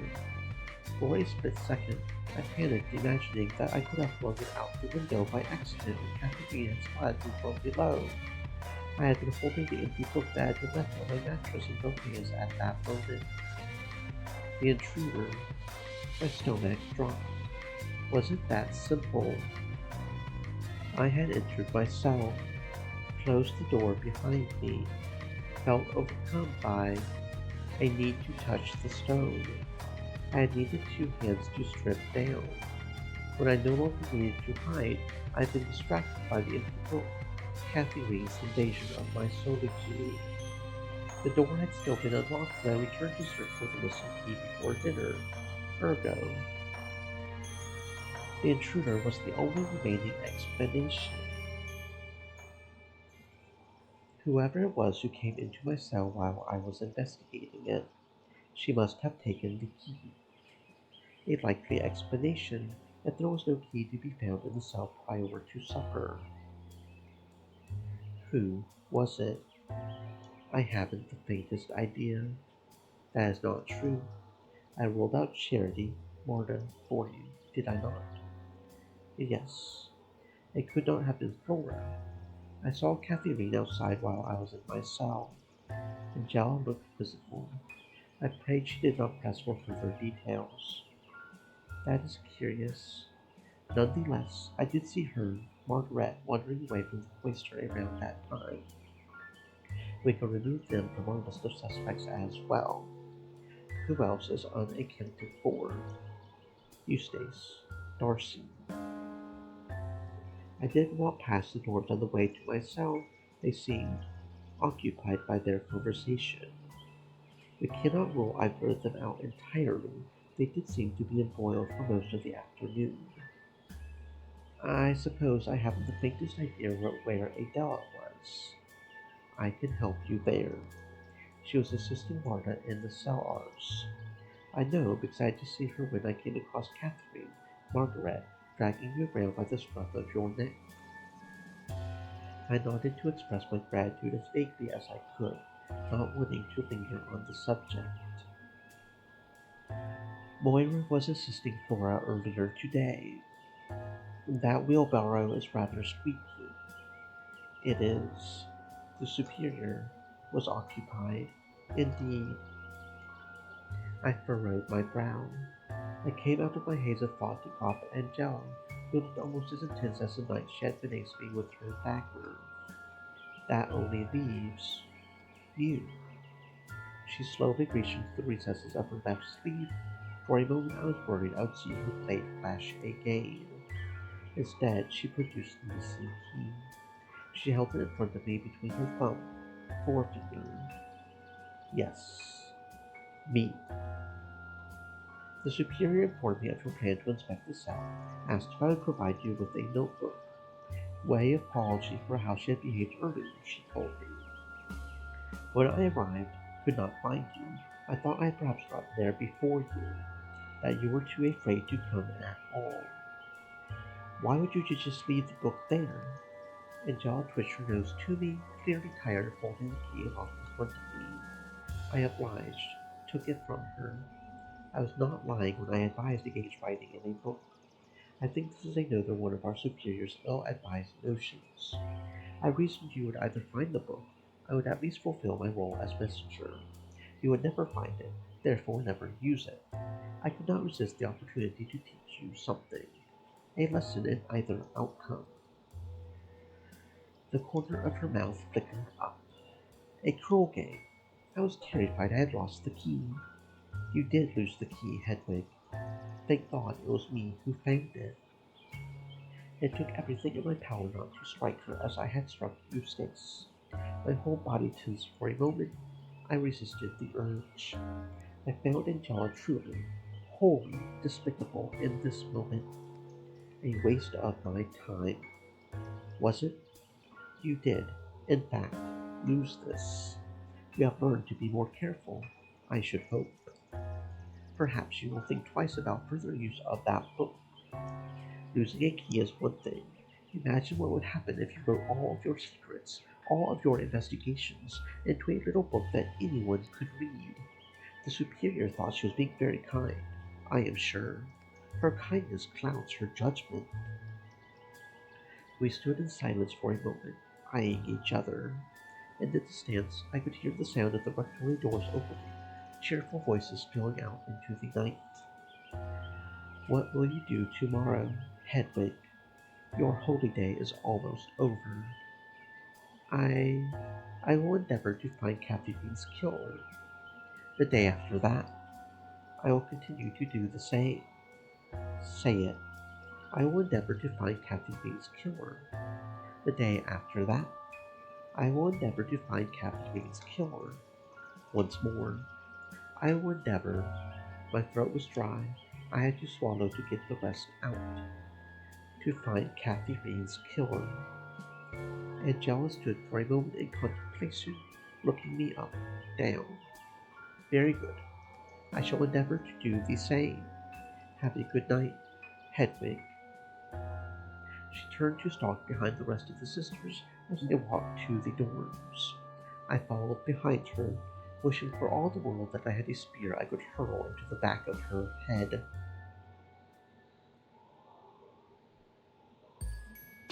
Angela eventually skulked away to the superior's office.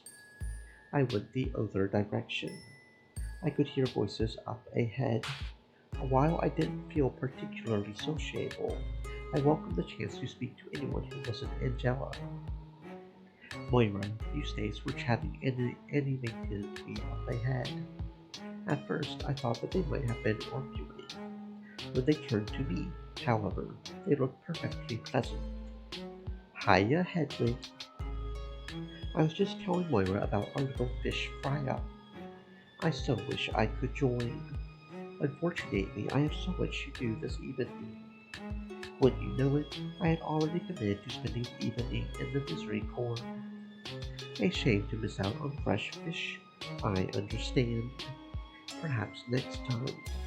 Indeed. That's a good reminder. I should go offer the chance to the others before everyone commits to the Misericorde. See you soon. Eustace left. By the way, Hedwig, could you remind me how one gets to your old cell?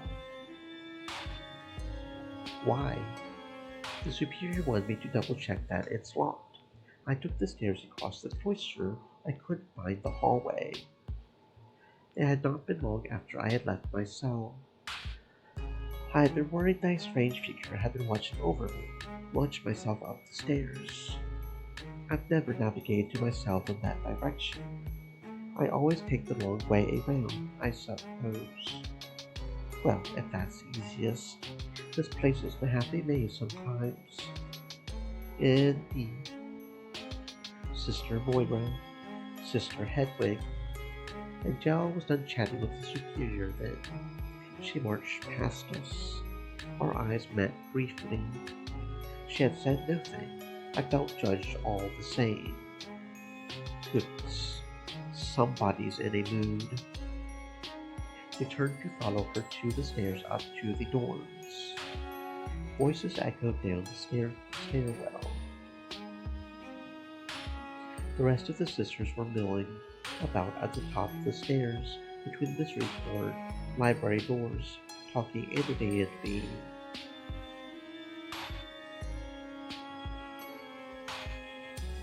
When I arrived, Catherine had just finished pulling Flora's wheelbarrow backward over the top step onto the landing. Evidently, getting the poor girl upstairs had proven to be a bit of a challenge. Took you long enough. You're welcome, Flora. Angela brushed past everyone, disappeared into the dormitories. Right then. Who are we having in the Misericorde tonight? Catherine practically jumped forward. Yes, please. I need it too. What a day. Need to... I don't think so, Flora. You need to rest. Flora made a sour face, said nothing. I'll join if you're going to be there, Charity. Of course. That's me, Catherine, Margaret, Marta. Who else? Adele? I think not. Moira? Yes, please. I already said I would. I'll be there as soon as I can. Got lots to do. Room for one more. A night in the Misericorde might be restorative, provided Eustace wasn't planning to scare me again. Plus, I hadn't had much of a chance to speak to Charity lately. I felt somewhat guilty volunteering for potential bacchanalia just after I had affirmed my intent to find Catherine's killer. Perhaps I was just making excuses for myself. I'd like to think I was making the decision for the right reasons. At any rate, it did not matter. I. We have plans. I could hear snickering. Yes, we were fishing earlier.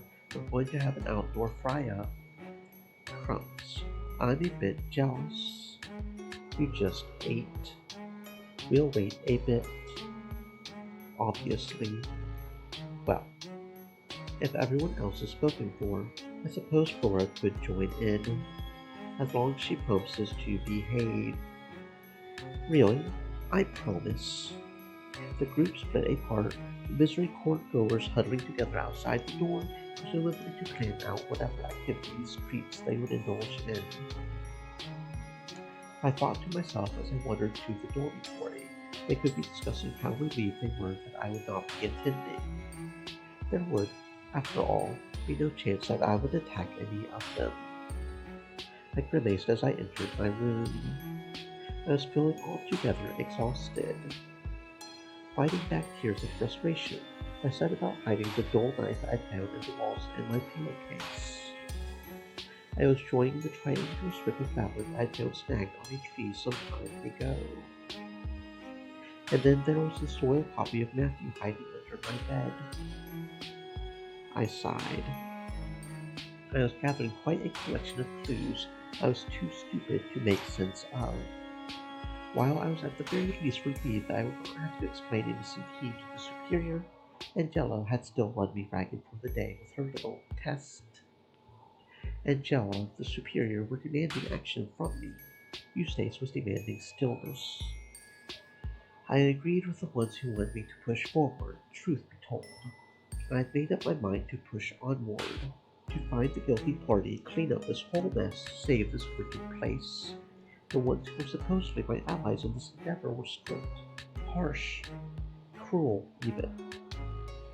Meanwhile, Eustace, who was petitioning for me to let all of this go, was willing to cook for me. She had corralled me into it, to be sure. Her invitation had really been more of a polite debate. She wanted to observe me. I was not stupid.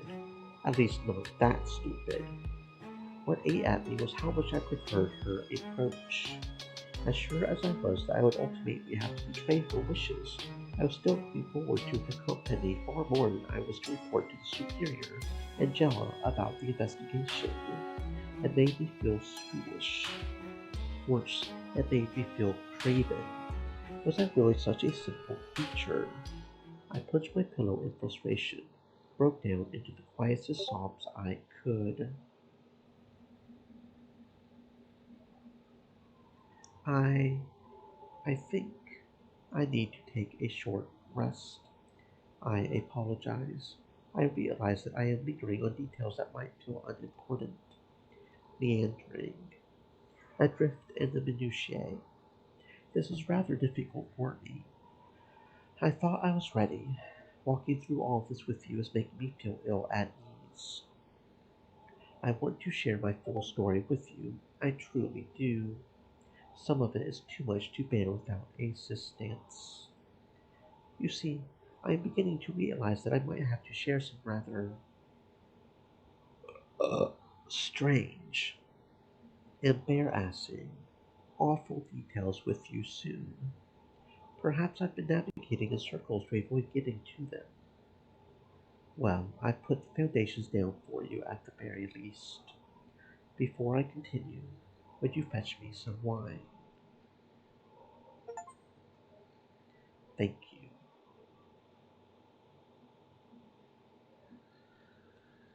I appreciate this very much.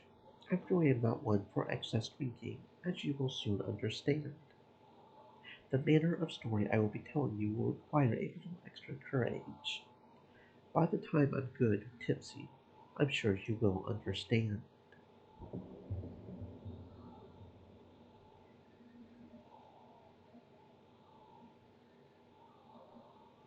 I remember waking up to a knock at the door. although I do not remember falling asleep. I jerked up with a start, perhaps even a yelp, nearly tripped as I stood out of bed. I had contorted myself into an uncomfortable position while I was dreaming. My robe had been hiked up between my legs awkwardly during my brief nap. My arm had gotten caught in the folds of fabric.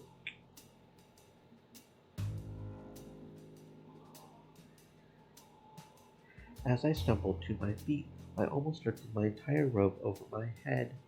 I was left awkwardly flattening my clothes when Eustace poked her head through my door. I didn't say you could come in. She spoke to me through the door, slightly muffled. Sorry. I was worried you had fallen asleep. You guessed true. Still. Easy. Easy. I'm just excited. Are you ready for a treat? I did leave a little room for fish. Good. Come on then. We can still catch the sunset if we leave now. I opened the door. She gestured for me to follow her, then darted into her own doorway. She emerged a moment later, carrying a toddler's bundle that looked rather heavy.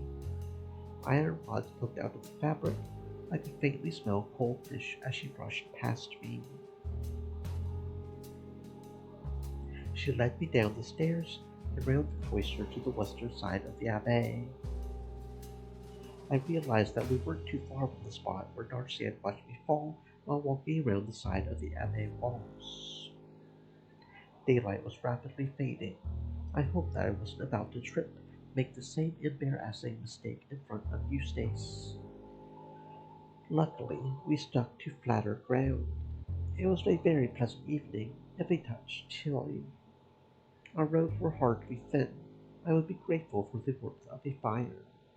Eustace stopped, began to brush aside tall grass with her feet.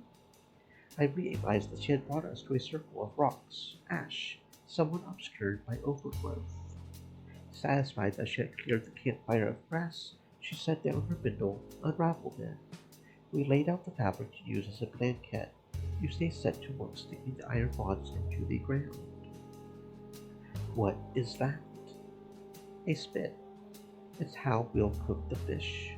First, she produced another one of the tools she had brought, one that I recognized instantaneously.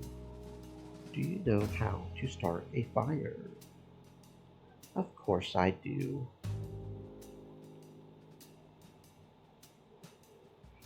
I never would have survived winters at my cell without a hearth. She nodded, handed the flint starter to me. Suddenly eager to impress, I struck the two together above the wood Eustace had been laying into the fire pit before her hands were even away. Careful. She yanked her fingers away as the spark lit the firewood. So sorry. She sucked at her fingers and wiggled her wet hand in the air a bit with a slight grimace. Don't worry about it.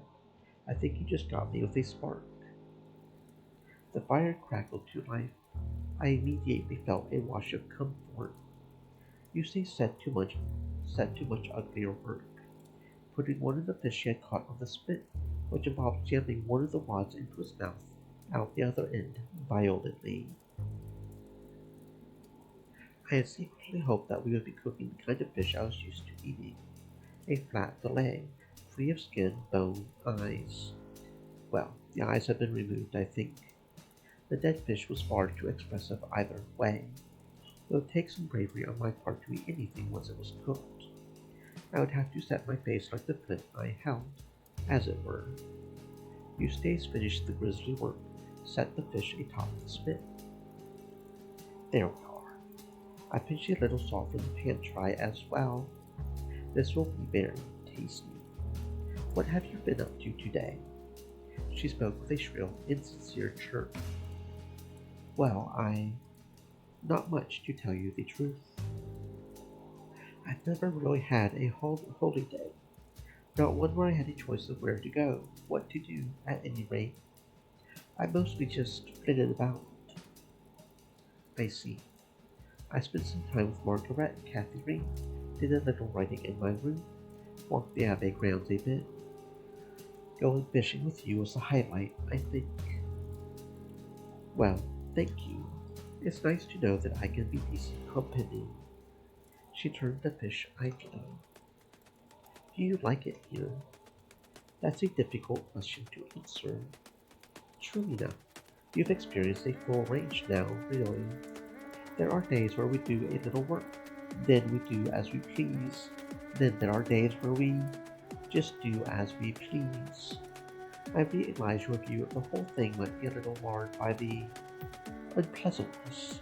I promise that is rarer than rare. In fact, the truth is that without Kathy reading around, each day here is the same as a rather large thing to be without. It is. It was true before she went mad. It will be true when all this dies down. You've never said it quite like that before. You told me that she could not be well enough alone. Some such. Mad. It's hard to describe it any other way. Harsh, certainly, is perhaps the most succinct explanation. One day, one day she was Kathy Reed. The next day might be somebody else, obsessed with something dark, terrible. Then, eventually, the Kathy Reed I knew, we all knew, was gone entirely. Now here we are. In the grand scheme of things, days like those, they are just one bump in a long road. That's difficult for you to imagine, having only been around for the bumps. This is just a bump. Evenings like this. That's why this place is special. I know some of the others complain. I wouldn't have it any other way. A quiet, pleasant life. A countryside holiday I could take until the world ended. What if all this evil remains? I feel like what you are saying is too easy for you. You haven't seen ghosts. You haven't been threatened. I don't believe in ghosts. I'm quite comfortable in that. As you should be, I might add. If there is something going on, I have no part of it. I refuse to give it air. Let any would-be schemer scheme. It doesn't involve me. If I don't tend their fire, it'll die out. She stoked the wheel fire somewhat pointedly. If it doesn't, she peered at me through her big spectacles. The flames reflected in the glass. It was difficult to read her expression. Then I will have to leave. It won't come to that, I hope. Leave? Where would you go? I'm sorry. I didn't mean to leap into heavier conversation tonight. I think this one is almost done. She took the fish off of the spit, examined it. Ahoy! I whipped my head around in surprise. Adela was striding over to us with Darcy in tow. Eustace looked taken aback. We saw the fire, thought we would join you. Of course, feel free. There was that chirpy voice again. I was somewhat relieved to see that Adela, Darcy had brought extra provisions. Wine, salted meats, dried fruits, handfuls of nuts. Food without eyes. They sat down with us on the large blanket. Darcy perched next to Eustace with a warm expression on her face. Adela shot me a knowing smile. I was not sure why. Wine was poured. Idle chatter was made. Eustace's polite inquisition was put to the side for more frivolous, less ulterior gossip. This sherry. I hope one day Marta has to drink her finished slop. Years of work wasted because she would not listen to my advice. It is what she deserves. Let's not let people who aren't here ruin our night. True. It does not ruin my night to complain. I love to complain. Hedwig, this is something you will learn about me. I suppose I just did. She took a big swig from her cup of wine, giggled, splashing some red juices onto her wimple. This is nice. Good time for it. Won't be long until the snow. Yes, That's what made me think about tuning it. It'll be coming any day now. Adela groaned, flopped onto her back dramatically. Fucking snow. I miss Zahara. Don't we all? Where's Zahara? Iberia. Adela shot back up, clearly offended. Spain. I'm not trying to get political. Hedwig. Zahara is the most beautiful city in the world. The hills. They are so much prettier than our hills. The food is tastier than any food you can have here. The weather. Zahara is so warm year round you can live comfortably without clothes for the rest of your days. The streets are clean. Buildings are so bright you can see at night.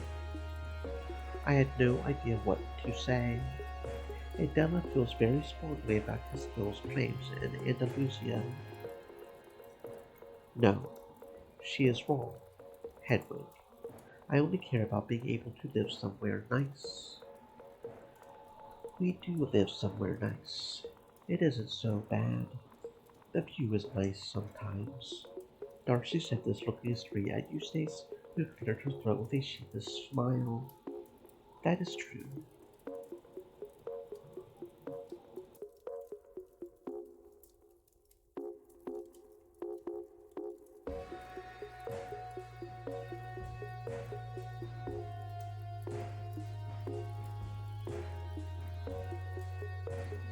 Adela said this looking straight at me.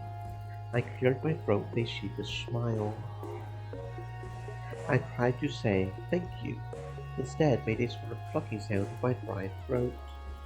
I glanced over at Darcy. Eustace was surprised, not shocked. No, not anymore. To see their mouths locked in a passionate kiss. Adela put her hand on my knee, smiled wryly. I smiled back, unsure of what to say. Goodness, it's getting late, is it not? The others all looked at me in surprise. Adela looked wounded. It is barely past sundown. Was it something I said, Sister Hedwig? I hope you all don't mind if I turn in early for the night. We all had a long, exciting movie day, after all. With that, I stood up, toddled away. My body wouldn't walk straight forward. Hedwig, Sister Hedwig. I turned around to smile, wave.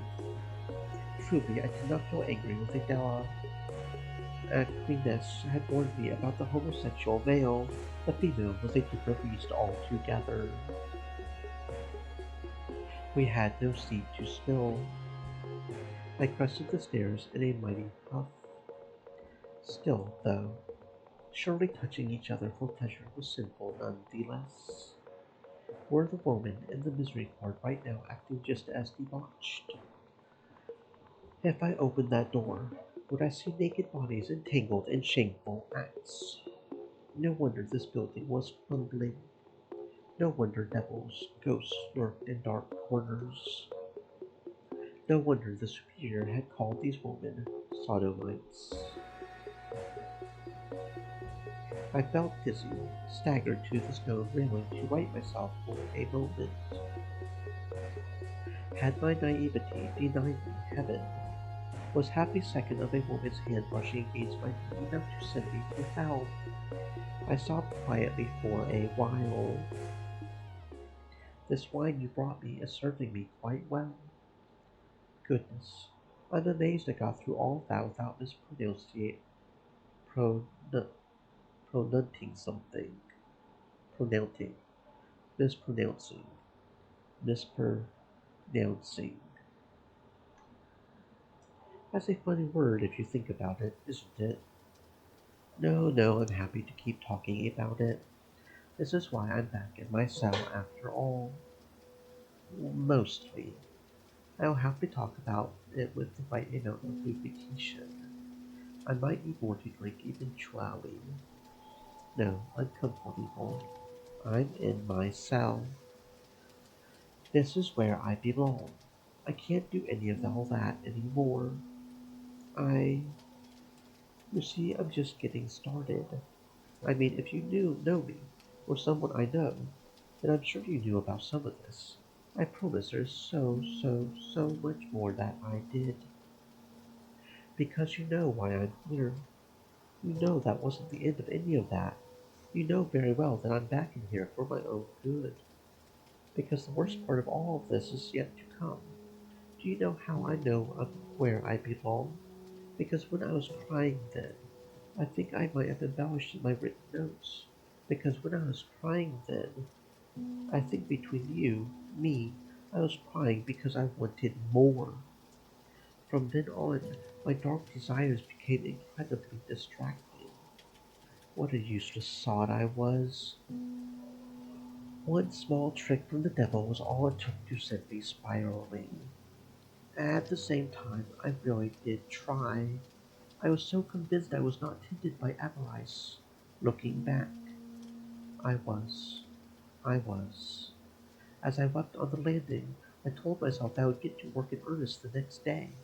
Indeed, I did, as I will detail for you. It wasn't enough. I know what you are thinking. Where is this all going, Hedwig? Why are you dwelling on all this, Hedwig? Closing myself off in my cell isn't enough.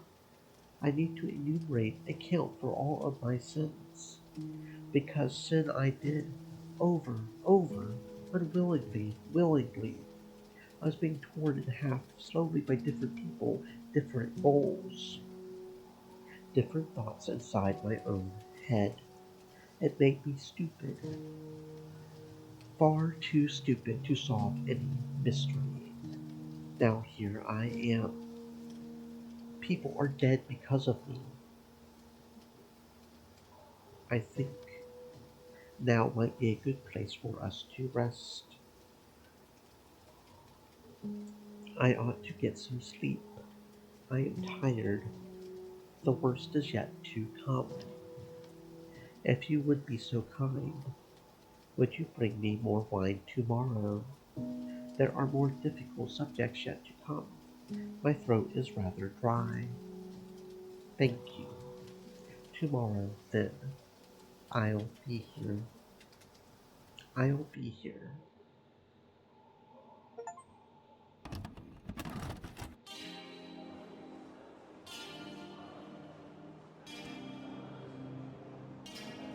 The flight was uneventful. Turbulence my butt. The only thing of note was how goddamn boring it was. I can't believe people do that shit all the time. I would kill myself. I tried falling asleep even. Just wasn't happening. The engines were too loud. The recycled air gave me a headache. That rich lady who sat next to me got up to open the book after we took off too. I had nobody to talk to. Not that I wanted to spend much more time talking to her. I had gotten a real strange feeling from her whole deal. When we landed, she thanked me again for finding her bag, reminded me not to spend all that cash she had given me in one place. Then she got up, left without the first class passengers. Not sure why they let her. I guess she did have a first class book. Anyway, I was running on fumes by the time I picked up my luggage, made my way to the outside of the terminal. I had heard a lot of bad shit about Heathrow while planning my trip. Honestly, it didn't feel much different from JFK. Maybe I was too tired to notice. It just looked like any other big airport. Gray, miserable, full of people ready to fall apart at any second. I stood on the sidewalk. Sorry, pavement. Tried to hail a cab, bus, whatever I could find. Yellow. Hi, can you take me to Lynborough? Lynborough. Are you having a laugh? No. In the back of my head I had been worried about this. Lynborough Abbey, a whole male town really, had a reputation for being haunted. I guess some superstitious folks wouldn't want to take me there. That's almost in bloody Scotland. Yeah, England's like small though, isn't it? Not that small, sweetheart. I have a wife, kids to go home to. All right then. Thanks. He tipped his hat to me, pulled ahead to the next customer. Need a ride? I jumped. This ship again. I had last seen her at the fast food joint before my flight. Now she was bugging me on the sidewalk. Pavement. Whatever. Yeah, I do. Fuck, you scared the shit out of me. Saws. She put two fingers between her candy-colored lips, let out a whistle so piercing I had to cover my ears. A powdered blue car emerged from around the corner. I looked a bit beaten up. The diesel smell became overpowering as it approached the curb. An older guy in a tweed jacket was behind the wheel. Evening, ladies. My friend here needs a ride to Lindbar. Would you be so kind? Of course.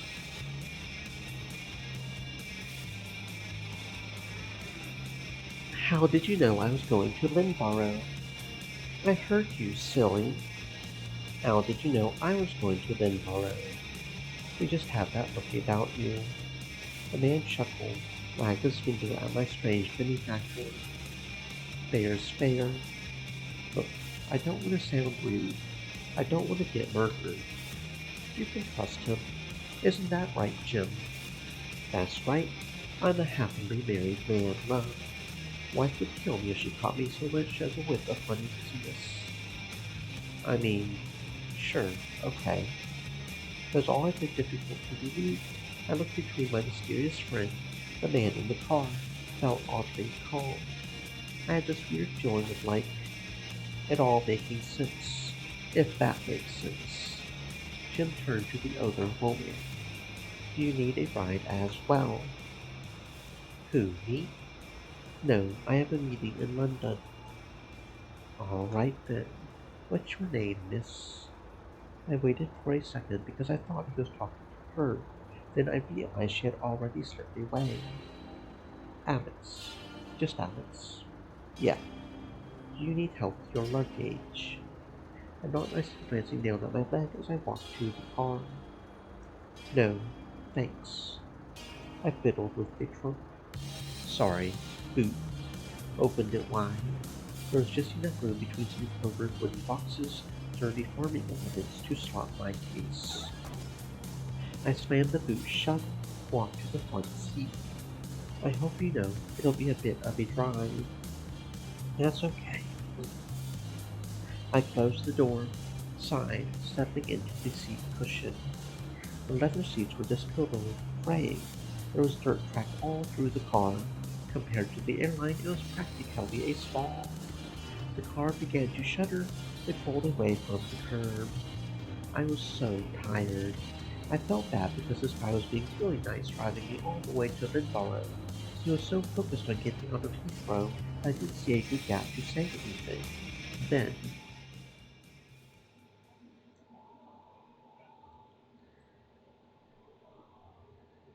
I woke up slowly to the calming sounds of rubber on road.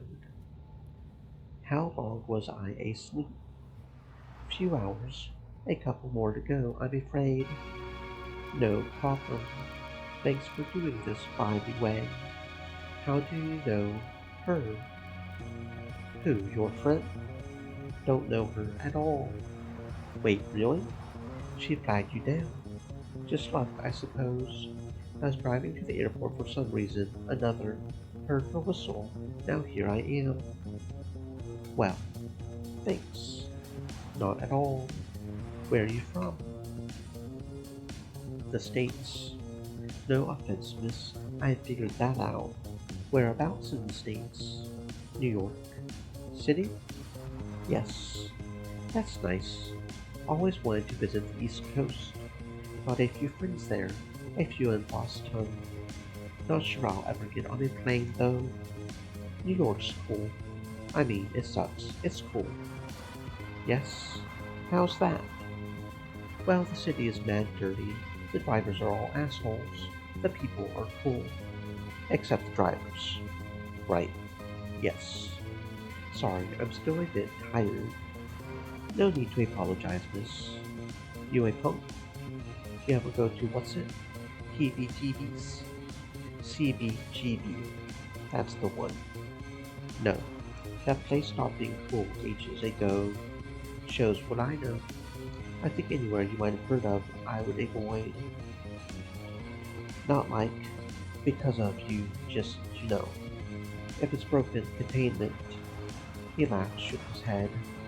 Broken containment. Blow me down. My soul has been a bit punk for a while. I picked a few things up. Yeah? That's cool. Apparently not. I felt bad. He was still laughing. I guess he could take a joke. You remind me of him a bit. My wife hated that stuff. I tried some of it out, Wanted to connect with him. That's sweet. See, I thought so too. Took me a while to winnow down thought. Bought him a Sex Pistols record. He tossed it right in the bin. They kinda suck. Told you sounded like him. Took me a while to find something he liked. It's hard to find real punk. I'll be honest, it all sounded the same to me. I would know the difference if I was closer to it, I suppose. Yes. Plus the English stuff is a bit different than the American punk, isn't it? Definitely. Hardcore is basically totally different from UK stuff. He chuckled to himself. Just like him. Blow me down, I say again. What brings you here then, if not our thriving punk rock community? I'll be honest, I still wasn't totally sure I could trust this guy. He was pretty charming, doing me a massive favor. It was beginning to hit me just how weird the situation was. Then again, we had a long way to go. I didn't really feel like making the rest of the ride off board. I wanted to visit the Abbey. Minborough. Yeah, you're a history buff, one of them superstitious types. Dunno, both maybe. Plus I'm kinda doing some family tree research type stuff. Going quite a way back then. You reckon you got royalty in there? Something?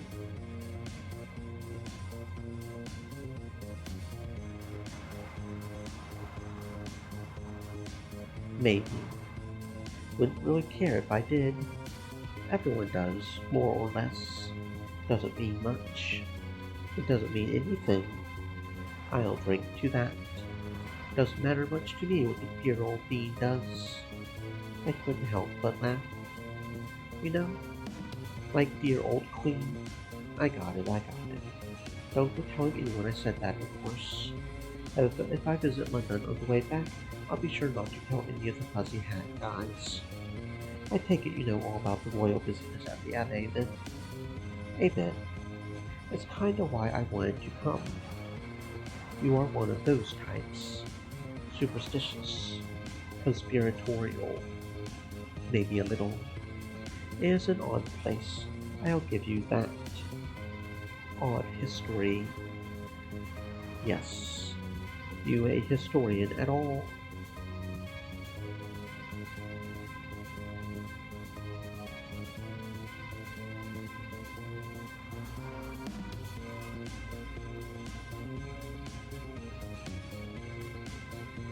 Not really. I'm curious, but not an expert.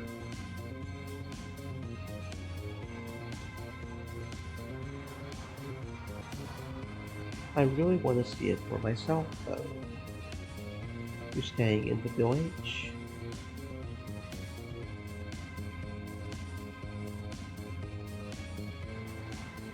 I assume so. I hadn't thought that far ahead. There's a couple of pubs and inns. Of course, you could stay with me and the missus if you like. Save a few quid. Yes, I would appreciate that. I was used to couch surfing. Plus, even with the money that lady had given me for finding my bag, I wasn't loaded. Your wife won't mind? Nah. She might give me some lip about it, but it'll be no trouble. She thinks I'm soft. Yeah? I guess you seem pretty nice. Oh, thank you, young lady. Catch more flies with honey. That's always been my motto. You get a lot of visitors then. We see enough. It's not a busy town. It attracts a lot of travelers, tourists. Lots of people going to Edinburgh, Newcastle, so on. The Isle of Man, bit of a midpoint for a lot of things. All that plus the occasional curious type like yourself.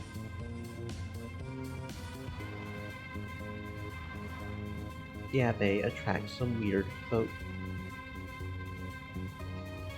Present company excluded, of course. I guess it is pretty weird to fly all the way to another country to see a haunted abbey.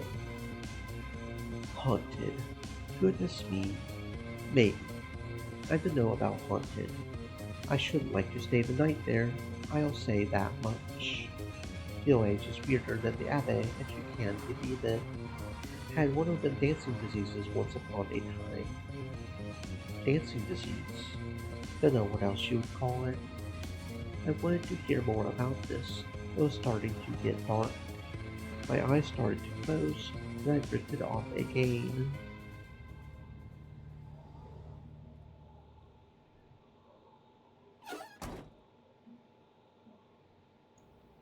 The sound of the car door slamming woke me up soon after. Here we are.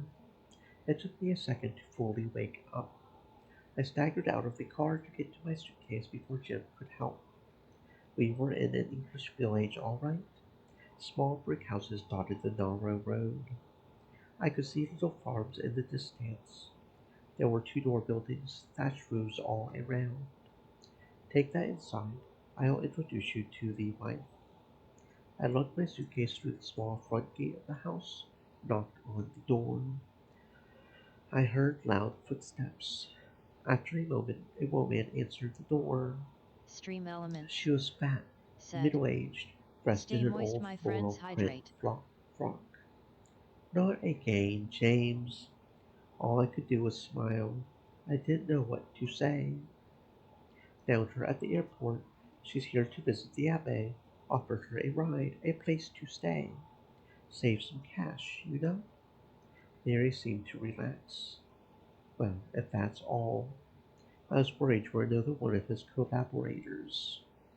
Shush, woman. I was worried I was about to be stuck in the middle of a tense couple's argument. Jim, his wife, were both smiling broadly as they ushered me inside. Jim kissed her, shut the door behind us. I just like lending a hand. You know how it is. Your big heart is going to land us on the news one of these days. You'll have to go elsewhere for tea, I'm afraid. I ate with the seagulls earlier. No trouble. I'll fix myself something. I imagine our friend here will probably want to head to the pub. Yes, sure. Just leave your things by the sofa there. You sound American. Right? Do you fancy a shower? Yes, if that's okay. Upstairs, end of the hall. I opened my suitcase, retrieved a fresher t-shirt, then headed up the narrow stairs. It was crazy to me how much smaller English houses were. Jim, Mary seemed to have made the best of it, though. It was a fine place, just cramped. Cozy, I guess you would call it. There were photos all along the hallway walls. A younger, thinner Mary. A few cute pictures of her, Jim, as a couple in what looked like the 60s. A wedding photo. A photo of Mary holding a baby. There were a few gaps in between those, the more recent photos. Then, right by the bathroom. Fucking cool. Here were pictures of Jim in uniform. I felt kinda stupid. I should have immediately realized from his age that this guy would have fought in World War II. I had to admit, he looked pretty good in uniform back then. He was still stocky then, but his uniform couldn't hide the muscles he used to have. There was one picture in particular that stood out. Jim standing in front of a destroyed German car. grinning wide. The car was charred, smoking. Lucky grenade toss. Jesus, sorry about that. Just wanted to give you a fresh towel before you got in the shower. He handed me the towel, then pointed at the photograph. 4 officers in that car. We weren't even supposed to be there. I would have been in a heap of trouble if it hadn't been such a good throw. Did you kill a lot of people? Loads, probably. Nazis, of course. I was in explosives, artillery, the like. I couldn't give you an egg count. Proudest of that lot, though. Got lost on patrol thanks to some spotty directions from HQ. Saw a fancy car flanked by a couple of trucks. Thought, well, if it's not the Führer himself, it's probably someone important. Lobbed the grenade over the hill, then imitated the sound of an explosion. Never saw it coming. By the time the blokes escorting them to ice, we were on them with the rifles. It wasn't much of a warner. The story was cool. That's awesome. Now half the cars in the village are German. Anyway, get clean, then head down to the pub if you like. Take in some local Kodor. They'll get a kick out of you, I'm sure. He shuffled off, leaving me to wonder what he meant by that. Their shower wasn't accessible. I made do. I had to lean my leg up against the toilet. Sorry, loo. While I hopped into the small tub, leaned against the wall. Once I had freshened up a bit, I put my leg back on, headed downstairs. Mary was sitting at the small kitchen table, drinking some tea. Jim was resting on the sofa, looking very relaxed, taking in the evening news. He glanced up as I came down the stairs. Freshened up? Yes, thanks. No bra? Let her be, Mary. It's the punk look. I couldn't help laugh. I packed light. Well, have fun then. Where is the pub? Pub sounds so strange in your accent. Take a right out the door, walk down to the main street. It's called the Bear Arms. Can't miss it. Cool, thanks. I stepped out into the cool evening air, walked down the hill to what looked like a main street. It felt weird walking on cobblestones. There are a few streets alleys like that in New York. I had never seen this much. It was kinda hard not to feel like I was on a different planet, some kind of time traveler. Every now and then I would catch the hook for a more recent pop song than out of your house, passing cars, radio. I swear otherwise I could have been convinced I had stepped into 1950. I found the pub Jim had suggested, dipped inside. There were a few pubs on the street that looked a bit livelier than this one. There was barely anyone in here. Hell, maybe that's why he had suggested it. I was still pretty white from travel. The lights were dim. The small television hanging in the corner of the bar was the brightest thing in the air. It was playing a show, program, starring some guy running around with a veggie table pinned to his suit. Very weird. The bartender nodded idly at me as I walked in. I chose a table in the dark in the corner, away from the handful of patrons seated at the bar. Sat down. I took a closer look at the folks sitting at the car. An old guy who looked just like Jim. An older guy who looked like Jim in 10 or 20 years. Fancy seeing you here. This was starting to get freaky. Before I could say anything, she stood up, walked over to join me. She had changed into new clothes. Super out of place. She was wearing heels, this tight, high-waisted skirt, a billowy silk top. She looked like when bad guys in movies have evil secretaries. When she sat down, I noticed that she was wearing big square glasses underneath her bangs. No idea if those were new, if I had just never noticed them. How did she see with her hair down like that all the time, anyway? Fucking weird. She had been reading a novel before she had noticed me, which she sat down on the table with a thump. How was the journey? No traffic, I hope. It was fine. How did you get here? Same way you did, silly. The motorway. Yes, like before me? I thought you had a meeting in London. I did. I don't know. I drive fast. Jim was nice. Behaved himself.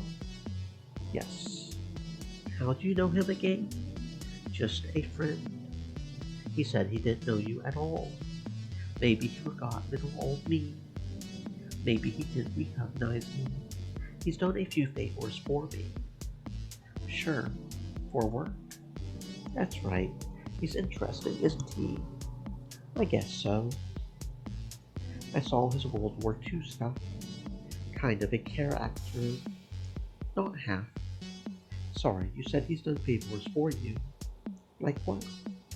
Help me with research. For book stuff. I can smell inaccuracies a mile away.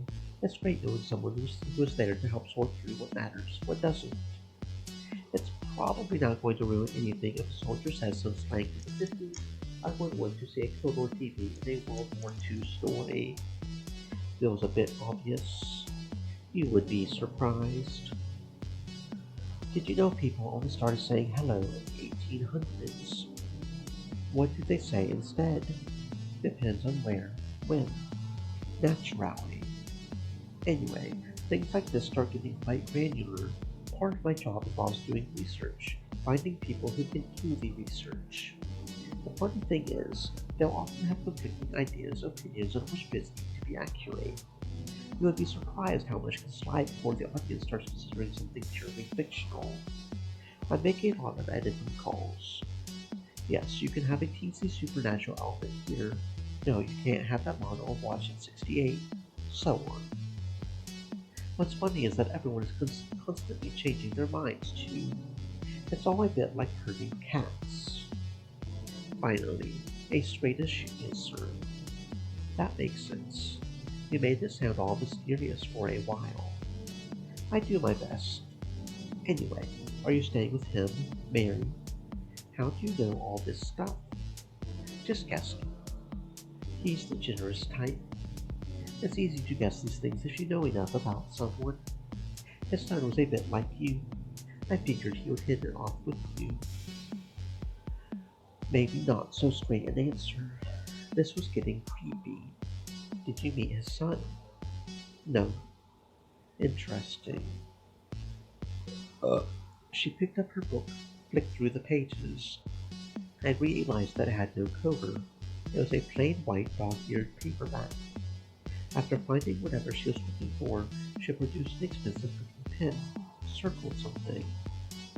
Sorry, am I bothering you? No, I apologize. I'm just checking something. I have to finish my notes on this by morning. What is it? A thriller. Bit of an airport paperback, really? It's quite fun. What's it about? She put the novel down and folded her arms over it, then leaned forward with an excited grin. It's this espionage story, yes? Starts in the 70s, covers a large span of time, Downing Street Palace intrigue, so on. There's the intent of the Prime Minister's life. The spies, the detective stuff, they have no idea who it was. They profile the usual types, you know? Lefties, lefty minorities. They get nowhere. Turns out, it was a bunch of retired farmers who were in cahoots with the IRA. Then what happens? That's it. That's the twist. That sounds fucking boring. Right. You're not a big fan of fiction. I remember. I mean, sure, I go to the movies, watch TV sometimes. I'm not a robot. That just barely sounds like a story. That's just a long article. Well, it hasn't happened. Sure, it could, right? Like, I could imagine flipping on the news, hearing that basically word for word. Well, I think for some people, that's part of the fun. Not for me, I guess. Nothing wrong with that. She dropped her fingers on the table. Drinks. What would you like? A cider, I guess. She stood up, walked over to the bar. I swear she was exaggerating her hip sway, if that's not too weird to say. I only bring it up because she also left the book on the table. I felt like I was being toyed with. I glanced between the book, the strange woman. I was thinking, how long will her order take? I wouldn't care about a boring spy novel normally. I don't know, an advanced copy of a book. I'd be curious about an unpublished textbook, if I'm being totally honest. You know, like every button has a sign that says do not press. I'm pressing that button. I picked up the book.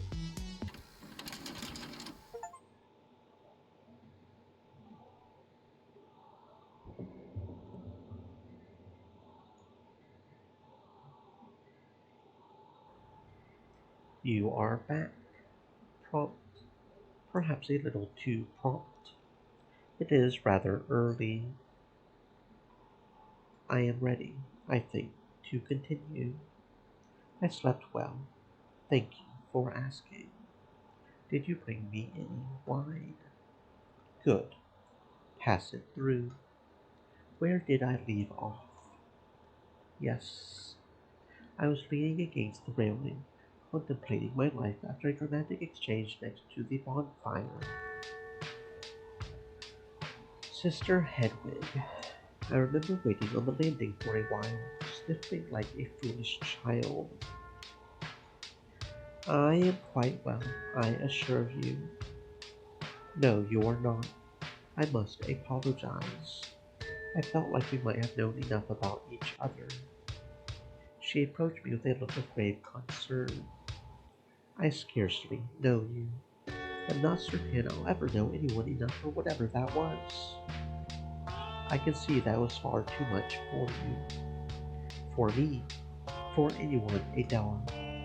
You have much to atone for if that sort of thing is a regular activity for you. Sister Hedwig, is this common? Is this expected here? Expected is such an odd word to use. Nothing is expected of you, Hedwig. I just, well, I find you rather sweet. Wanted to express such. As flattered as I am to hear that, perhaps words could suffice for now. I understand. I will never put you in that position again, Sister Hedwig. Anyone. She cackled in a manner I had never heard from her before. I respect you, Sister Hedwig. You are not my mother. I was not prepared to argue with her. I knew, as I recently alluded to, that I could not quote specific scripture to make my argument. I could rebut any selfish, worldly, Gnostic, otherwise hedonistic offense she could muster. I just, I don't know. Should we be touching each other so affectionately, with such intent? Is it holy? I do not care. Any offense but that. But what? I do not care, Sister Hedwig. Do you think I am worried about hell? Adela, I am mortified that I upset you, but that is where my shame ends. You are in the real world, Sister Hedwig. People have wants and needs. Just because you want something, do you not think I'm capable of managing my desires? I want so much more than to touch these, Hedwig. I want a different life. I could walk right out of the Abbey tomorrow if I thought it was a good idea. I do not. I am here because unfortunately it is the best place for me to be right now. I have important work to do. I have sharing to make. I do believe in God strongly enough to have taken my vows willingly. I do more work in God's name than most everyone on earth. Everyone here does, Sister Hedwig.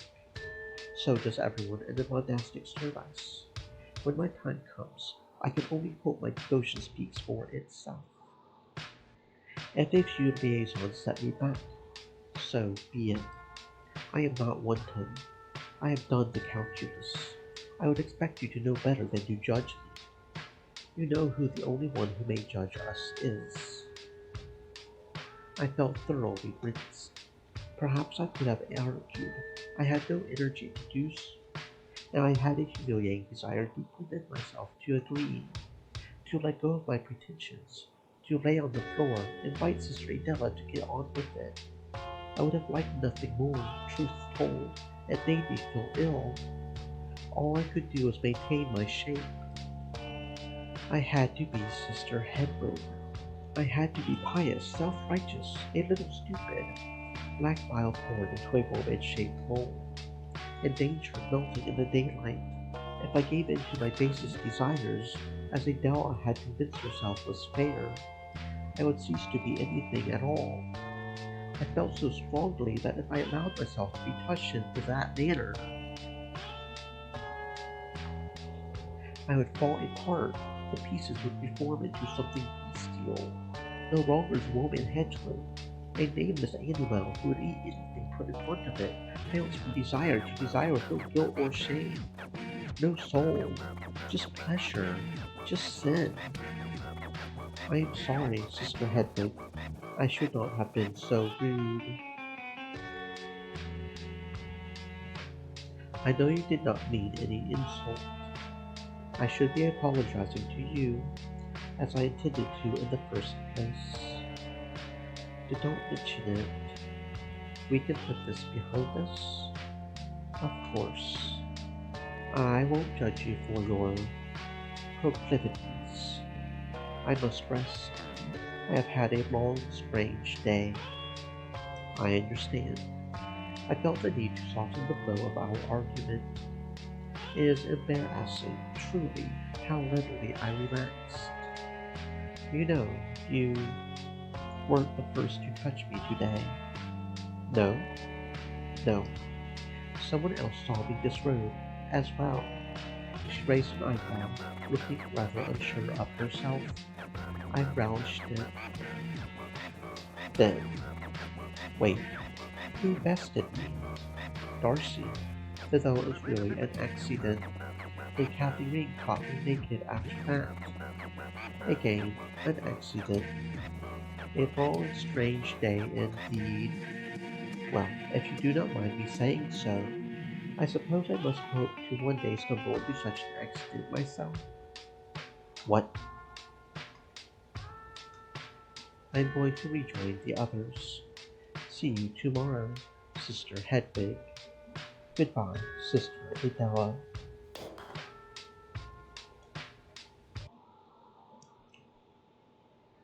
I apologize. Discussing this is difficult for me. I suppose it isn't going to get any easier, is it? Excuse me, I must retrieve my coat. I dropped it. There we are. I suppose I have a small reprieve now. But because as I watched Adela disappear down the stairs, I resolved myself to get some real work done. I dashed to my dorm to open my new workbook. I closed my door, hastily procured a quill, ink from the writing desk drawer. If I had disappointed God by letting my guard down around these moments, I would please him by showing true commitment to my calling, here and now. I flipped to the first blank pages, spread the book back on the desk, and got to work. It was time to start putting things to ink so I could not forget them. I copied the same map I had drawn previously. This time I began adding little figures around the Abbaye. It was time to work out what had happened the morning Kathleen's murder was discovered. The body was in the middle of the cloister. Charity discovered her first. Angela and the superior were having a meeting in the office. They would have been alerted by Sister Charity. The superior roused Moira Eustace first, while Angela began searching for the culprit. Then Eustace Moira carried the body into the chapel to be examined. James had arrived to make deliveries that morning, but up in Sister Catherine's bedroom at the time. Then Angela did find him hiding later. Darcy saw a fire. Was attending to a fire? Was that Eustace? I frowned. I was already beginning to forget critical details. Determined to make progress, I revisited the notes I had just written. Charity discovered who first. Simply enough to confirm, I suppose. I made a note to ask Charity about it directly. Angela, the superior, were having a meeting in the office. What had they done with Charity and murdered them? Then I realized, was it Charity who had murdered them? If I could confirm that, it would confirm Charity's story. Simple connections I could build a bridge to the truth out of. The superior roused Moira and Eustace first, while Angela began searching for the culprit. Is that what happened? I could ask Moira and Eustace how they heard the news. And then Eustace and Moira carried the body into the chapel to be examined. I could ask about that too, I suppose. I furrowed my brow. I would have to ask Catherine about James as well. I was losing concentration quickly. Worse, I was beginning to develop a sinking feeling that I was walking in circles, right back to where I had started the minute I had left my cell. How could I ask any of these questions without turning everyone off to what I was doing? Who could I trust to answer these inquiries in good faith? I groaned aloud, slammed my quill onto the desk. This was my lot in life. Do a lot of work, achieve nothing at all. Was there really no foothold I could find? I considered my questions and notes once more. Eustace had already determined exactly what my goal was. It would put her guard up, and she would be upset that I had broken my promise to her. But I could at least ask her these questions without giving myself away. Or perhaps I did not need to break any more promises. Eustace had asked for 1 week. I could at least appear to honor that for Eustace. And in the meantime, I could employ subterfuge to ask some of these other questions. Catherine meant so much to everyone here. Surely I could find a way to innocently get this information out of my peers without seeming nosy. I cared about Catherine just as much as they did. She had come to my hagioscope many times. Her loss moved me just as much as it moved them. 1 week. 1 more week of dishonesty, of white lies and prying questions. And then I could ask Eustace directly about whatever contradictions I discovered. Feeling somewhat satisfied, I sighed and closed the book. It had been a long day, and I was still reeling from Adela's touch. I stood up to strip for bed and fell onto my pillow. 1 week. 1 more week of calculated sin.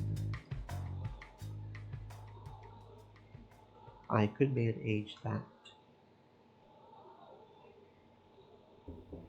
Hedwig, did you have a fun night with Eustace? I wasn't sure how late you stayed up, so I just wanted to collect you for service. To thank you. I leapt out of bed and dressed quickly and joined Moira in the dorm hall. We started walking down to the chapel. It was a bright, crisp morning. The others were slightly ahead of us. How was the Misericorde last night? Rather boring, to tell you the truth. Or, not boring, I suppose, but without Adela there to be competitive, the chess was a bit stale.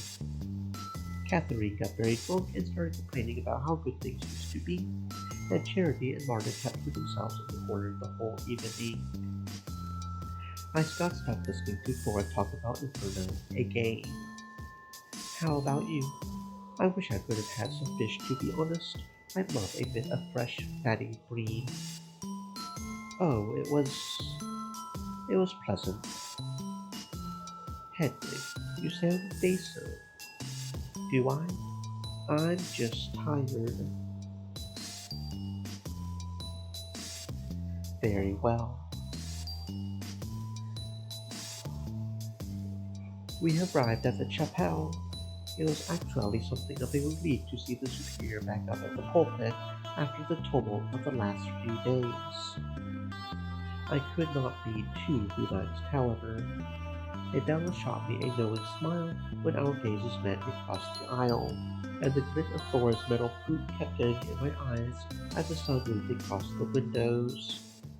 The bishop, too, was seated for service. He looked rather bored, but perked up when things concluded. Now then, these have been a stressful handful of days, but I believe in second chances and moving forward as a family. And what better way for a family to bond than to welcome new members? Sometime today should be the last letter I receive remarking time accurately. Two new oblates will be arriving. I expect you all to make them feel welcomed and help them ingratiate into our little abbey. While I would normally say, show them how we do things here, I think you all know that the way things are done here could be vastly improved. So I will ask you all, humbly, do not settle for your worst. Let us consider this an opportunity to set an example, not just for our new sisters, but for ourselves. We can show them how things should be done here, and how they will be done here. Do you all understand? As per usual, a mildly agreeable murmur went around the room. Very good. She gestured to the bishop, who stood up to take the pulpit. I'd like to thank you all for welcoming me into your home as always. Visiting Lindborough is a new pleasure that cannot be overstated. I heard a stifled chortle. Kathy Reed and Margaret were elbowing each other. There is, of course, a sense of tragedy hanging over this visit. The loss of one's sister Kathy Reed was, of course, an indispensable and cherished member of this congregation. I have been in talk with your superior, the diocese, and some anonymous benefactors, and I am delighted to announce that we will finally be able to perform some renovations to the Abbey grounds. Another murmur. This is a lovely place, but it is a touch drafty. Is it not? Crumbling walls, aged paths, unfinished additions to the campus. But most of all, I am thrilled to share that I have secured the funds to not only finish and repair this place. The diocese has agreed to fund the repair and completion of the ill-fated clock tower that currently lies in ruins next to this chapel. There is a horrible sound of wood scraping on stone as you stay shot upward onto her feet so violently it moved the whole pew. Sister Eustace. No thing. That is just excellent news. Yes. I explained to the diocese and our financier that the clock tower would be a wonderful way to honor your departed sister Kathy Reed. I hear she was quite passionate about the first project. Perhaps we can name the new one for her in order to preserve her memory. As for her killer, he will be returning with me to the diocese to await his punishment. As the superior told you, I think this is a wonderful opportunity for a new beacon. New oblates, a round of repairs on the Abbey. Truly, this place can shine as a beacon on the mountain for all travelers who pass through the cold north. Eustace's hand shot up. Sister Eustace. That's a good point. It's rather late in the year to be starting construction work, is it not? It is indeed. Luckily, our benefactors have graciously paid for new stone to be cut and transported here, and for labor costs. With any luck, the tower will be completed before any snow begins. That's absurd. It is extremely generous, yes. They are prepared to work through inclement weather as well. Surely it is already too cold for limestone. I have been assured the workers will know what to do to get the tower erected quickly.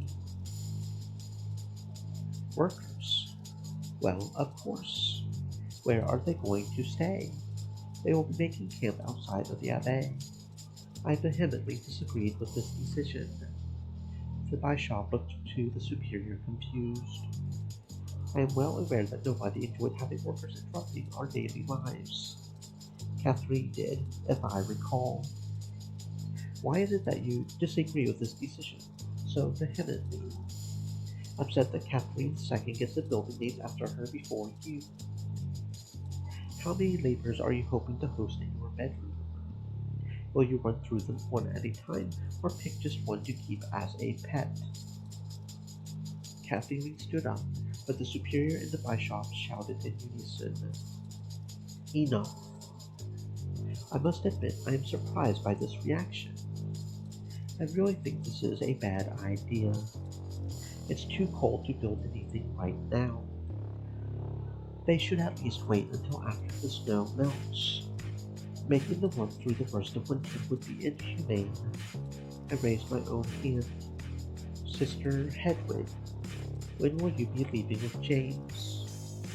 Well, I will be speaking rude at district reunion to the new offlates and see that they settle in. A week, I would hazard. Why, do you ask? No reason. I could feel ice burning the back of my neck. I just want to pray for him. That's all. The bishop nodded sagely, as should we all. That was that, then. God was determined to make sure I held to my promise. A week of subterfuge. I swerved my seat, pretending to stretch so as not to look too obvious. Eustace was still looking at me from across the chapel. Her expression was as blank as ever. I could only hope that my explanation had satisfied her. She knew what I was really up to, but she also knew that I was devout. She found a pious fault, in fact. I felt a little faint, realizing that I now had an even harder deadline. As I turned to face the front again, I caught Angela's eye. I nodded as gently as I could. Loath as I was to associate with her, Angela was the only ally I had. Turning away, I couldn't help but lament how much both women's cases bothered me. Why did people only ever look at me when something was wrong? Service ended, and we all filed out of the chapel. The wind was picking up, and it was beginning to rain. I had work to do in the library, of course, but I could think in there. Of course, I would need to be wary of Eustace sitting directly across from me. I fretted silently as I walked through the cloister with the others.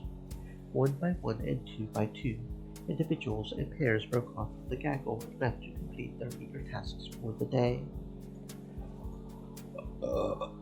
I tried to keep track of where everyone was going, even though I would have no way to know where they would end up when they left my sight. Charity and Marta took their chairs in the cloister. Adela headed to the cellars, Darcy to the kitchens, Catherine and Margaret to the garden. Moira skipped ahead of us up the stairs, the bishop and the superior to her office. Eustace, meanwhile, was busy wheeling Flora backward up the stairs as I passed her.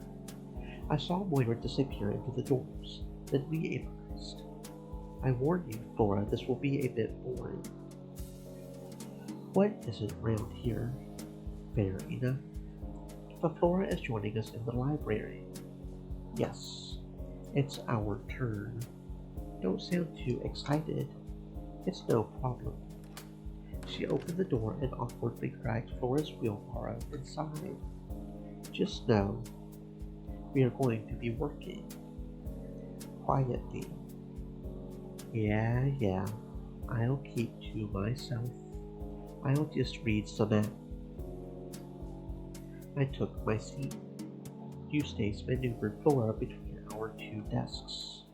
Can't you put me a bit further in? What am I supposed to do sitting here? Tell me what you want to read and I'll go find it. I was already having trouble focusing on anything. I don't know that kind of thing off the top of my head. Well, think of something. Just put me a bit further in. No, you'll knock something over. I'll be a real pest if I don't find something to read. Eustace rolled her eyes and jerked the handles of the barrow back up. She pushed Flora closer to the specialty shelf I remember being shown on my first tour of the library. Surely there's enough in there to keep you occupied. Better than nothing, I suppose. Thank goodness for that. She plopped the barrow back down and slumped into her chair. I could sense that she was unhappy with how close Flora was to her work. That made two of us, I suppose. I bristled, thinking back to the one mystery I had managed to solve around here. I opened my chronicles and tried to set to work.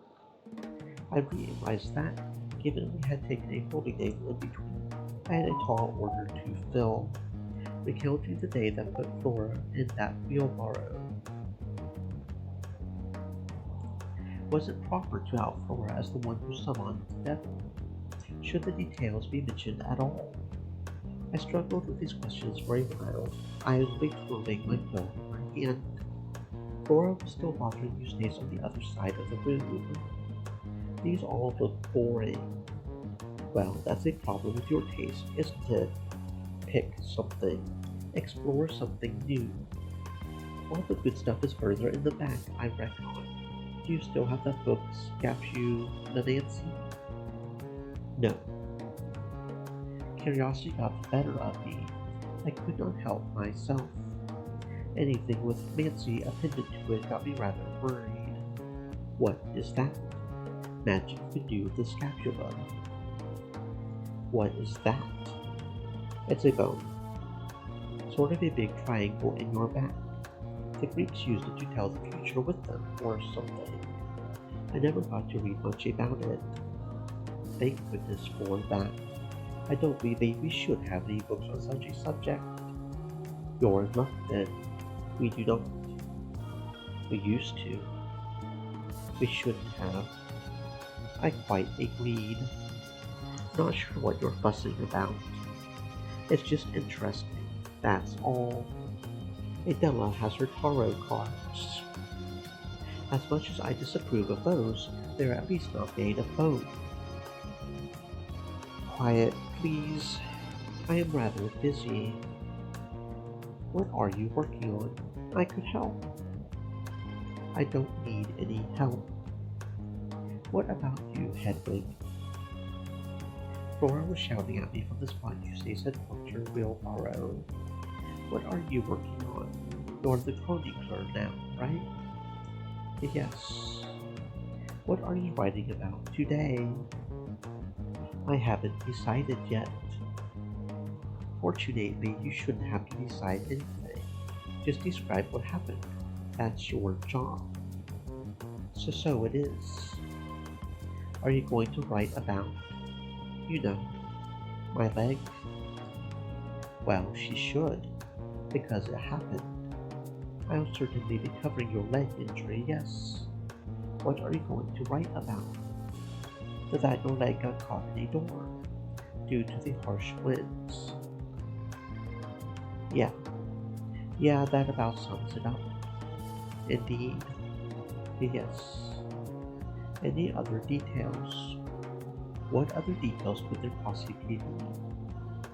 Well, I'll be sure to include our ingenious workshop camaraderie. Wonderful. Well, what about yesterday then? Bit of a blank that one, innit? We had a holy day. I imagine she'll just write that we had a holy day then. Correct. Hedwig. Yes. There was so much I could have written about. It would have likely have drained on my essence to put it to paper. I was grateful for Eustace's terseness for once. Sounds like an easy job, to be honest. What do you do all day when you're not chronicling? Don't be nosy. I suppose I just flit about and see if anybody needs any help. Potential devil worship aside, I was beginning to become rather irritated with Flora's petty behavior. Hadn't I saved her life not 2 days ago? Forgive me my pride, but I rather think I would have been justified in expecting a little bit of contrition. I have a lot to learn. It's good for me to touch a lot of things, get a feel for how everything works outside of myself. Right. I would appreciate some silence. I have a lot of papers to sort through. What is it you do again, Eustace? Cora fell silent, but I could see her sulking. Occasionally, she would sigh loudly in a plea for attention. I tried to focus on my tasks. I described the night of Flora's injury as best I could. I omitted supernatural truth in favor of the tangible details. We all searched for Sister Flora. At night, I heard a terrible sound. I followed the noise and discovered Sister Flora running through the hall. Her leg got caught in the upstairs door and was broken. It wasn't the entire truth, but it was at the very least not a lie. I could rest somewhat easy with that. I glanced over my desk at Flora. She was still looking huffy, arms folded across her chest. I marveled at her for a moment. Her, I thought to myself. She could bring about something as terrible as that beast in the hallway. You need something? Oh, no. Just, you were gawking at me all weird like. I'm just happy you're safe. Yeah? Yes, of course I am. So am I. We all are. Funny. Doesn't feel like it. Well, what do you mean? Seems like everyone's sick of looking after me already. It's not like I asked for it. You still got a leg because of me. Did you know that? I could hear Eustace tapping Flora's metal boot with her quill. Sure. Just, you don't have to push me all about now. I can hear people whispering. I'm not stupid. I doubt it's about you. It was hard trying not to talk someone out of the same thoughts I had every day. Especially when I knew for a fact that Flora was correct. I remembered the looks Margaret had shot me, and how exasperated Moira had seemed after toiling Flora around for a spell. And I had my own dark suspicions, of course. Like I said, I'm not stupid. You'll be fine. Maybe it's time to pick up a hobby. Well, I've been enjoying reading, but apparently that's annoying to some people around here. Honestly, you'll learn to read, my uncle said. A monastery will make you clever. Never mentioned that the other sisters might not want you to read the precious books. Catherine II used to let me read loads of cool stuff. Get down from the cross, Flora. Eustace, don't you start. I'll get off the cross if you let me choose a bloody book. I said you could pick anything you like from that shelf. What about the other shelves? There's more books on that shelf than most people in this country see in their whole bloody lives. Surely you're not too good for... She paused. Liber Urbani. What is that? A poem about proper manners for gentlemen. That sounds fucking boring.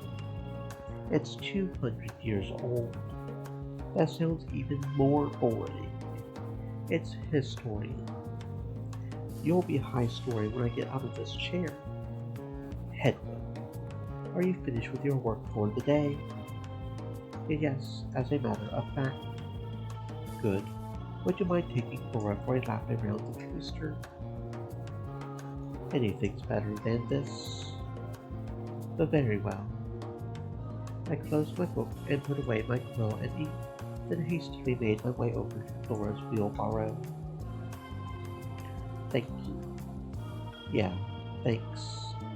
And thanks for nothing, Eustace. I tried to cart Flora out of the library as fast as I could, but I wasn't quick enough to avoid one more spiteful exchange. Tuesday shot Flora a nasty glance from behind the piles of papers on her desk as I repositioned the bar row. Flora returned fire by sticking out her tongue quite rudely. Getting Flora through doors was rather unwieldy, and the bar row itself was heavier than I had expected. Honestly, what's her problem? I think she's just very busy. That's what I don't get. If she hates me so much, just let me monkey around out of sight. There's loads of books in there. Those shelves go on for ages. I think she's just very particular. Don't I know it? I wheeled her toward the stairs to the cloister. Careful going down these. Margaret goes much too fast. It's hell on me bump. Of course. So, how is the wheelbarrow? How is the wheelbarrow? Do I like being in a wheelbarrow? What the fuck do you want me to say? Forget I asked. It was a silly question. Too bright. It's better than the alternative, I suppose. Better than being dead. Yeah. You think that thing would have killed me? We had made it downstairs. Luckily, there was nobody around to hear our conversation. I think it might have killed us both. Yeah, we trundled along in silence. I had no real idea what to say. I was shaking. I felt tired. I felt exposed to the elements and weather. There was simply too much going on, and I was pushing a potential devil worshipper around. I wanted to ask the Lord for strength, but that felt like pushing my luck. After yesterday's antics, I was lucky I wasn't being smited where I stood. Instead, I tested the buttons with Flora. Perhaps I could solve at least one riddle while I had her alone. Do you know what that thing was? I have a guess. What's your guess? I think it's Kathleen. My blood ran cold. As in, dead Kathleen. Yeah. What makes you think that? Makes sense, I suppose. I heard the other sisters talking about your prank. Only, it wasn't a prank, was it? You saw it too. She would have been upset with you, I think, for taking over her work. I meant no disrespect. Sure, but ghosts don't know that, do they? Anyway, weird stuff has happened here before, but you and me seeing the same thing. It just makes sense to me. So, let's say she was upset with me and wanted to, I don't know, punish me. Why would she show herself to you as well? Dunno. She was tensing up. You can't think of anything. Now, when you were missing, what happened when you saw the ghost? I never got a chance to ask you exactly how everything, you know, happened. Well, I I had a secret project going on back there, in the walls, you know. Margaret used to show me secret passages she knew about, and I would explore them when I wanted to be alone. And I was doing something in that passage near your old aunt. What was it? Nothing important. It was silly. Just an art project. Flora. All my hairs were standing on end, but I reasoned, rather cruelly, that I was in no physical danger from this teenage cripple. I've seen your little project.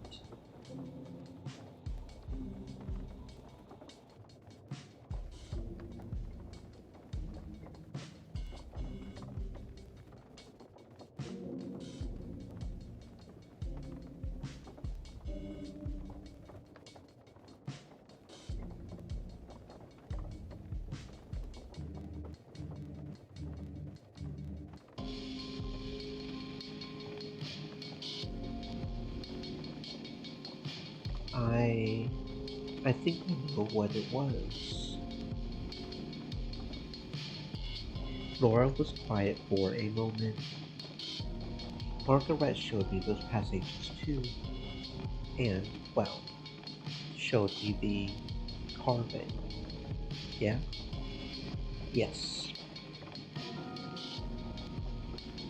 Did did the ghost come out of it? I no. We kept going along the path around the cloister. I could see Laura shaking. I don't think it could have. I know this seems bad, but I don't think they're related. What was the spell? Or whatever it was? What was it meant to do? Not that. Nothing like that at all. She had sunk low into her pillow. We did some more laps. I don't remember how many it took until she spoke once more. Not that I think they are related, but maybe I could fix it.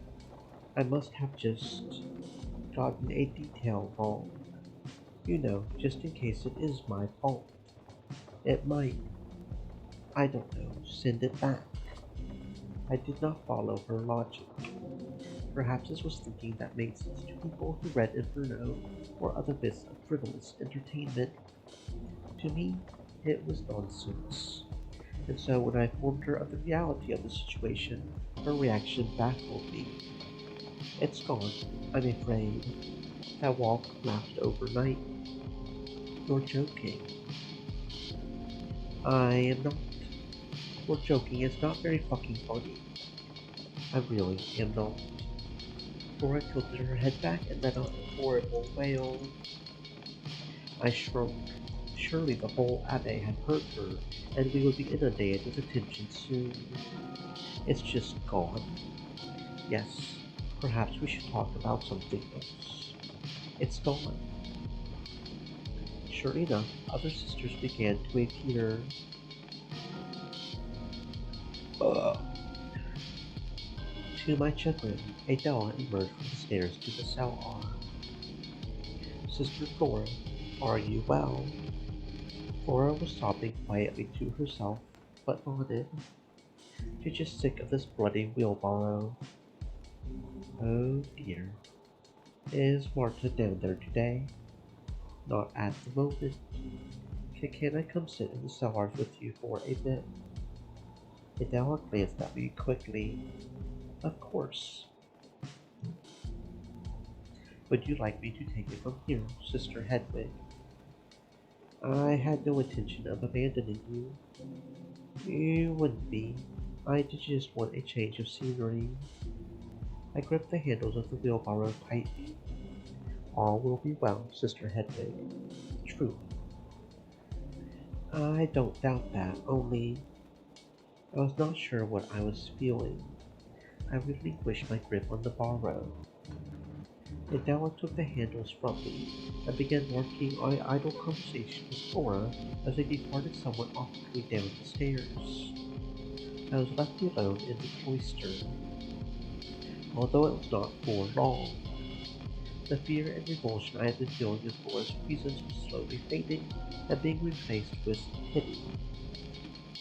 As nonsensical as it seems, her reaction had had me somewhat convinced that she had not intentionally unleashed a beast upon the Abbe.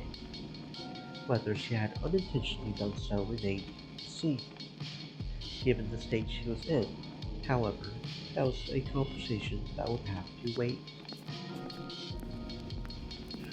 Footsteps echoed throughout the passage, and I turned to see who else had heard Flora's cry. Hedwig, did I hear Flora a moment ago? Yes, but not to worry. I think she was just upset about her situation. She's going to accompany Adela in the cellar for a little while. Help with the sherry, I think. Oh, that's good. I heard her screaming and was worried something had happened to her leg. No, no. She's just sad, I think. Good, good. I mean, I don't think it's good that she's sad. Just that's not in my purview. I can heal bodies, but not hearts. I was terrified I could have set the phone wrong, or that an infection was starting to hurt. It's nothing like that, as far as I know. Well, how are you, Hedwig? Finished with work for the day? I am, as a matter of fact.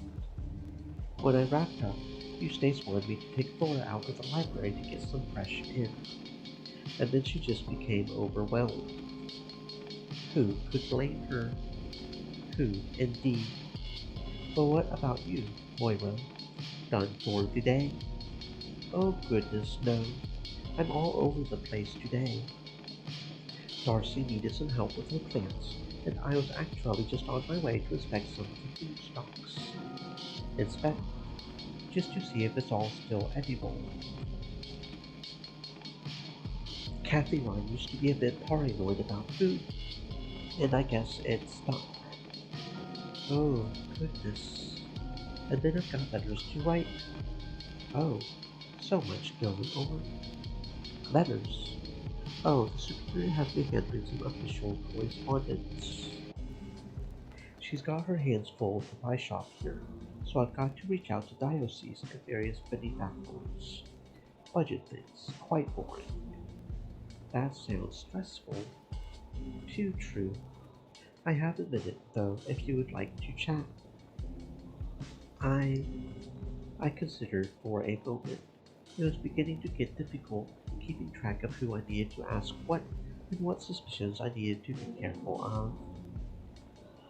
Yes, I would like that.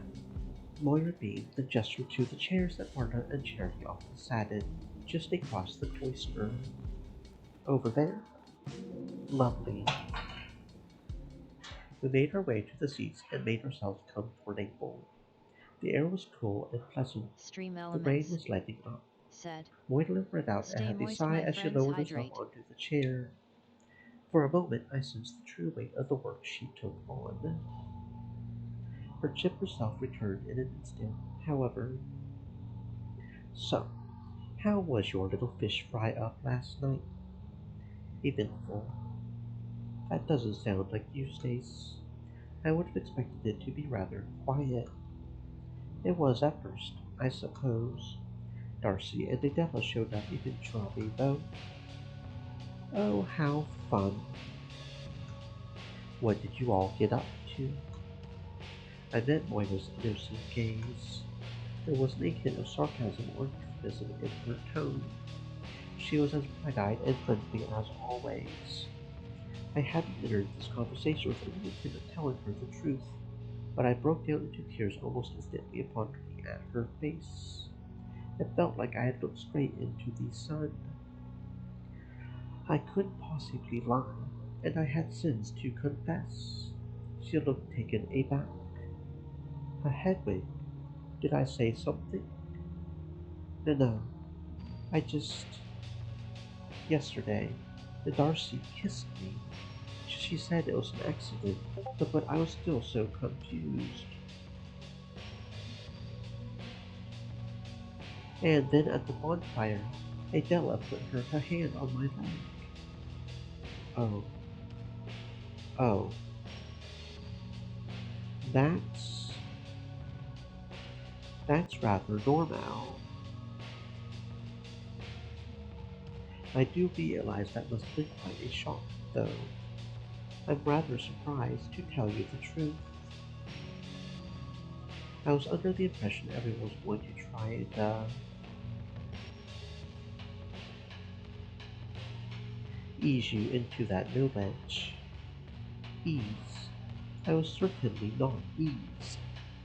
That sort of behavior, the touching and so on, is rather common here. Common? Yes. I don't know what to think about it, really. I've been running through scripture in my head, and I cannot find anything to hold on to that says, no, that is wrong. But it certainly doesn't feel right. It doesn't feel like it's in the spirit of the scripture. I know that Aquinas so certainly wouldn't approve, and he's far cleverer than I could hope to be. It felt wrong to you. I wouldn't let a man touch me in that manner. And if it would be wrong with a man, then it would be wrong with a woman. Perhaps more so. I'm not sure. A new sin, one not recorded yet, but it feels self-evident. I saw Moira nod slowly, deep in thought. You would make a very interesting theosopher.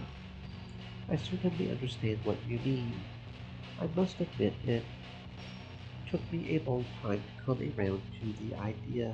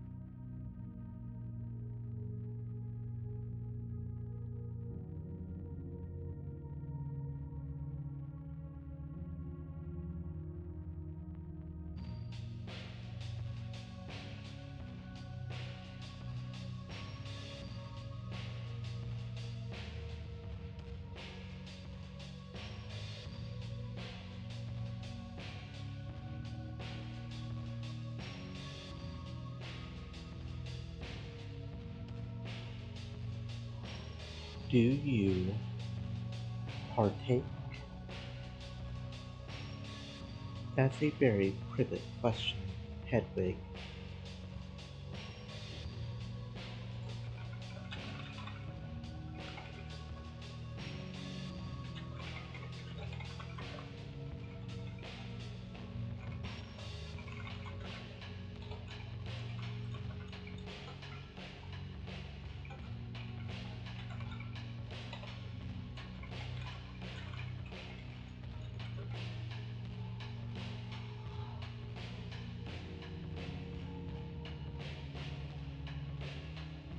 I would wager everyone else here does. Well, not Thora. That was an interesting time. When we took on such a young oblate, everybody vowed to keep it all a bit more quiet, so to speak.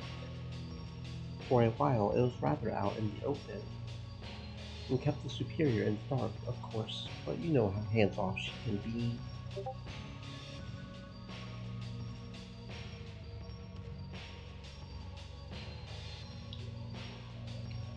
Flora's arrival prompted a bit of a re-evaluation.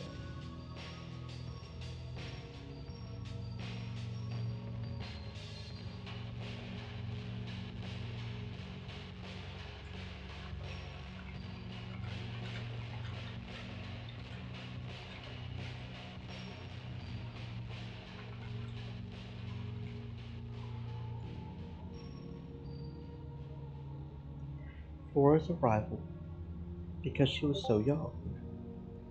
Yes, that and, honestly, you're not the only one who felt conflicted.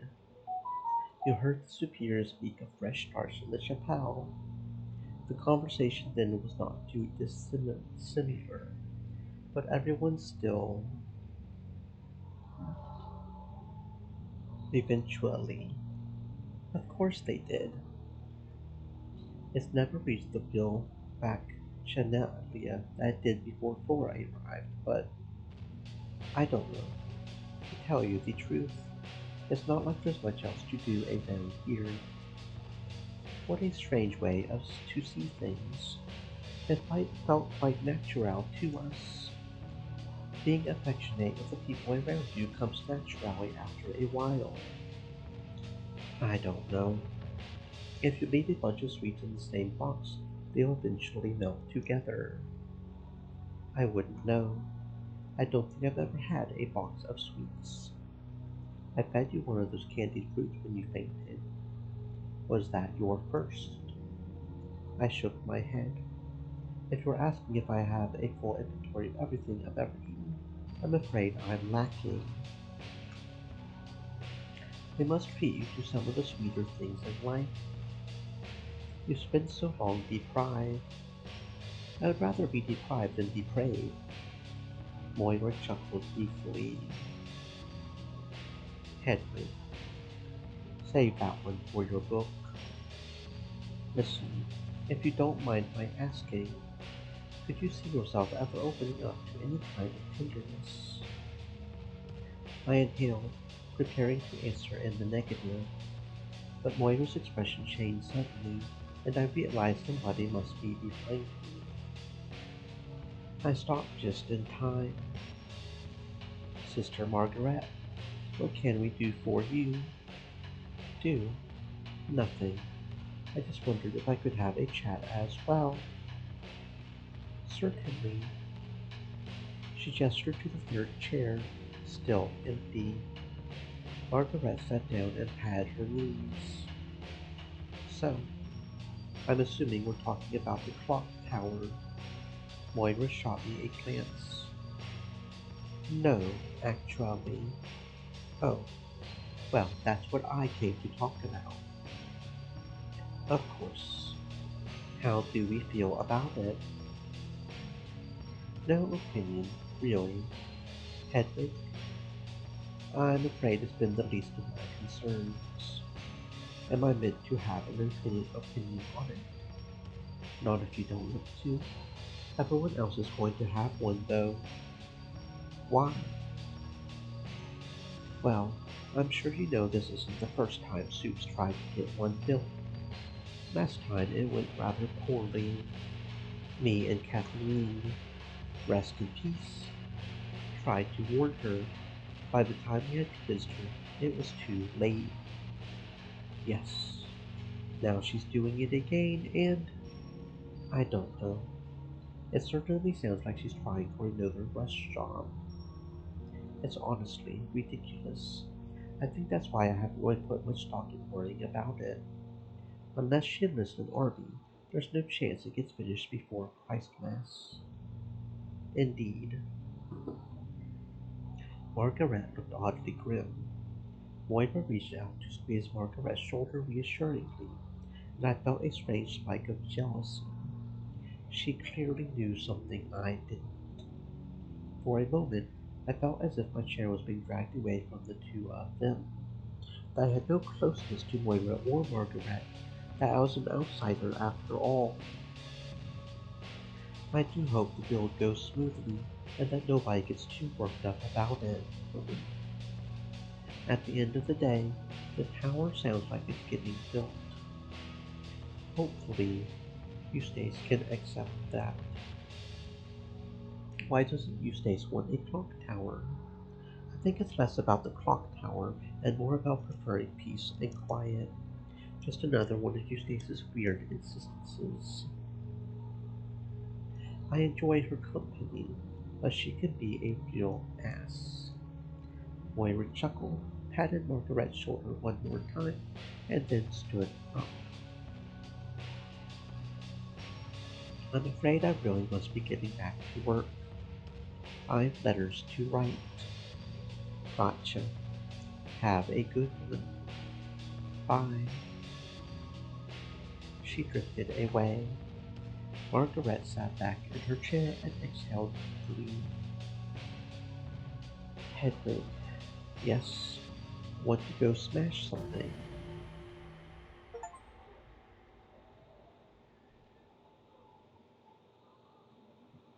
Smash something. Yes, you know, break something for fun. Is that fun? Of course it is. Don't be bashful. I saw you walloping that keg the other night. I suddenly remembered Margaret's inexplicable tears during that event. I feel like I must apologize for that. Why? Because well, it certainly seemed like you didn't appreciate it at all. Margaret made an inscrutable expression, her mouth somewhere between a grin and a grimace, and her eyes darted to the left. That wasn't your fault. Follow me. Margaret moved away, and I had to jog to keep up. She was taking me back to the chapel. We eventually arrived at the pile of stone rubble. The previous clock tower. Come round the back for a minute. I think there's still some old furniture in the back of the chapel no one's using. I followed her to the rear door of the chapel. She cracked open a small door which led to a small anteroom. It was dusty and dry in here. It smelled of old wood and dirt. It looked like the room had been repurposed into a sort of shed. A few old chairs, desks, and tools, all in various states of disrepair, were heaped in the corner. I looked down at the wooden floor and dragged one foot over it. It was rather rough. The sole of my shoe kept catching. Let's take a few of those chairs. We awkwardly untangled some bits and pieces from the pile of furniture. I still had no idea what Margaret saw in this enterprise, but I followed along dutifully. We took the chairs outside. Margaret placed hers a few meters from the pile of stones. I mimicked her and then followed her to the rubble. She began to climb it. Get on up. It's not difficult. I tried my best to find a foothold on the rubble. Here. She reached her hand out to me, which I took gratefully. With her help, I managed to scramble atop the pile of stones. I nearly lost my balance at the top, however. Careful. We don't need two sisters in wheelbarrows. Indeed. Anyway, she reached down to pick up one of the smaller bits of stone under our feet, still big enough to require two hands, and held it between her legs. Watch this. She swung her arms up and released the rock. It sailed through the air and then, damn, missed. This looks very dangerous. What, for the chairs? Give it a go. Gingerly I bent down to select the rock to throw. Far too small. Just for practice. Go on then. I chucked the smaller stone into the air. Not bad for your first time. She bent down and picked up another big rock and tossed it into the air with a grunt. Her aim was true, although the rock landed squarely on a table without breaking it. Damn, tougher than it looks. Your go. I picked up a larger stone with two hands. It felt so rough and strange in my fingers. It gave me the shivers. With some trepidation, I lowered the rock between my legs and then swung my arms up. My missile struck a chair. Bits of wood and splinters flew everywhere. I must admit, it was rather enjoyable. There you go. We began to launch rocks in tandem.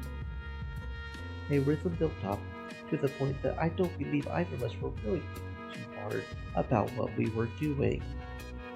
I assume this is why Margaret had suggested the activity in the first place.